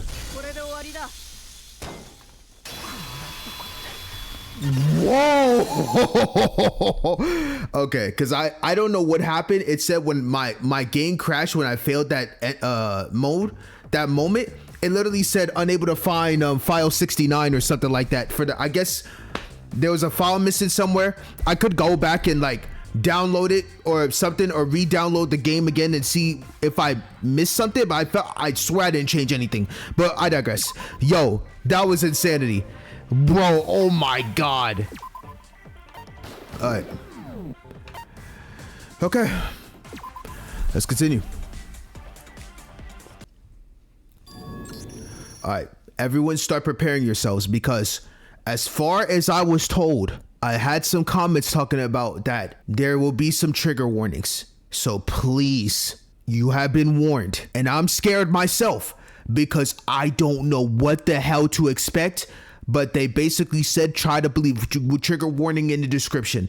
So I left trigger warning in the description somewhere, and I am absolutely fucking terrified because holy shit. I don't know what to expect from here on now with Rintaro, now that we finally clocked Rintaro's ass. It's, oh god, oh my god, this man is trying to be Satoshi so damn bad, showing no face. Oh, I'm so terrified. I'm actually terrified. Hair is all messed up and it might be GG's. It might be GG's. This can't be happening.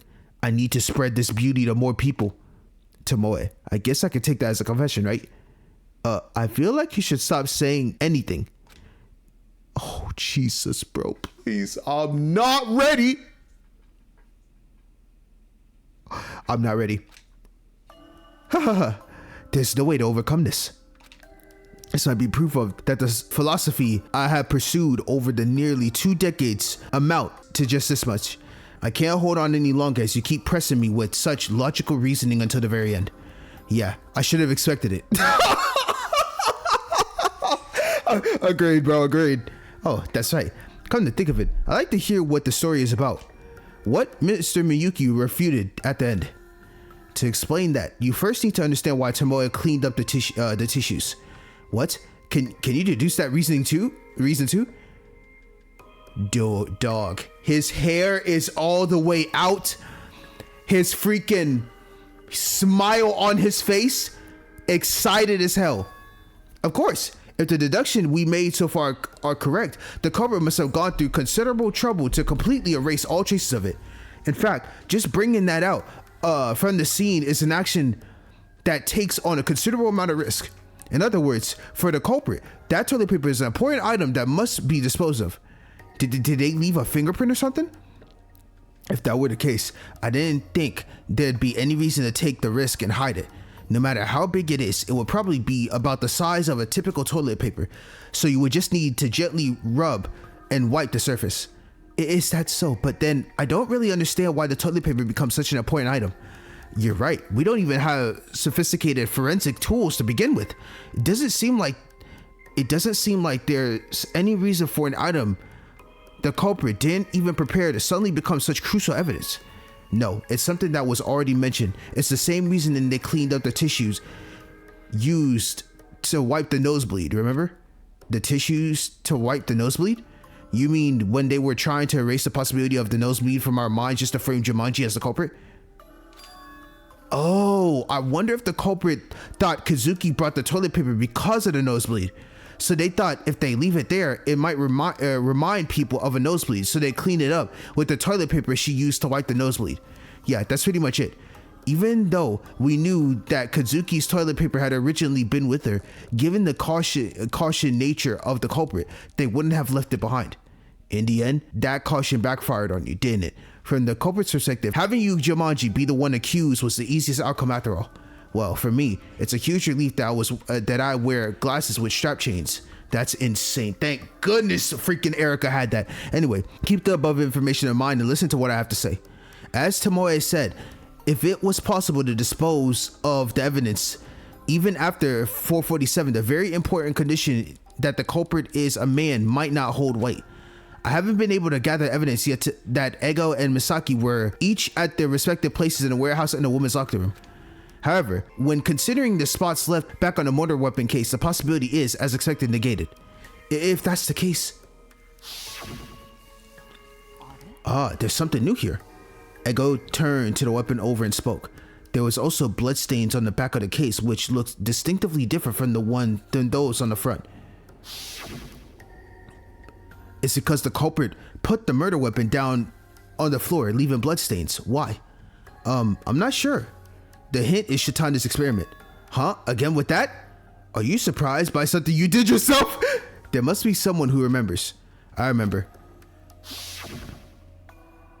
Let's see. Shitanda knelt on the floor again, placing his finger on the first circle and rubbed it vigorously.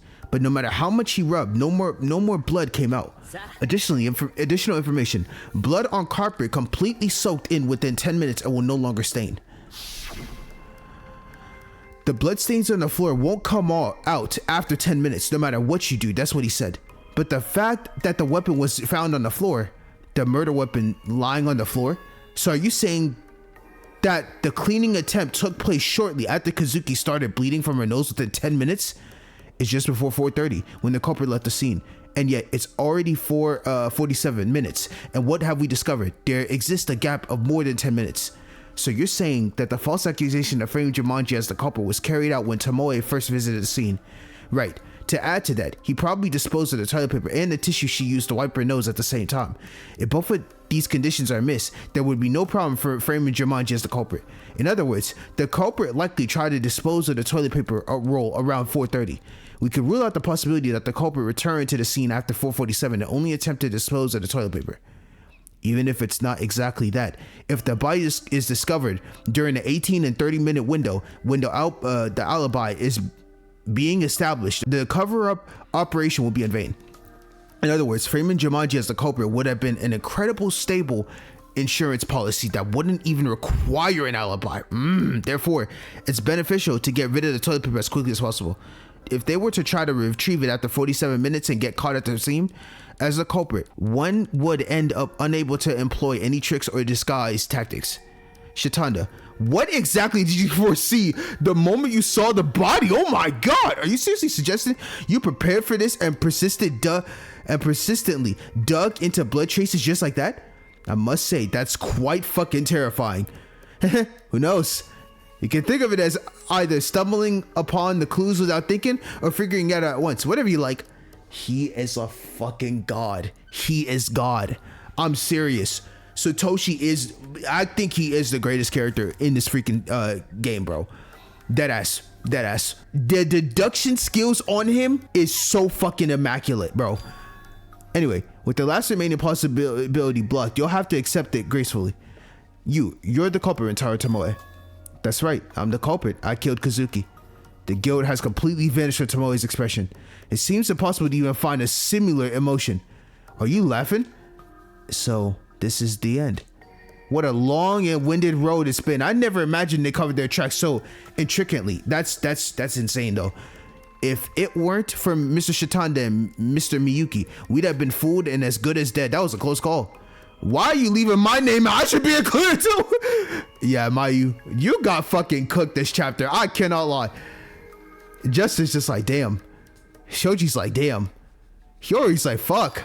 Guys, can I ask for a favor? You for a favor? What's up? What is it? It's not that I want to be difficult. I was wondering if you could recap the sequence of events of the incident for me. What tricks he used, where the culprit saw what, when he went back to the scene. My head feels like it's about to split. I don't get why you don't understand. What exactly is so difficult that you're whining about? And people need to see it one last time. Let's be honest, Erica. Let's be generous. I'm sorry for being stupid. Still, I did try my best. I appreciate that. That's respectful to me. I suppose there's nothing we can do. If I explain it clearly, it'll be straightforward since we've already identified the culprit. Let's go over the case one last time. Yeah, there's no need to rush. Just shake your time. Phew, thanks. You're very welcome, Hiyori. That's why you're, oh my gosh, you're so goated. No, people will call you stupid. I don't care. I love her. Stop it. Then let's begin the summary. Tomoe, if there's anything wrong, please let me know. He's smiling like, I am so happy I got this fray of doubt out of my system. Holy shit. Okay, climax will begin. Would you like to hear? Time for, well, actually, let me listen real quick. Time for redemption, but I just had to make sure culprits, whatever, set the rounds. Yeah, hints are displayed when you align the crosshair and given the square by press Q and press Q. So take note of that. There are no penalties or game overs. Climax will now begin. Okay, let's make sure. All right, climax reasoning starts.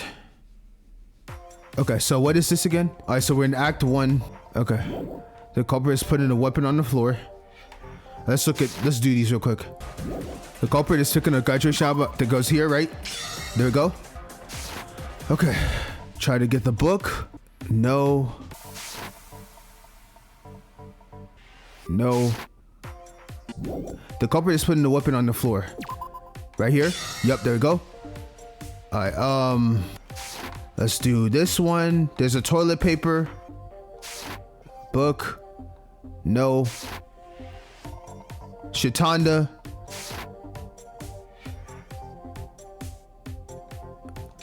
I think this one goes here. Yep, that's a piece of paper that was dropped from doing all that. Let's see. Shitanda was there. Where would was this the view of the locker room? That's the view of the locker room, so go back.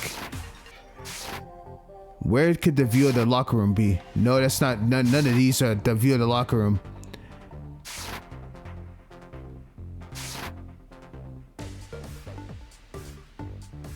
Okay. The culprit encountered Makawa and, okay, Ego right there. Yep, that goes there. All right. And then where was this one supposed to go?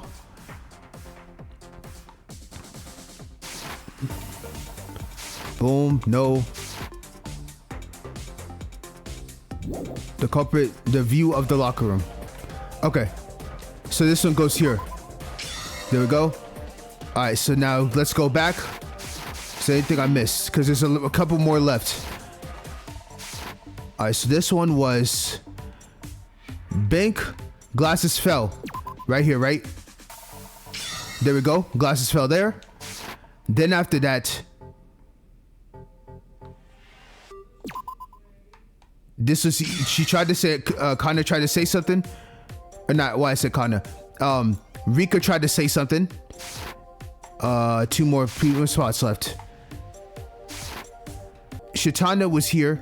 Cause, oh yeah, cause that's the next act. Yep. So I gotta put Shitanda's thing here. And then let's finish it off with the culprit returned to the scene fully prepared. Boom. Let's go. This is the truth of this case. Okay. To begin with, it's important to point out that this incident is a homicide that happened by accident. Wow, that's actually crazy. An accidental homicide. The culprit made no preparations whatsoever until arriving at the scene, haven't even considered that they would become a murderer. Therefore, what the culprit did and when they were before, where they were before arriving at the scene is purely speculative. However, one thing is certain: the culprit is headed to the warehouse at 420, and there they saw the faces of Ego and Mikawa. They had the stepladder too. And the culprit, after talking to them, left the scene in just a minute. Everything was fine up to this point. Okay. The culprit headed to the library sometime between 4:20 and 4:30, though I'm not exactly sure when. I suspected they asked Ego and Mikawa about the location of the stepladder, perhaps after hearing if they were curious about it. The culprit who arrived at the library took one of the Hosting Academy's graduation albums. Given the circumstances, it's most likely that Shinano left the album on the library's desk. It would feel unnatural if it wasn't a murder due to impulse, and the murder weapon wasn't something easily obtained. This mechanism contraption is insane. Holding the album, the culprit approached Kazuki. The culprit, who wasn't in the habit of frequenting the library, wouldn't have gone there knowing about Kazuki. Kazuki must have made a noise drawing them near.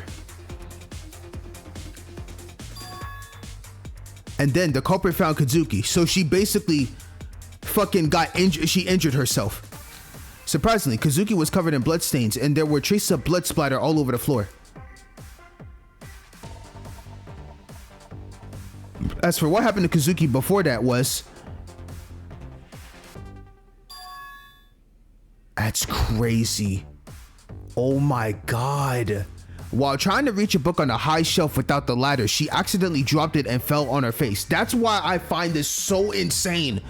That she literally still tried to go to grab the book, knowing damn well that she always said, not having my ladder is an inconvenience to me. So that means she was extra curious, like reading everything in the library, which is insane. Like me, I'm thinking to myself, you should just dip out, but you know, I digress. While trying to reach a book on a high shelf without the ladder, she accidentally dropped it and it fell right on her face. And at the same time, her nosebleed started. Her glasses were knocked off and fell on the floor. So she was feeling around, looking around, and she was wiping. For some reason, for someone like Kazuki who had very poor eyesight, the fact that her glasses had come off must have been quite unsettling. Without even thinking about cleaning up the blood, they probably just created a mess, touching the floor everywhere. Yep. Meanwhile, the floor was covered with numerous stains from wiping her own blood with her sleeves. Yep.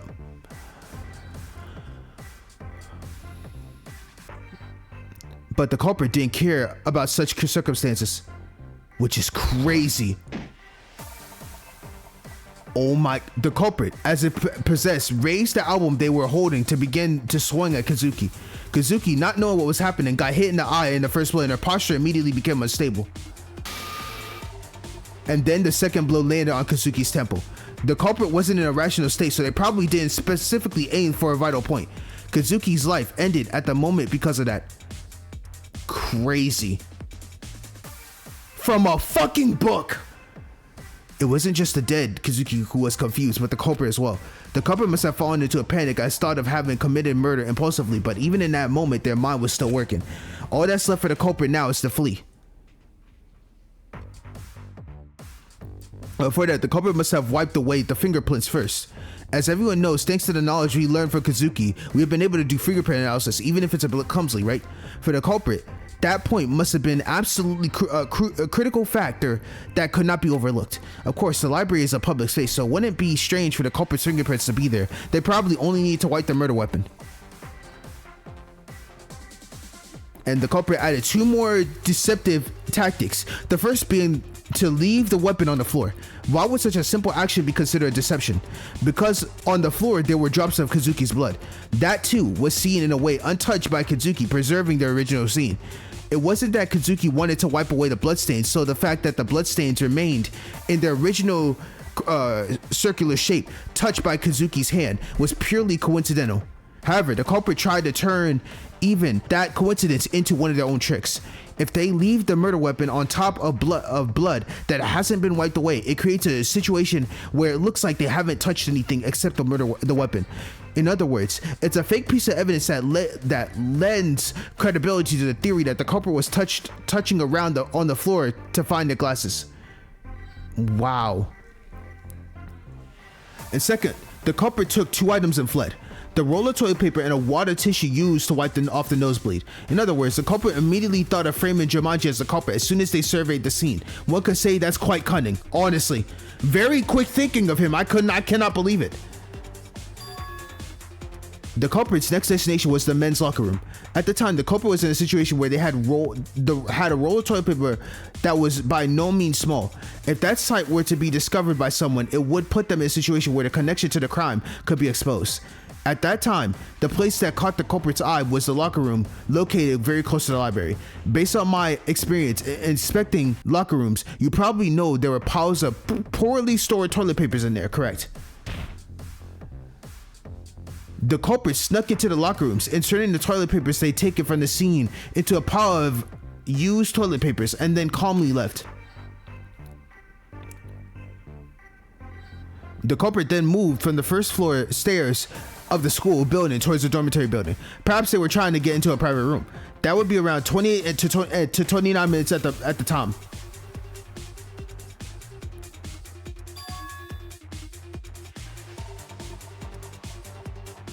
While on the move, the culprit encountered an unexpected situation. They just happened to meet Shinano. Of course, since Shinano did not testify that he witnessed the culprit at the time, the culprit must have checked on Shinano from a distance and hidden nearby. But surprisingly, the culprit didn't take this lightly either. It would be easy to think, I must be out of luck to almost be caught and brush it off, but the culprit was still focused on the objective Shinano was holding, even in the midst of everything. The object, yeah. Wow, bro, what is so lucky? That's right, the Hosei Academy 59th graduation album. Since it's not written on the case, they probably couldn't see the number 59. As seen in the video, Shinano mentioned the keyword 59th generation while recording, so it wasn't difficult to figure out that the album belonged to the 59th class. And then that gave him, anyway, upon realizing that the item he was carrying was an album of the same kind of weapon, the culprit quickly started thinking of another plan again. The ladder Mikawa and Ego were carrying, the graduation album Shinano was trying to return, and a murder weapon. Of course, the possibility that Shinano would discover Kizuki's body deep within the library was completely out of the question. The chances of that happening were very low after all. True. The culprit, having quickly devised the trick, began to rush. According to the culprit's plan, whoever didn't have an alibi after Shinano put the album in the library would be the culprit. If they included themselves in that, it would be completely pointless. And perhaps due to the efforts bearing fruit, they're able to find Chitada in a nearby store. Wow, to try to get himself an alibi.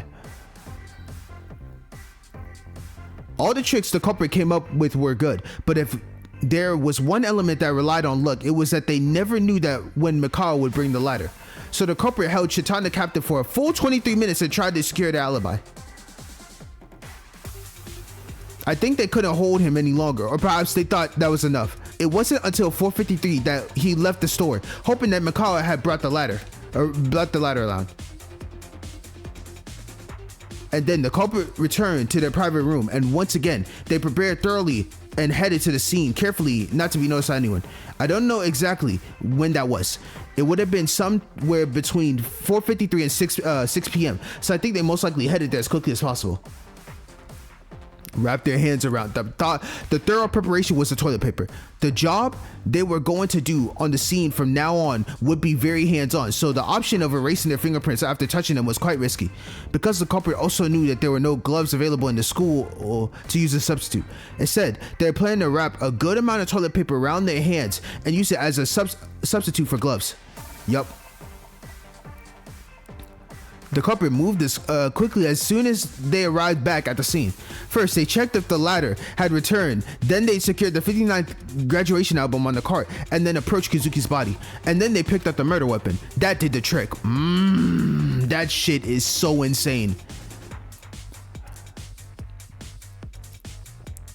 The book, as in the murder weapon, was placed in the 59 graduation album case, and the 59 graduation album was placed in the murder weapon case.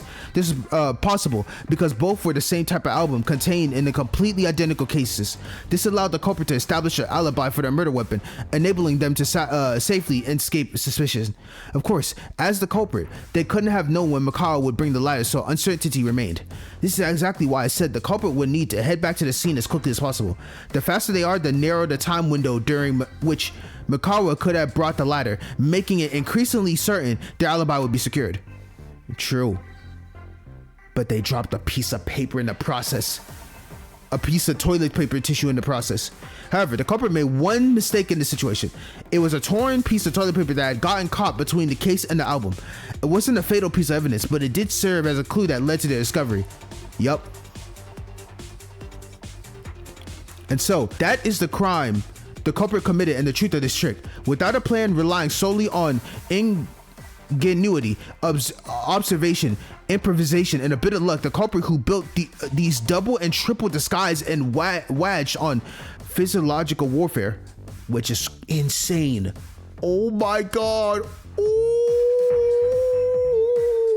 It is you, without a doubt, isn't it, Rentaro Tomoe? Look at his happy ass. What the hell? Alright, that was sick. Damn, I cannot believe that. Is there anything you can't do? It's as if you read my mind. Everything is perfect from start to finish. That is absolutely one of the most insane. This was one of the most insane trials ever, bro. I was in a true roller coaster. I did not get most of it for a good minute, and then it all started piecing together, and I'm like, holy shit. What it took to get this case to be solved, immaculate, bro. Immaculate. Alright, Tomoe Rentaro cannot stand against you, Miyuki. I'll give you my applause. Tomoe then actually proceeded to clap his hands. That's so funny that I actually did that. I was like this and he actually did. Of course, that didn't satisfy me at all. I know. I'm not satisfied at all. I was just doing what Tomoe I think would have done. I was right on the money, but holy shit, like... Oh my god, bro. What is the reason he did this?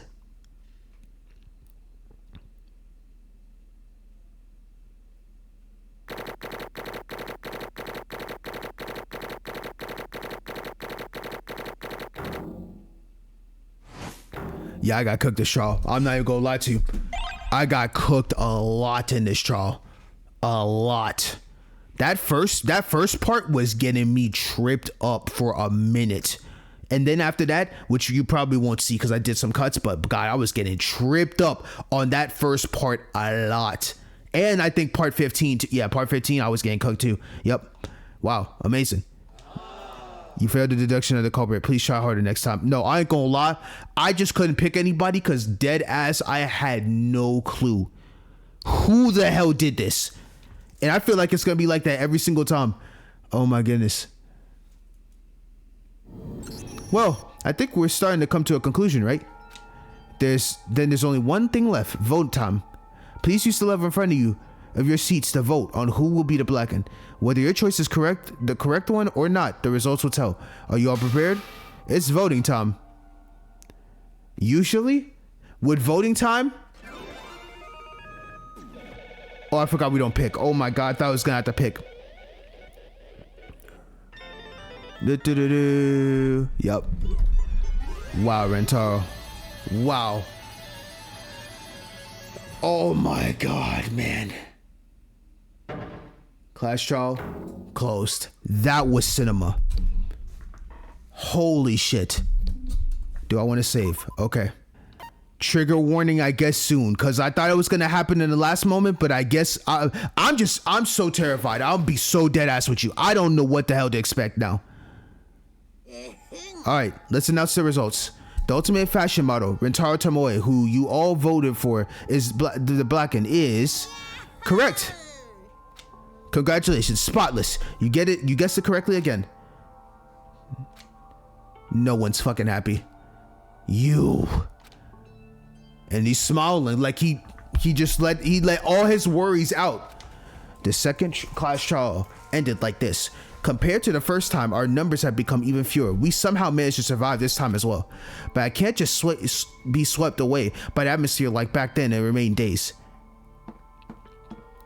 I took a step towards the place I need to go. Wait, Miyuki, tell me, why the fuck did you kill Kazuki? I need to hear it from your lips now. Tomoe stared deeply into my eyes. It felt like he wanted to peer into my very soul, making my body shiver uncomfortably. That's a great attitude. I can feel it. That change, I mean. What? You of all people, Mr. Yuki, are now so passionately pressing me. It's proof of a huge change. But do you still not understand about the reason why I killed Miss Kazuki? I thought I had already provided enough explanation to you, Mr. Miyuki. Did you really think that just blabbering on about whatever suits you, the message would get across? How can that be? What about the rest of you? Does anyone here fully understand why I took Kazuki's life? I don't know that kind of reason. Is there a reason to be curious? Right now, I have no thoughts other than wanting to escape this unpleasant place as quickly as possible. Okay, I was like, I'm sick of this shit, man. I'm afraid of you, Mr. Tomoe. Who exactly are you? This is going to be a long story. A long story? Fortunately, I think I've had enough time. I'll have enough time to share my story. No. What kind of story is this? Is it a simple story like you committed murder after seeing the motive? Oh, Justin, your Japanese has become fluent again to witness such a scene twice. Don't beat around the bush. Just tell me. I need to know about your stupid motivation already. Holy shit. Why is it always when a class trial ends, he locks in and can actually speak fluently? When Justin rarely raised his voice, Tomoe smiled and raised both hands. Yes, I understand. Although from my perspective, it's not a good thing. You're the winners and I'm the loser. And as the losers, I shouldn't ruin the atmosphere, right? As Mr. Justin pointed out, my motive did not significantly influence the fact that I committed murder. Oh, it didn't? They simply reached out to me when I was wandering aimlessly. Then why would you? Haven't you already deduced? This was an impulsive killing. I simply followed my heart faithfully.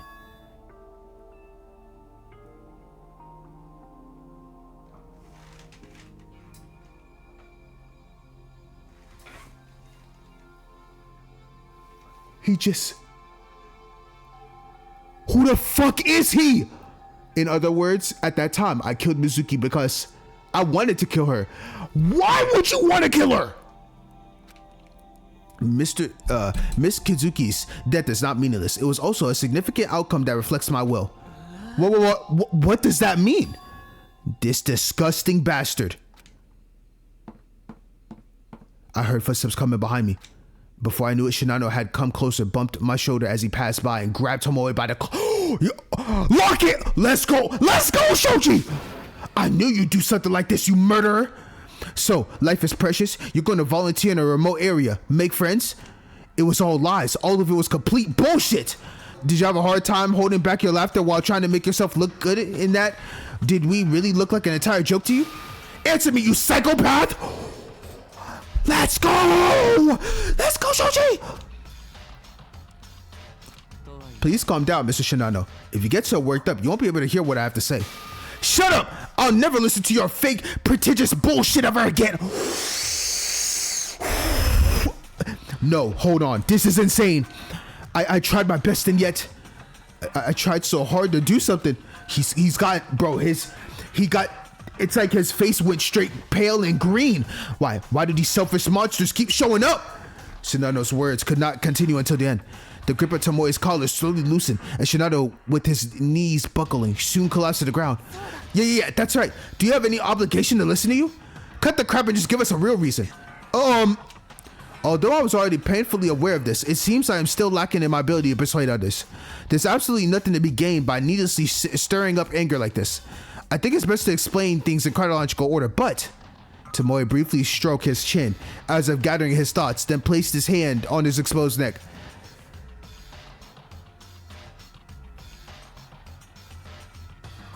Wait, I didn't even bro, I'm not gonna lie to you. I just realized he took that shit off. First, I should probably talk about my scarf. Has anyone noticed the change? Like he has a scar around his neck and his scarf is gone. Oh my goodness. That after discarding it so flashily, there's no way we would have noticed. Ah, so you noticed. In that case, let's speed things a bit.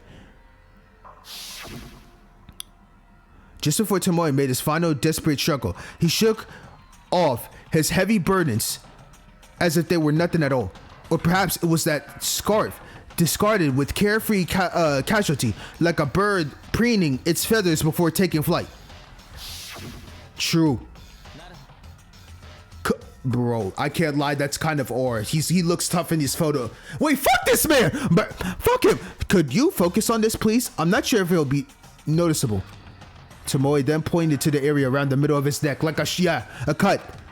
Isn't that a scar? It's been bothering for a while now. That's right, this is the glorious medal I received during my middle school years. What's so special about it?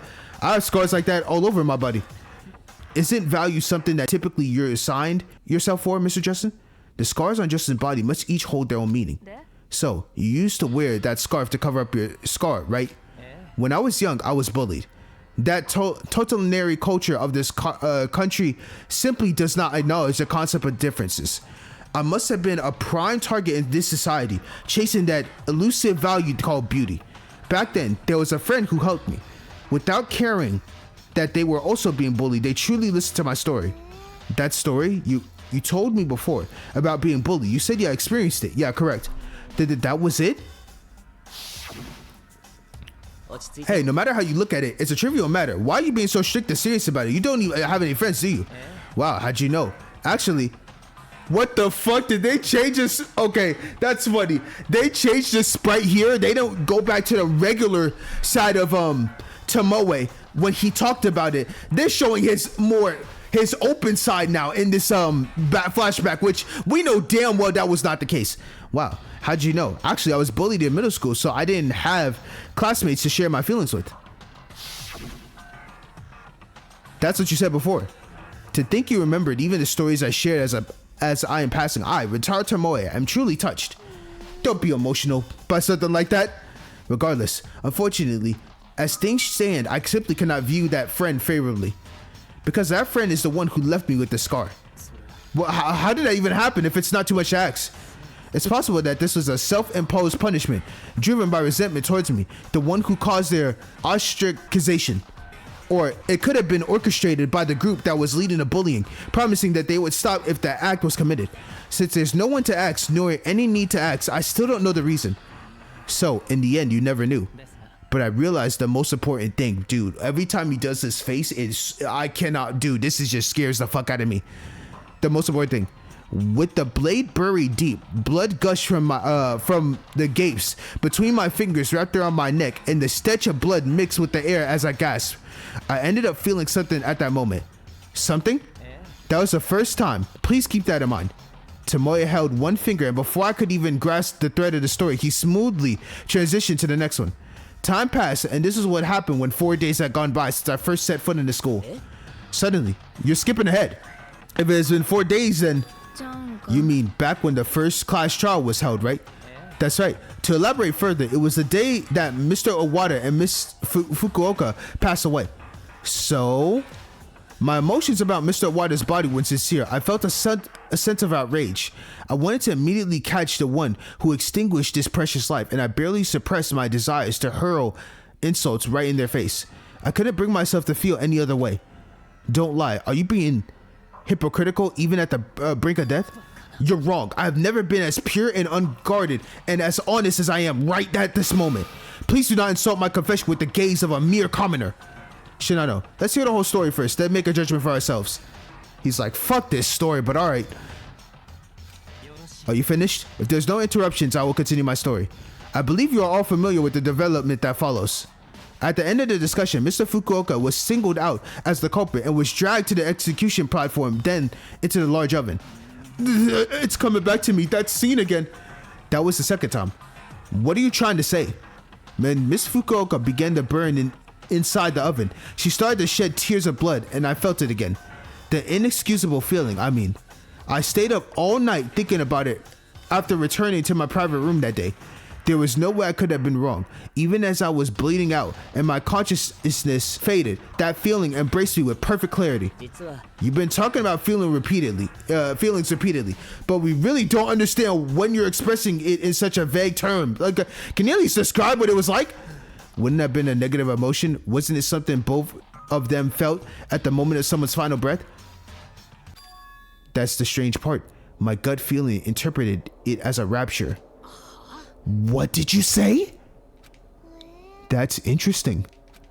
Seriously? Are you actually insane? What the fuck? So you're saying you enjoyed yourself while you were dying and while watching others die?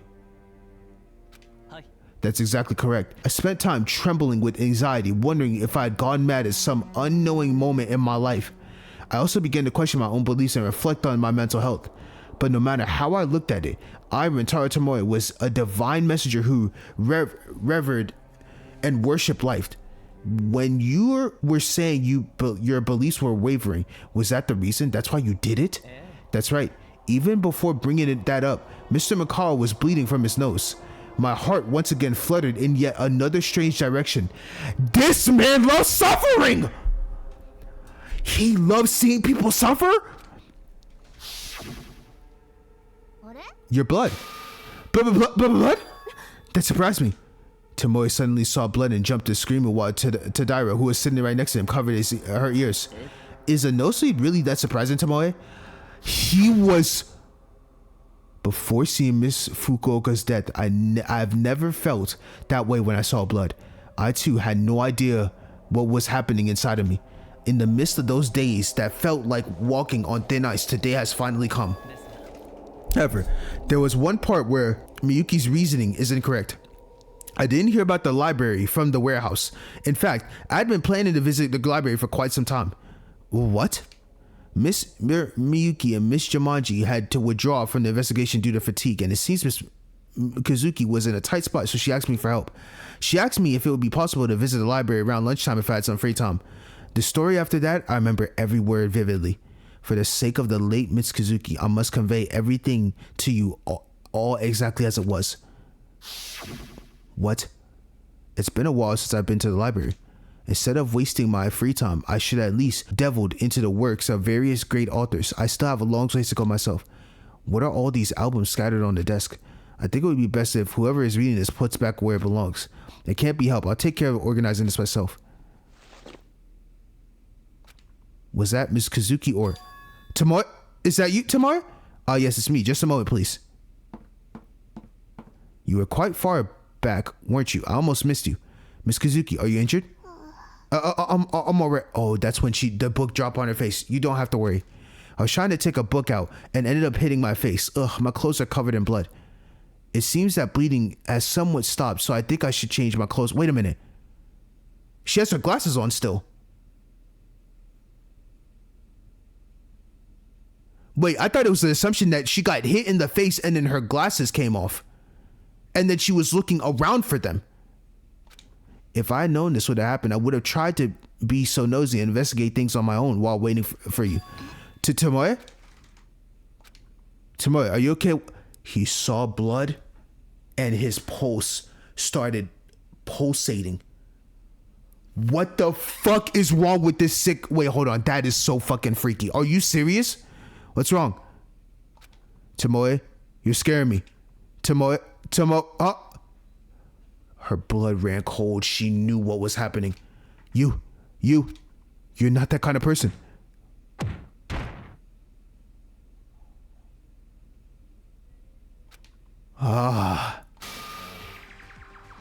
That pink hue. Between the yellow flesh, the dark crimson reek of blood, and the pale ashes hue of the skull, a shine crimson brain revealed itself just slightly. Let's hold off on that for now. We don't want to get things out of... What?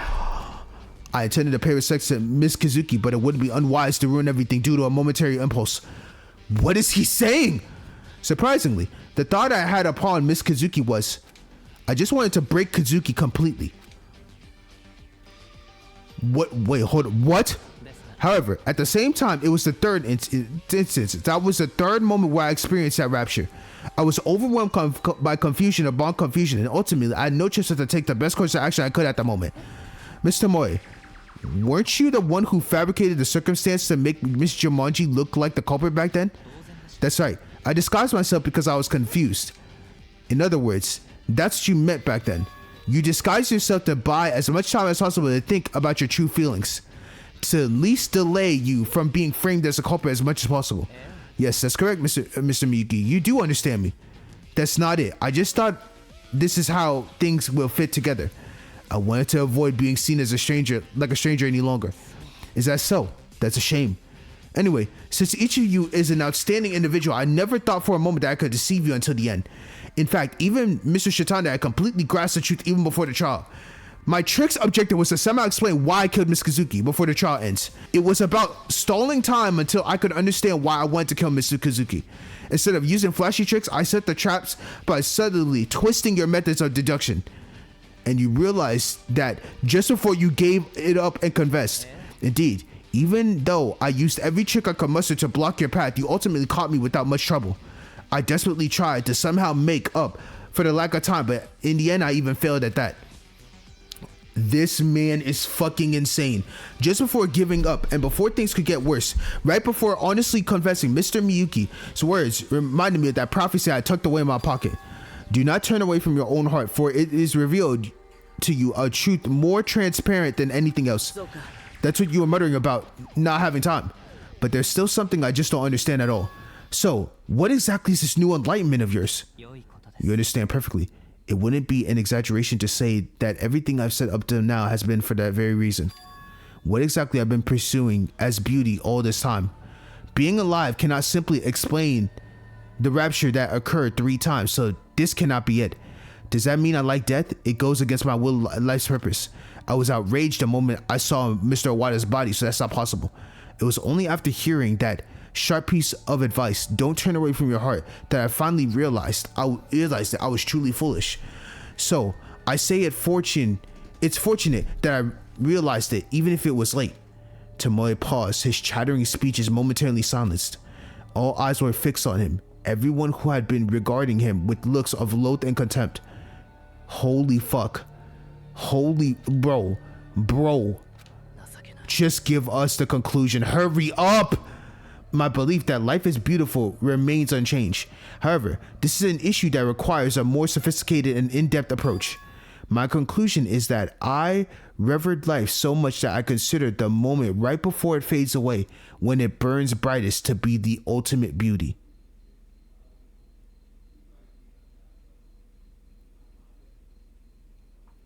This fucker is so fucking sick.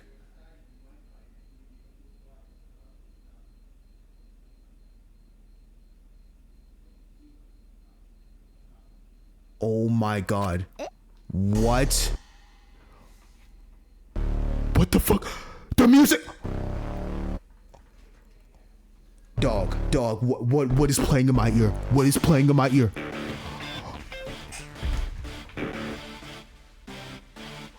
What the fuck is...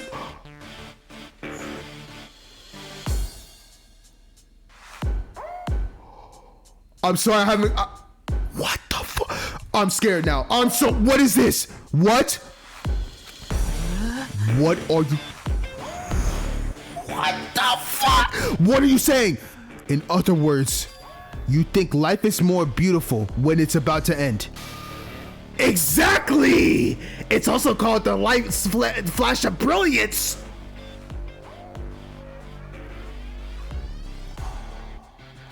It was the most beautiful when, just before that fury pulsing thing flickering out, it's desperately struggling to keep its flame alive.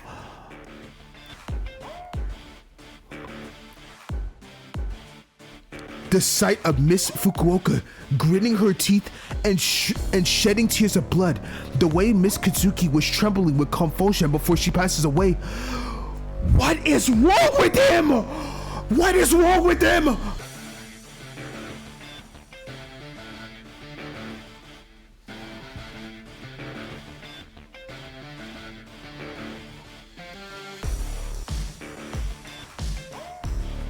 The way Miss Kazuki was trembling with convulsion before she passed away, I was utterly captivated by their enchanting allure.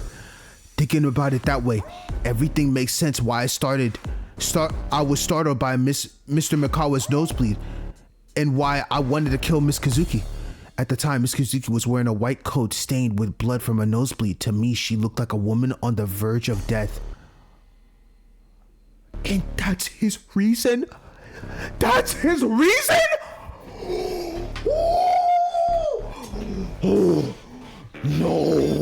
No, I'm enraged. Now I'm enraged. I finally gained certainty. The ultimate beauty lies in the ambiguity between life and death. But paradoxically, that's why life burns the brightest originating from the moment of death. Do you understand?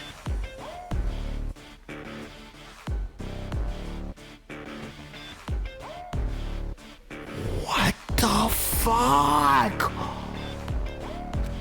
The moment when life and death diverged in their destinies, brushing past each other in a fleeting instant, unable to connect, or in a fleeting moment, aesthetics in a fleeting moment.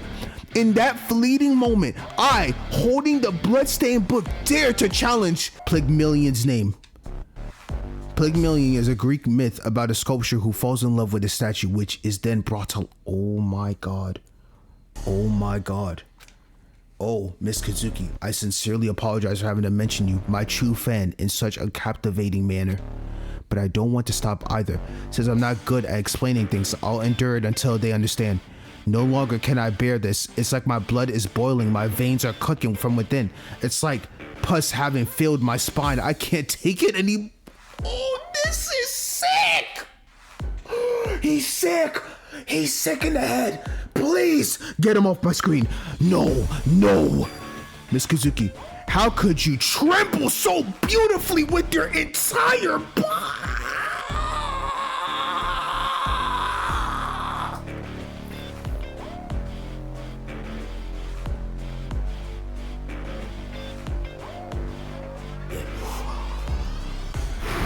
Your lips, so small, lingered with words left unsaid, tormented. Who? No. Fuck it. No, fuck him. I'm so no, fuck him. I'm dead serious. I hate this man with every fiber being in my body.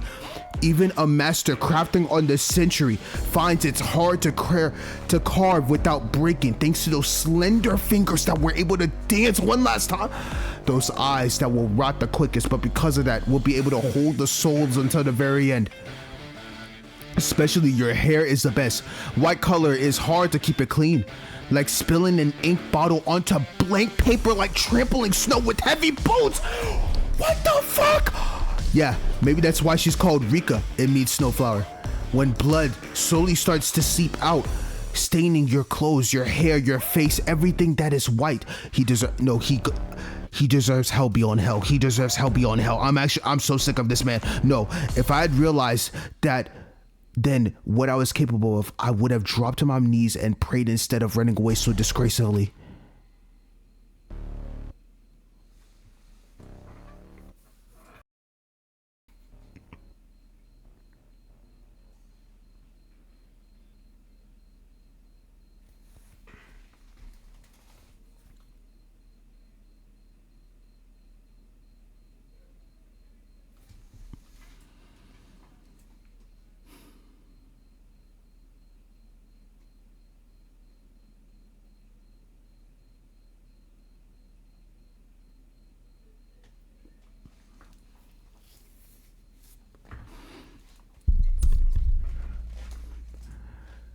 I wish I could feel how I feel right now. My entire body is hot as hell because that's how fucking pissed off I am. This is one of the most sick bastards I've ever encountered in my entire life.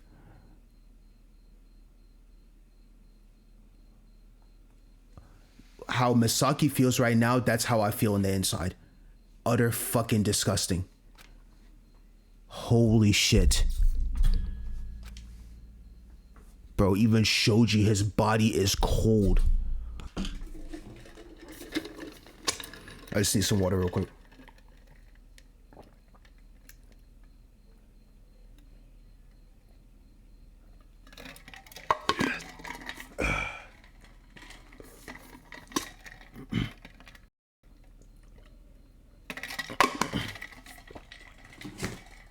Oh, I'm sick to my stomach. I'm dead ass sick to my stomach right now. No one stopped him as he rampaged, desecrating the dead with cheap, flowery language. That wasn't to say Tomoe was being completely ignored. It was evident in the expression of the audience. Confused, disgust, unease, contempt. I hate him with every fiber in my body, bro. Those terrible hues were plastered across every face. This is how King Medias felt. It feels like a terrible fever has broken all at once. It makes me even more regretful that I couldn't compete with all of you, because I will never get to see your execution. Holy shit. He wanted to see all of our despaired faces. Every single one of us. He didn't even care about leaving the school. He just wanted to see absolute suffering and killing to the absolute highest degree. Oh my God, fuck this guy. Oh my God, fuck this guy, bro. The passing of 12 beautiful ultimate students, it makes me catch my breath just imagining it, and my mind feels numb. This pose is fucking insane, bro. I just can't. Every time I see it, I'm like, I'm so sick. Wouldn't it be an honor to just behold such a beautiful sight? Further conversation would be meaningless. I'm terrified. I'm scared. You're scared, Ryan? I'm fucking terrified. Criticism. I'm used to it. In the short span of over a decade, I learned that my aesthetic is already difficult to understand. It feels like living in a sealed room where no one could reach me. Is that the kind of person who crushed Kazuki's hopes like this? Kazuki wanted more than anything to connect with someone. She came to this school because she hated being alone in her own room. Kazuki will never be able to leave that locked room now. And why do you still not realize that you are trapped in that sealed room? Look around. See those eyes filled with terror and disgust? I don't think he cares. I don't think he cares. That is truly a shame. I'm an open person now, haven't you noticed? Me, filled with newfound understanding and more confident and joyful than ever before. Transcending my foolish past self, I am elated to spread my intentions across this world right this moment. It is truly disappointing that you don't seem to understand. Tomoe, you were never an ordinary person to begin with. I wish you had just kept talking about living just like before. Back then, even when you felt a bit overwhelmed, I thought you were someone with a strong core and upright kindness. Right now, you're just a talk your fucking shit, Iori. You're just a delusional psychopath who doesn't even realize you're spinning in circles in your own world. Are you even sorry for Kazuki, who's dead now? He's not. He's not. You're doing the same thing again. Why do y'all make such assumptions of me like that? I can't understand it. What? Why wouldn't I feel sorry for Miss Kazuki? I'm also sad that she's not here with us. As someone who considers her my friend, I am utterly devastated that Miss Kazuki was the one who had to suffer. However, if it hadn't been Miss Kazuki, would I have been able to achieve this understanding? I don't think so. So I intended to live carrying Mitsuki's will on my back that I will never forget. That's wrong. Yeah, that's fucking wrong. I couldn't help but interject at this point. Kazuki loved animals, including people, more than anyone else, and she wanted to make friends more than anyone else. And you completely trampled both of those dreams. Kazuki wouldn't have wanted to be carried on the back of a murderer like that. Fuck you. You will never take any of her legacies with you. You're a fucking bum ass bitch. I cannot stand you. I hate you with every fiber being in my fucking body because you believe that killing at their last moments is what makes you feel your true self. Fuck you, bro. I don't care for you in the absolute slightest. Go to hell beyond comparison. If Kazuki were alive and saw you, what do you think she would have said? You were pretty close with her, so you should have some idea, right? Why am I like this? Why am I so angry about Kazuki? No, trust me. We have the same mutual feeling, Nozomi. You might not understand why you're doing this, but it might be my anger is transitioning towards you because that's literally how I feel right now. I hate this man with everything in my body.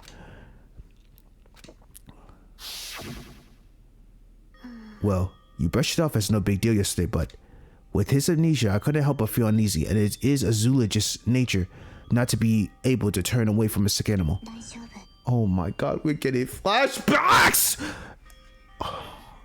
You did not deserve this. Anybody but you. I can't even say that because I really love every character besides him. I hate him. I absolutely hate him. I truly hate him. I absolutely hate him. Now, will I feel different later on? Maybe. But at this very moment, I don't even think anything he'll do will ever make me sway away from my hatred of him. I'm dead serious. As I said, I didn't do anything grand like nursing. I just kept an eye on you. It's not a big deal. How could you do that? How ignorant are you about what phobias are? She meant the world to me, bro. She meant the world. Rika means the world to me, bro. How do I look? Why are you so eager to pick on Miyuki? It's been like this before. Just clinging to Miyuki with baseless accusations and derailing the discussion. Can't you just let it go? Is Miyuki really that suspicious? Do you hate him that much? Dog, in another lifetime, I'm not the one about pairings. I'm not the one about pairings. Usually. In another lifetime, I truly low-key could see Rika and Nozomi getting married, bro. Deadass. Just me. I know I'm saying something wild out there, but I think she's the one, bro. She was the one. Oh my gosh, this life ain't fair, bro. This shit is not fair, dog. This shit is not. Oh, can't you just let it go? Is Miyuki really that suspicious? Do you hate him that much? I just wanted to protect the friends I have left. Even if things are this way, they were my first friends I ever made.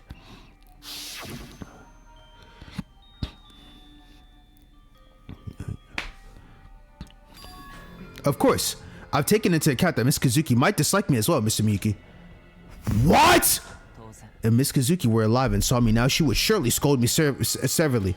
This is a path far removed from the beauty that Mr. Miyuki pursues. That's why I was even more determined to take on that burden as well.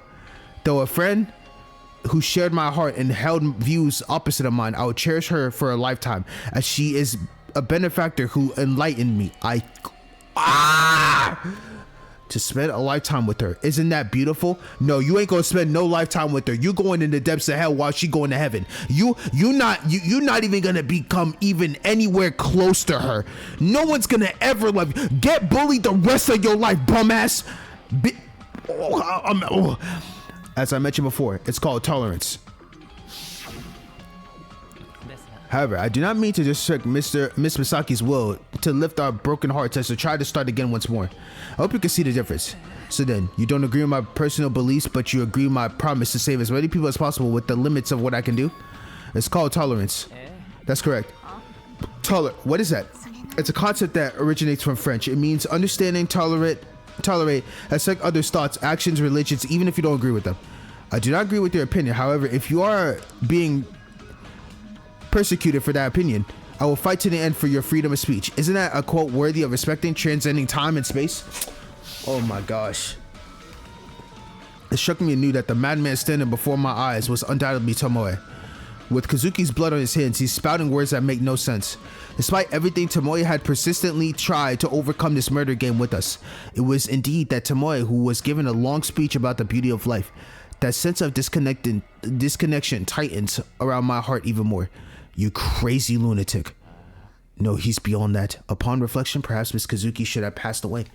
She understood me, but that understanding was far from my true self. Perhaps Miss Kazuki might have been trying to stop me until the very end. From Miss Kazuki's perspective, she would have wanted to remain as someone who simply loves life. Well, I'm not sure if it's appropriate to tell you this. It seems our beliefs are wavering these days. It's a ridiculous thing to say. Well, what are you talking about? You were the one who cherished and loved life more than anything else. You talked about yourself. You talked about animals and volunteering in, like I said, and volunteering in remote areas like Africa. You're right. I can't clearly explain the turmoil in my heart either. Is it because my life is so despised in this twisted space? Tomoe started saying words that were the least things I ever heard from him. I was wondering what I should say during that moment. Then you can just have to make it precious again. Miss Kazuki, no matter what Monokuma says, with your strong will, you might be able to defy his schemes head on, don't you think? There's no reason for you to waver. Fuck! You're not that kind of person. However, when Miss Kazuki passes away, at the same time I had also obtained the key to enlightenment.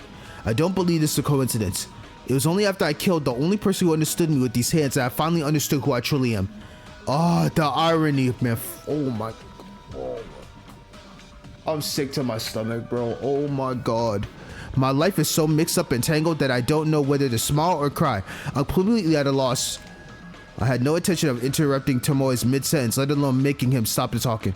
To those selfish words directed at Kazuki, that destructive aura, to that blind love, he burned himself out far more than I did, so I was trying to keep myself from reaching those horrifying thoughts. Well, it's all rather anticlimactic, isn't it? In the end, my schemes and ambitions crumbled before your will. Wasn't it my shortcomings, or did you simply have ideals that surpassed my beauty? No, but it was a pretty fun to solve. It's not even comparable to sitting in my room with a puzzle book. Wow, I told you, bro. Satoshi loves this shit for the love of the game, I'm telling you. With your level of intelligence, you could certainly be proud of being a clever culprit. Truthfully, I didn't particularly expect that praise. I'd like to hear your assessment of my beauty. Huh?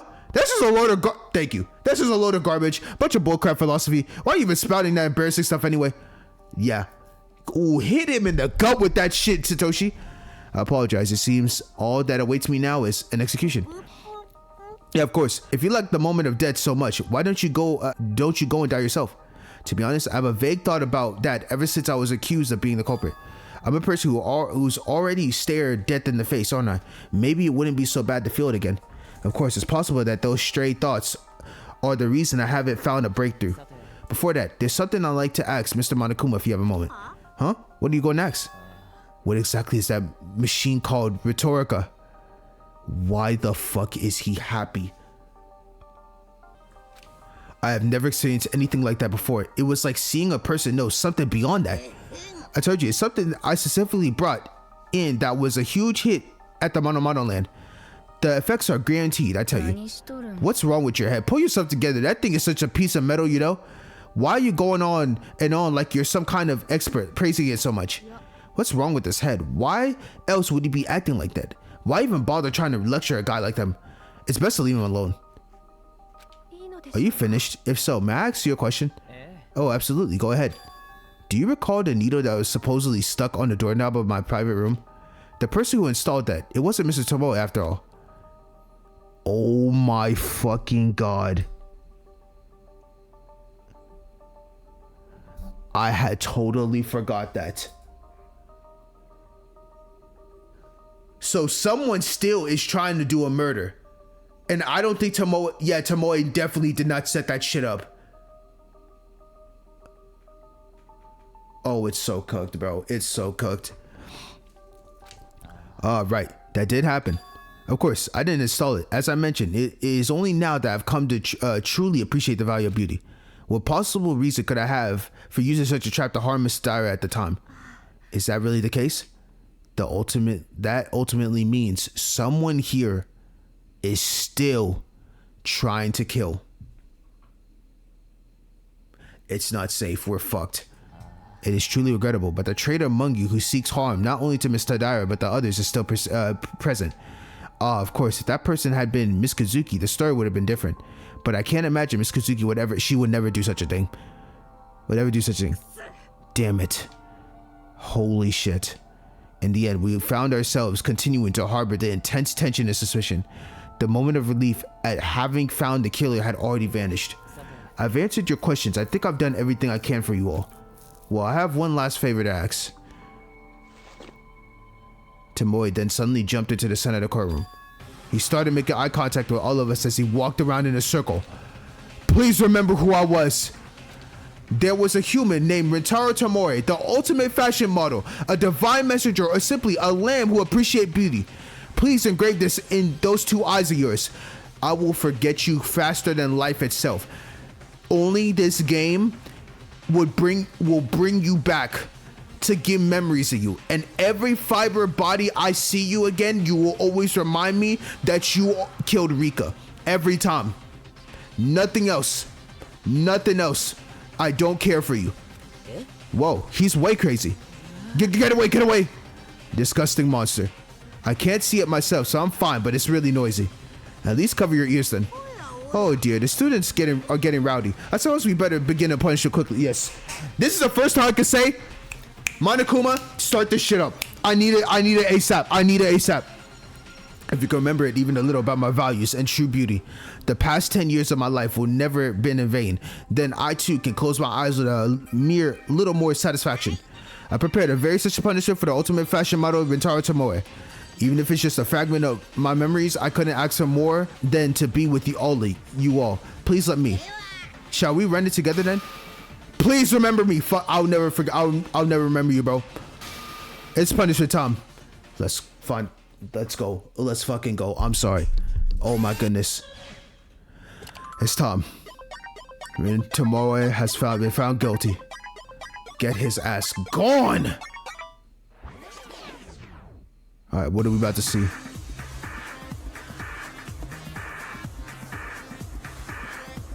What the hell?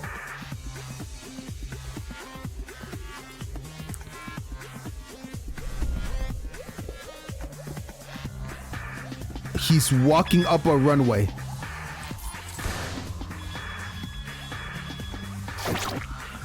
Oh! Life role model artist.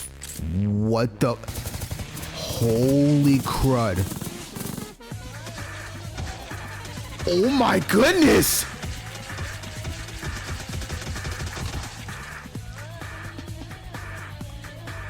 He loves it! These Monokumas are so happy. All kill.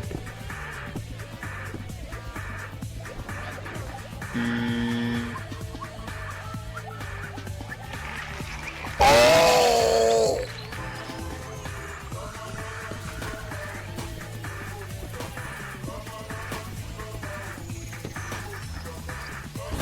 Yo, I can't lie, this execution is so unique though.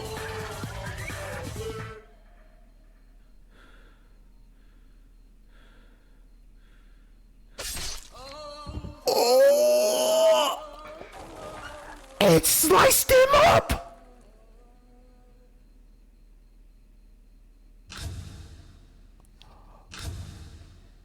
What the? Oh my god, he got put on a portrait?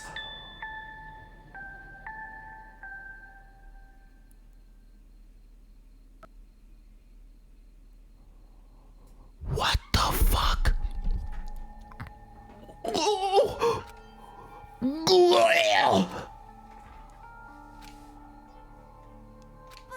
Yes, this is it. The unsparing metamorphosis and the death of a butterfly. No matter how you're born or whatever terms you apply here, it all comes down to that in the end. Hey, where are you going? It wasn't even close. It's embarrassing how off her reasoning was.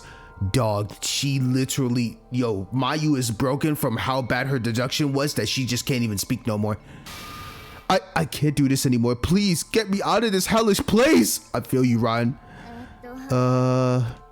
Let's try to think positively somehow, okay? Tomoe is a psychopath who might have become a serial killer if we had left him alive, right? Maybe it would have been better to let him die here. Sorry, I tried to lighten the mood a bit, but I got a bit desperate. I know you're trying. This shit is just so bad. We're defeated. Don't you understand context, Miss Tsubaki? Do you think we are so frustratingly simple because Mr. Tomoe was executed? I said I'm sorry. The sense of crisis that more people who were in the same position as us had fallen, and the despair that a traitor is still hiding among us. And the biggest cause of this anxiety, the uncertainty of how many other mental unstable people are out here, our thinking is quite shallow. Hey, I said I'm sorry, so why are you still pressing the issue? You're not the only sensitive person here, you know? I found it hard to overlook the light-hearted remarks that didn't suit the situation. I was speaking about you, Sarashina. You've been so irritable lately. I thought you were a much kinder person. Kinder? I wonder how effective attempts to define others with such one-dimensional language will be in the future, class Charles. I wouldn't pursue to offer criticism with your limited knowledge. No, the more I listen... Stop!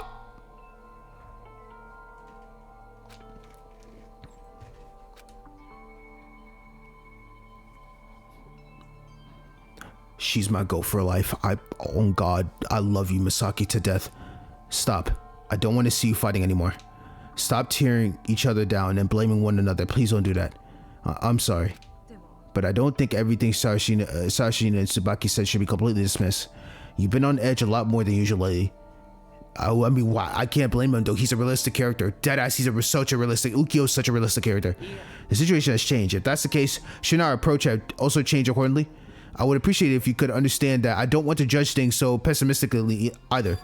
And Misaki, isn't it unnecessary for you to lecture me like that? Huh? What? Twice. You have failed to prevent murder twice. Oh God, I knew this was gonna happen. Twice.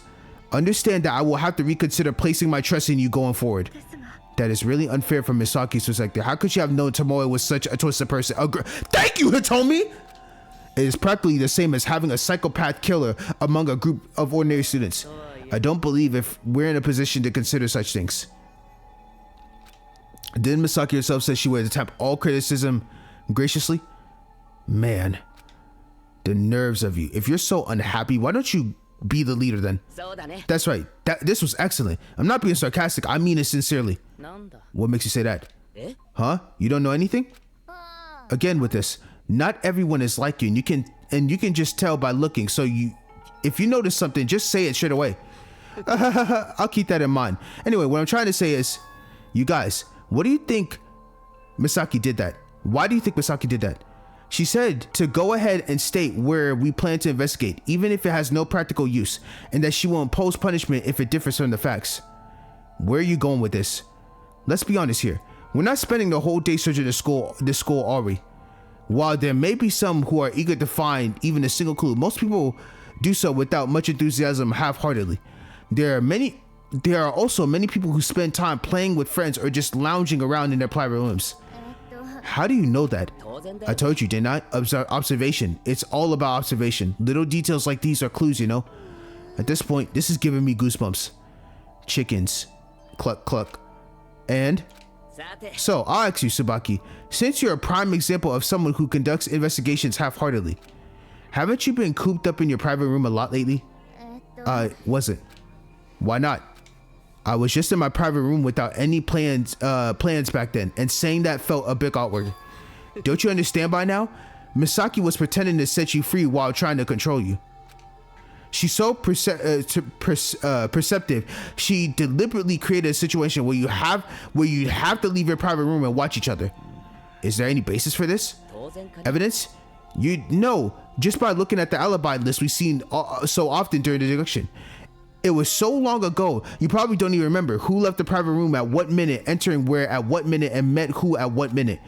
Except for the two who were sleeping in their private rooms. Everyone showed their face somewhere during that hour. And since those two usually did their investigations at the library, in conclusion, Misaki predictions turned out to be correct. If we hadn't been out of our room so often, do you think the culprit would have been caught? Wow. Has there ever been a situation where people vouch for each other's alibis like this in this scenario? I don't think so.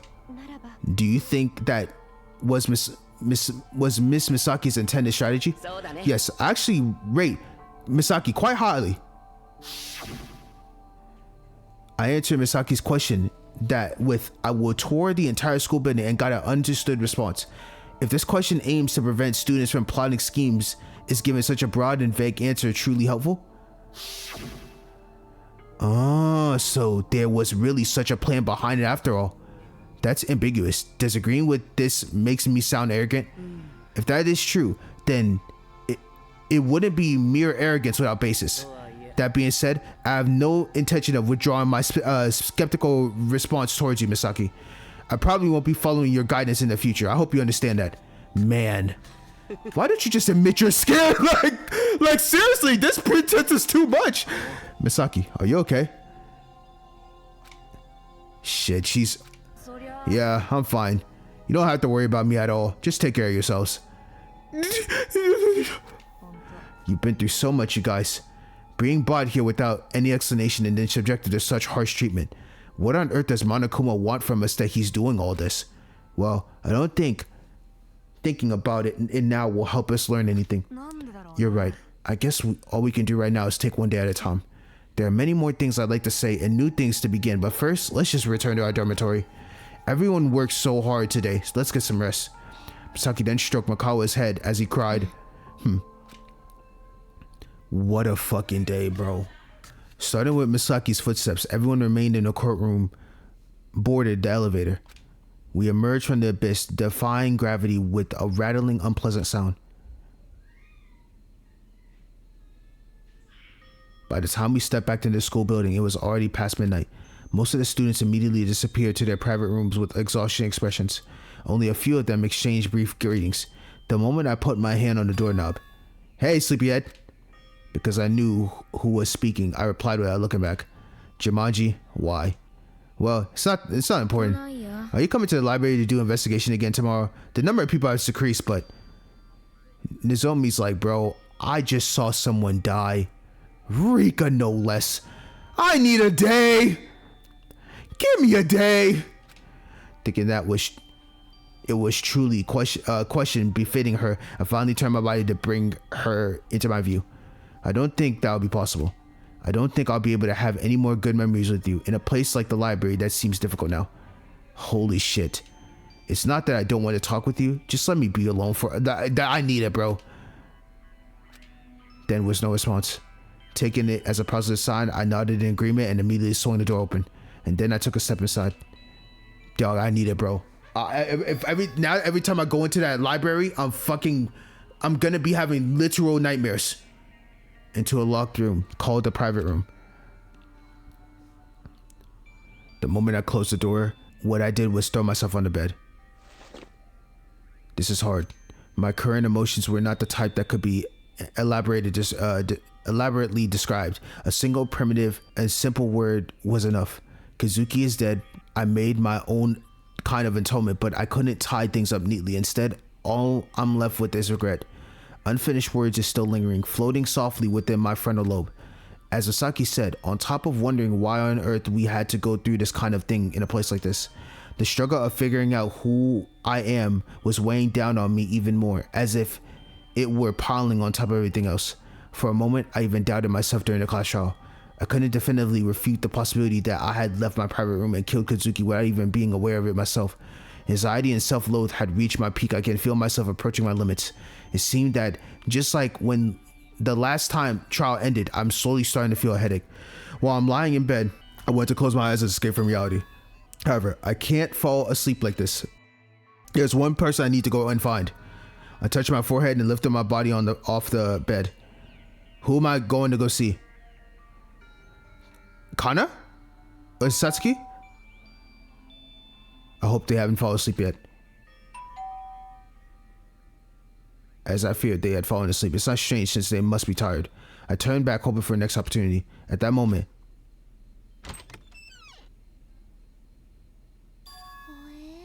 why? Hearing that uniquely slow voice that made me forget what I wanted to say, I hesitated. Is this the right thing to do? No, I'm so interested on what the fuck is Satsuki's purpose here, bro. No, still, it's better to face challenges than to let it fester inside. I gathered my thoughts and looked at her in her eyes. You know something about me, don't you, Kana?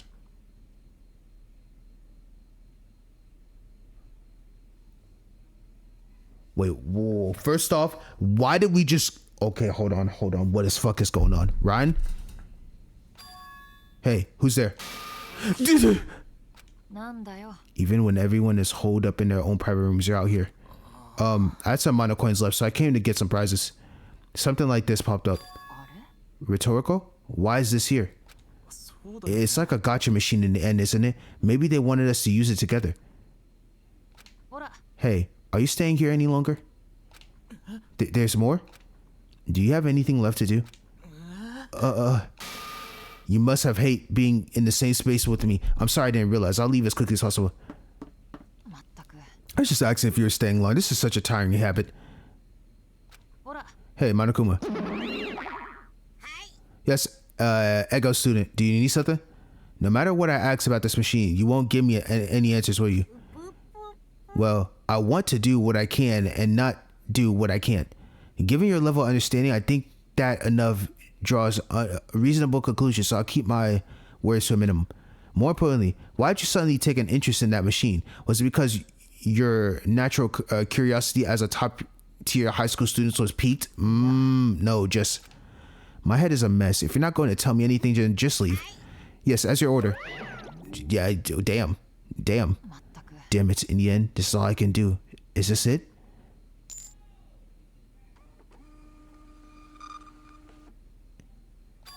Embrace it. The pain will one day become something you barely even notice. I need to know what you're telling me.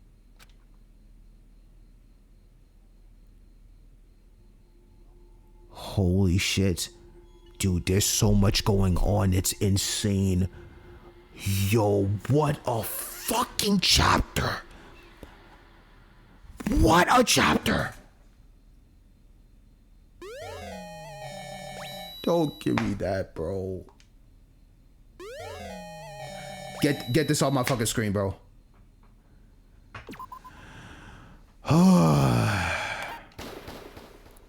This concludes chapter 2. Did you enjoy it? I loved it.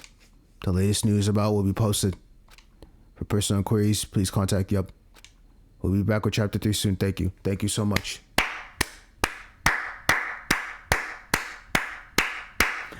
That was one of the greatest chapters of all time. That was one of the greatest chapters of all time. I want to say thank you so much. I cannot believe I was able to play such peak. Absolute peak. Wow. What a great chapter. What a great chapter. It's been a long day and I'm tired as fuck. I'm absolutely pissed off and I'm tired as hell after everything I just went through.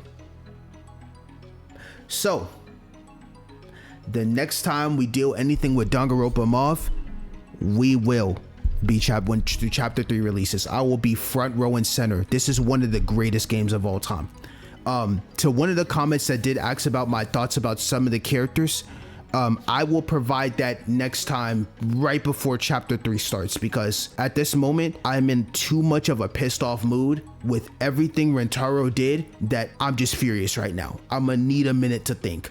So I will probably bring up my thoughts on how I feel about all the characters when chapter 3 starts. It'll be like the very first thing in the beginning of chapter 3 video. I'll make sure to write a note somewhere so I don't forget. But other than that, I had an absolute blast of a time. I want to thank every single one of you for everything that you've done, because I cannot believe everything that has happened with this game.